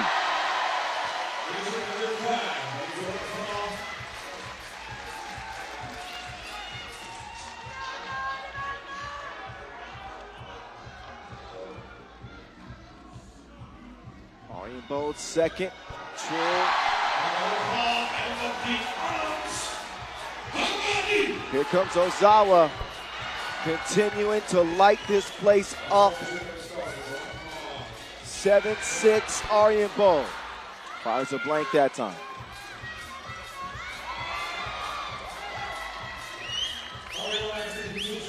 Nakanishi just barely got that clear. This one clear to go. Bull spins into trouble. Foul on the floor. Japan is double teaming Hilganyam in the paint. They want to stop him from being a constant factor on offense. The big question. Ozawa is hot to start this thing. Where's the firepower going to come from Mongolia? 7-7 tie. Both teams with 4 fouls. Day 3's finale is turned up. And I'd like Anand going to the basket. He's been aggressive attacking the rim instead of just settling for 2s. Now let's see if he can get some balance. He's already knocked down 1 long-range shot.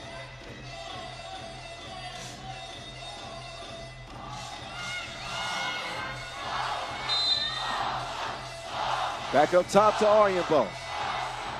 The Bull got his pocket pick, steal from Dewa. Here comes Ozawa. That one around and out. 7-7 still, not for long. He ain't bullishing. Davasambu got lost, however, with the hezi. And no save. We've now seen Nakanishi do this a couple times. Mongolia is going to get tired. He is very speedy. Runs out to the two-point arc, 1 foot out there to get it cleared. Straight back to the rack for a layup. That is a careless pass, thrown away. They're going to get it to Ozawa, and that will be another miss. Back-to-back misses from Ozawa. I don't think he's going to stop firing them. Dabasambu.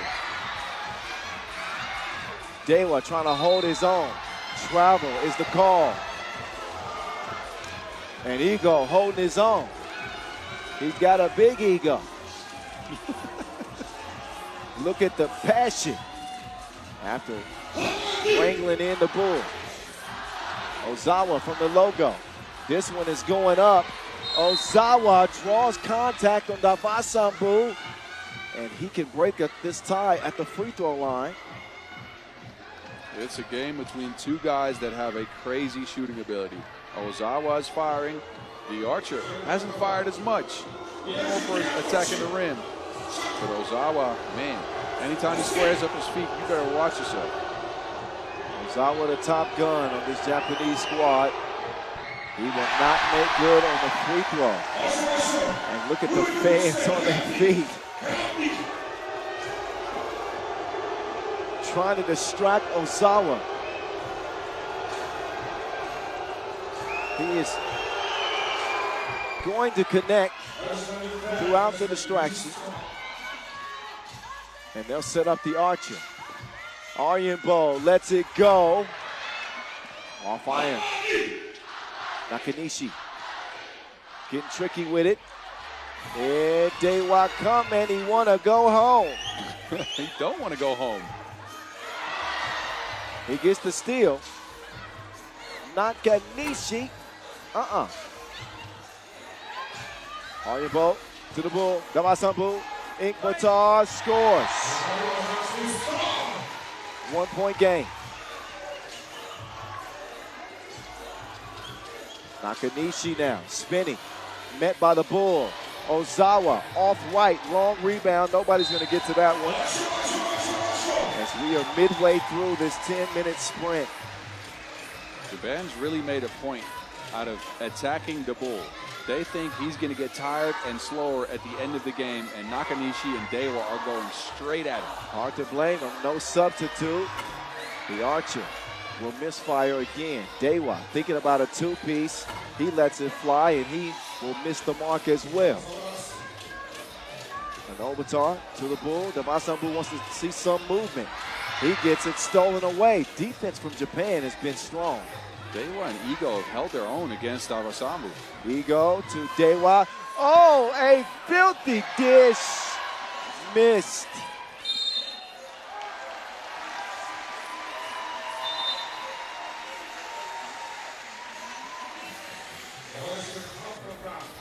Another look at the pass. But you got to finish those. There's the Mongolian ladies with their fingers crossed, holding their breath. Want to see their men advance to the last 16. That's what's at stake in a tie game. Ozawa is finding Nico Nishi. You ain't got to go home, but you got to get out of here. 10-10 vicious block. Aryembo stepped on the line. Yeah, good hands by Japan there. Coming out on the screen, they're almost hedging.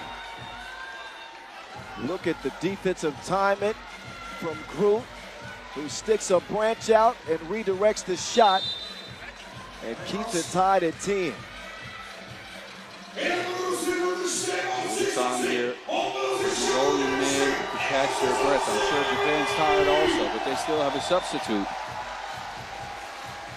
You can see Japan right now discussing the tactics, trying to move forward with the game. The Mongolian guys are just gassed, sitting there, just trying to catch them 0-2.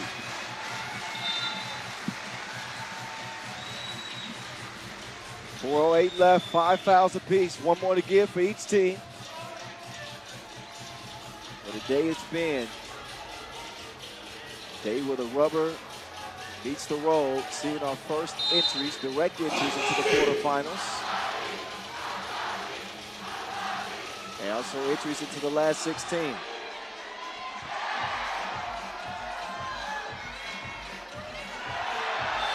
Ozawa, are you? That can't. I ain't seen that before. That was wild. Let me wipe my eyes. I can't believe what I just saw. He was out of bounds. Oh, he was out of bounds. He stepped out of bounds twice. But still. I think they're counting it, though. I'm curious. There's no chance. Well, look, he stepped out of bounds on the back line there, and I think on the shot he even had a foot on the sideline. I'm not sure. It's a shot clock challenge. I don't know if it's an out of bounds challenge, so I'm curious to see whether they can turn this back. If this counts, this will be the second most unbelievable shot I've seen. Yeah, I know what you're getting at. Well, no, it's going to be top 3. If it counts. It counts. It does! That was the most incredible make I have seen. You won't see that again for another 20 years. Wow. Ryo Ozawa is gifted. Ho, ho, ho. He did step out of bounds, I saw. Twice, and it's the wrong challenge for the Mongolian guys. They challenged the shot clock, not the out of bounds. Not the out of bounds. So they couldn't revert the call. Oh, man. If they would have challenged out of bounds, they would have gotten possession. It would have been 10-10. They challenged the shot clock, and then the ruling on the floor stands. Score counts.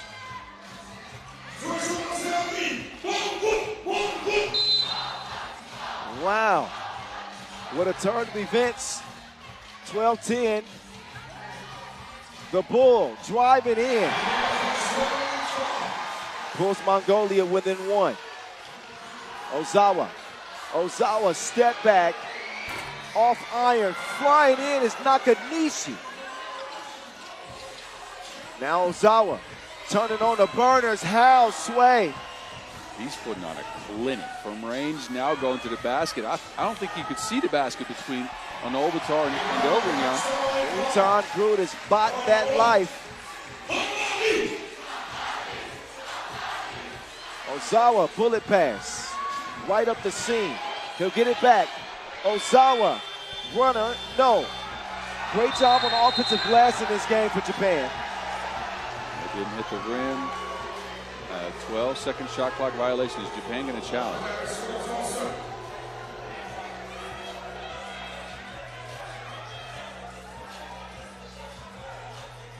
Closer look. Did that nick the iron? I think it did.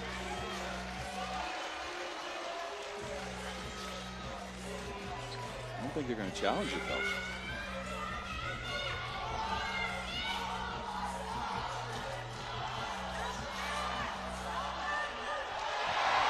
There he is, Ulaanbaatar. 13 up. Ozawa, the man has been hot. Kashmir. Wow. From deep. I think the man, he don't care where he's at on the court. I have not seen a shooter with this type of confidence. Ryo Ozawa, more dangerous than internet dating. He is connected. All right. I like 15-13. Aryan Ball, the archer, no. They got to find a way to slow down Ryo Ozawa. 6 foul on Mongolia.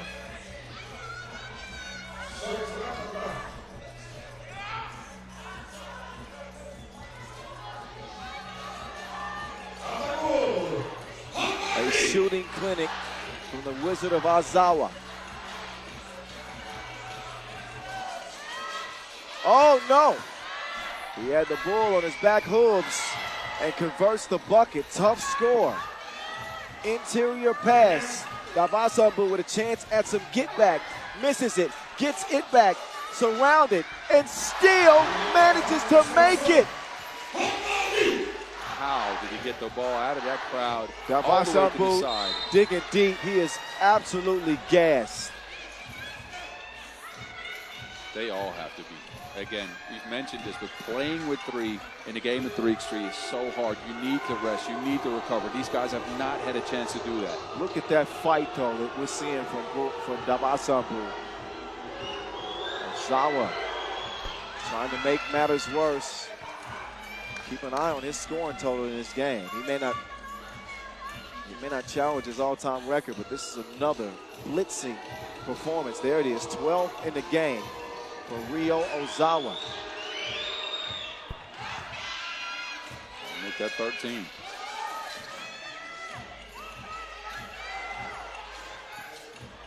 Nice find, Ulaanbaatar. Up to Rio de Janeiro. He don't get no money that time. Aribo down to the post office. Davasambu cannot be contained 5 feet within distance of the rim. Dewa turning on the burners. Davasambu wants it again. Drop step, bucket. They got to prevent this. 2 is missed. Loose ball in Mongolia's possession. Ulaanbaatar, he is back that life. Ulaanbaatar, 19 up. Rio leading, missing. Stays with Japan, and Ozawa will put him in front. Up top they go. This could be iconic. Ulaanbaatar, wide open. Davasambu, 20 up. Next point wins. A 10-minute drama. You can't let Ozawa get a look like that. Maybe you can. He dared him. They survive. The Bull loses it. Over in Japan's hands now. Ozawa now top of the key. Being defended. Hand up. Shot on the way. Foul. Foul. Too much on the contest for Anand Aryambold. And the Bull with a turnover when they had a possession to win it. Step back, and you can see Aryambold well in the landing space. And they got to get this one out. They're sending some bad juju towards Ozawa as much as they can. Ozawa with the pressure on him. The crowd trying to give him hell. Ozawa lets him hell. Ozawa lets it go, and that is it. Japan are in. They break the hearts of Mongolia in the final game of day 3. Credit to Mongolia giving it their best go with 3 players. They had a shot, but Ozawa puts it away. 21-20. Japan with a shooting flick, mainly from Ozawa, who I think ends with 17 points, outdoing himself from the first day with 60. Mongolia, though, they could be left scratching their heads. They had an opportunity. The Bull had the ball in the high post. He could not convert. Turn it over. Japan got the final shot and some free throws to win it. 21-20 the final. Japan win over Mongolia. Mongolian ladies still have some hope. They play tomorrow. But the Mongolian men are done in this competition. Highlights for you. An absolute thriller filled with drama. Japan leaning on the man with the hot hand, Ryo Ozawa. Unbelievable individual performance yet again. And it came down to the final shot at the free throw line, and he delivers in crunch time as he's been doing all season. And they emerge victorious. Japan, that is. Team. But for Mongolia to play with that much heart at home, that would have been quite the story. Am I right?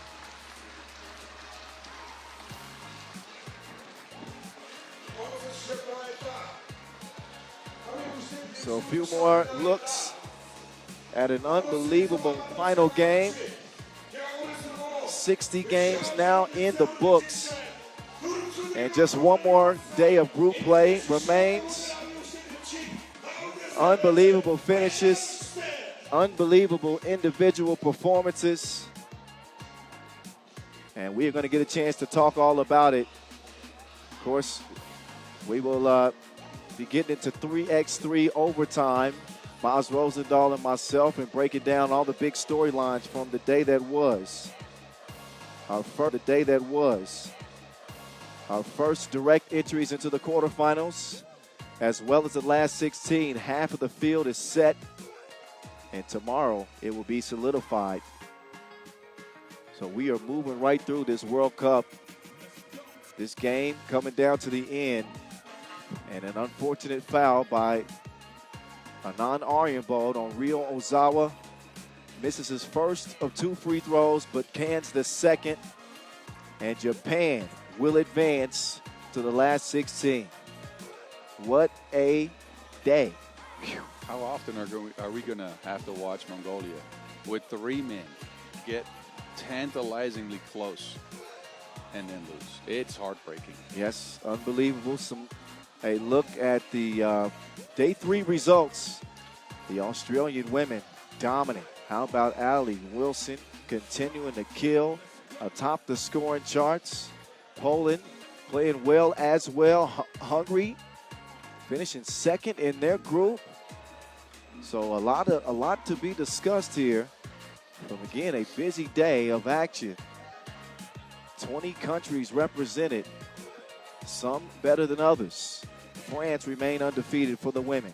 Canada lose both of their contests today. That was a shock. Austria are out. Bunch of shocks. Again, we'll talk about them. Biggest stories, juiciest headlines. A full breakdown of day 3's action, including Lithuania being ousted in the men's competition. Man, what happened today, Boz? Get your thoughts together. We're going to get into this. All right. Give me a minute. I don't think you're going to have that. Okay, give me 30 seconds. Yeah. Boz and I break everything down. Coming up after the break, we get right into 3x3 overtime for, again, a full breakdown of a wild day 3. Stick around.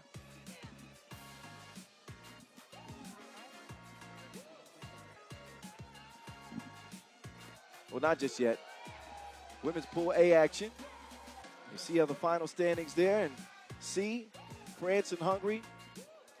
Who would expect Canada to come in 3rd in that pool? Hungary with a great performance today. Really impressive.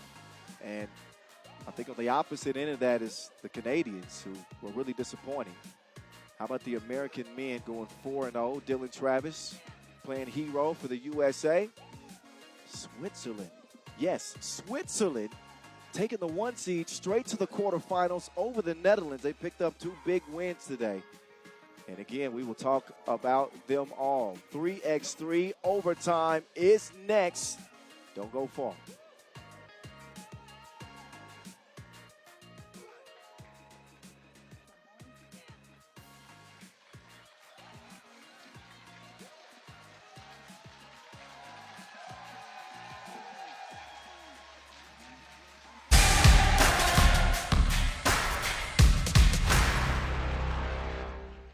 With that, we are back from Ulaanbaatar, Mongolia. Just wrapped a busy day 3, the 3rd day of group play.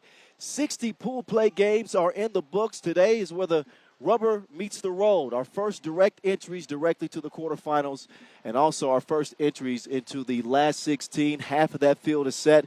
The other half will be solidified by the end of business tomorrow. So many ups and downs, so many swings, including the final game of the day. Japan outlasting Mongolia. The Mongolian ladies will play tomorrow. But, Boz, man, we had great weather. We had some big-time guests come and check out the action. And, man, did we have some games. Man, did we have some games. I'm going to start off by mentioning Hungary. They came into the day 0-2, kind of looked like a little bit soft, right? They played slow. They couldn't score. They defeated Australia in a nail-biter. 3x3 legend Claudia Pop hitting a 2 to get that game on ice. Then they played Powerhouse Canada. This is one of the biggest 3x3 teams ever. And they managed to take them down. A gritty 16-14 victory. Claudia Pop again with 5. But I want to shout out Monyoki, who had 6. Her individual creation is what got the job done down the end. What did you think about the men's games? Well, for me, the main topic of the men's conversation has got to be Switzerland. You'd be lying if you told me you expected them to take that 1 seed in that group straight to the quarterfinals with the Netherlands, with Lithuania, who, by the way, will not be playing on. Lithuania, who medaled at the Olympics, medaled at the last World Cup, medaled at the last Europe Cup. They will not be playing on in this competition. Shout out to Switzerland. Jonathan Dubas and company. Kadazi really got into his game. The Swiss take the 1 seed with big wins over Lithuania and the Netherlands. I know you didn't see that coming. No, not at all. Look, they rebounded very, very well, and credits to the Swiss. I want to mention one of the players from that pool, though.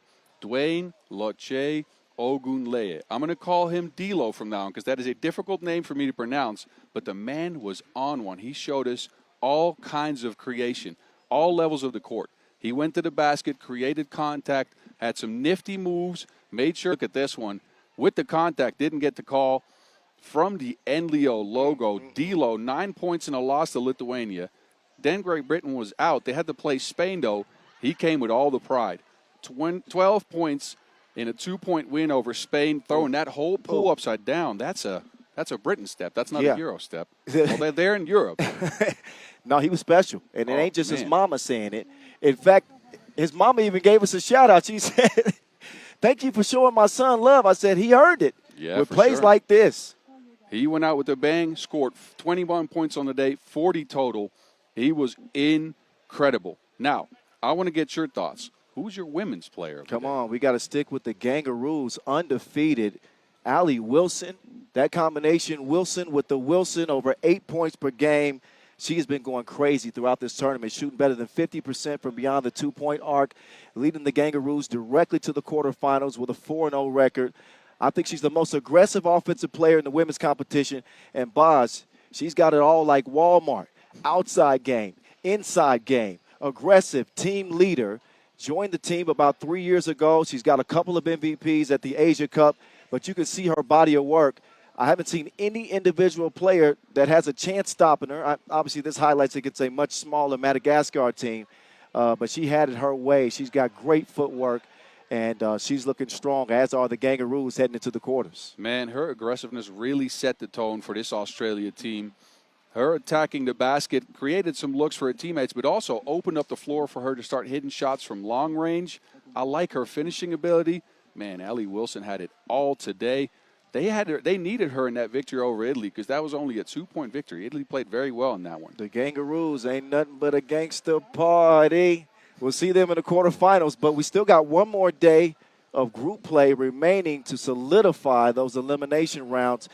Games to watch, day 4. We got some blockbusters on deck that people need to make sure they check out, right? We still have to settle all of these pools with the ones we selected for you. Japan and the United States on the women end. They're both undefeated. That's going to be a clash of styles. USA, big, strong, physical. Japan is very fast. They shoot a lot of twos. Serbia and Germany on the men's end. Germany actually leading that pool after a Serbia loss in the first day of pool play for them. Then Puerto Rico, Canada. This game is going to matter because it's going to come down to third, maybe second place in pool, whoever wins that game. And I like both their offenses so far in the tournament. And then on the women's end, of course, an all-timer. Spain and Germany in a rematch of the Olympic final. Wow, that's going to be a clash for sure. Classic clash of European powers. If you thought today was good, man, wait until you see tomorrow. Any teams that you're concerned about heading into that last day of group play? France men. Oh, yeah, 0-2. France men, they're down 0-2. I didn't expect that coming in. They're one of the top 5 teams going into this tournament. We thought we'd be favored to maybe jump onto the podium. Now they're 0-2. They got 2 games coming, Canada and China. Both Canada and China have looked really good, and France has looked disheveled. They have not found the creation. They have not found the chemistry on the squad. They have not found each other. They're missing a connective piece. I'm looking at Frank Segela. Yeah. Former #1 player in the world. Just a few weeks ago, he was still the #1 player in the world. He's at 3 points per game in the tournament. He is not passing. He's not hitting his shots. He's looking slow. I'm a little bit worried about France. I'll tell you the team that I'm worried about in the men's competition is Austria. Losing Matthias Lenortner, suffered a devastating knee injury yesterday. They won't have his services on an Austrian team that is already struggling. So if it's any team that I'm worried about beyond France in the men's competition, it's Austria. How about a women's team? I don't know. There's a lot of women's teams you can pick from here. I'm just waiting for the results for tomorrow. We'll come into the day with some good stuff about those women's teams. Look, I don't know what team to pick. There's so many. Yeah, but listen, join us tomorrow at 11 a.m. as the storylines continue to unfold and we head towards the elimination rounds. It's going down majorly here in Ulaanbaatar. We're going to say goodbye for now. Thank you for watching 3x3 Overtime. For Boz Rosendahl, I'm Kyle Montgomery. We leave you with some of the top plays of Day 3. See you tomorrow.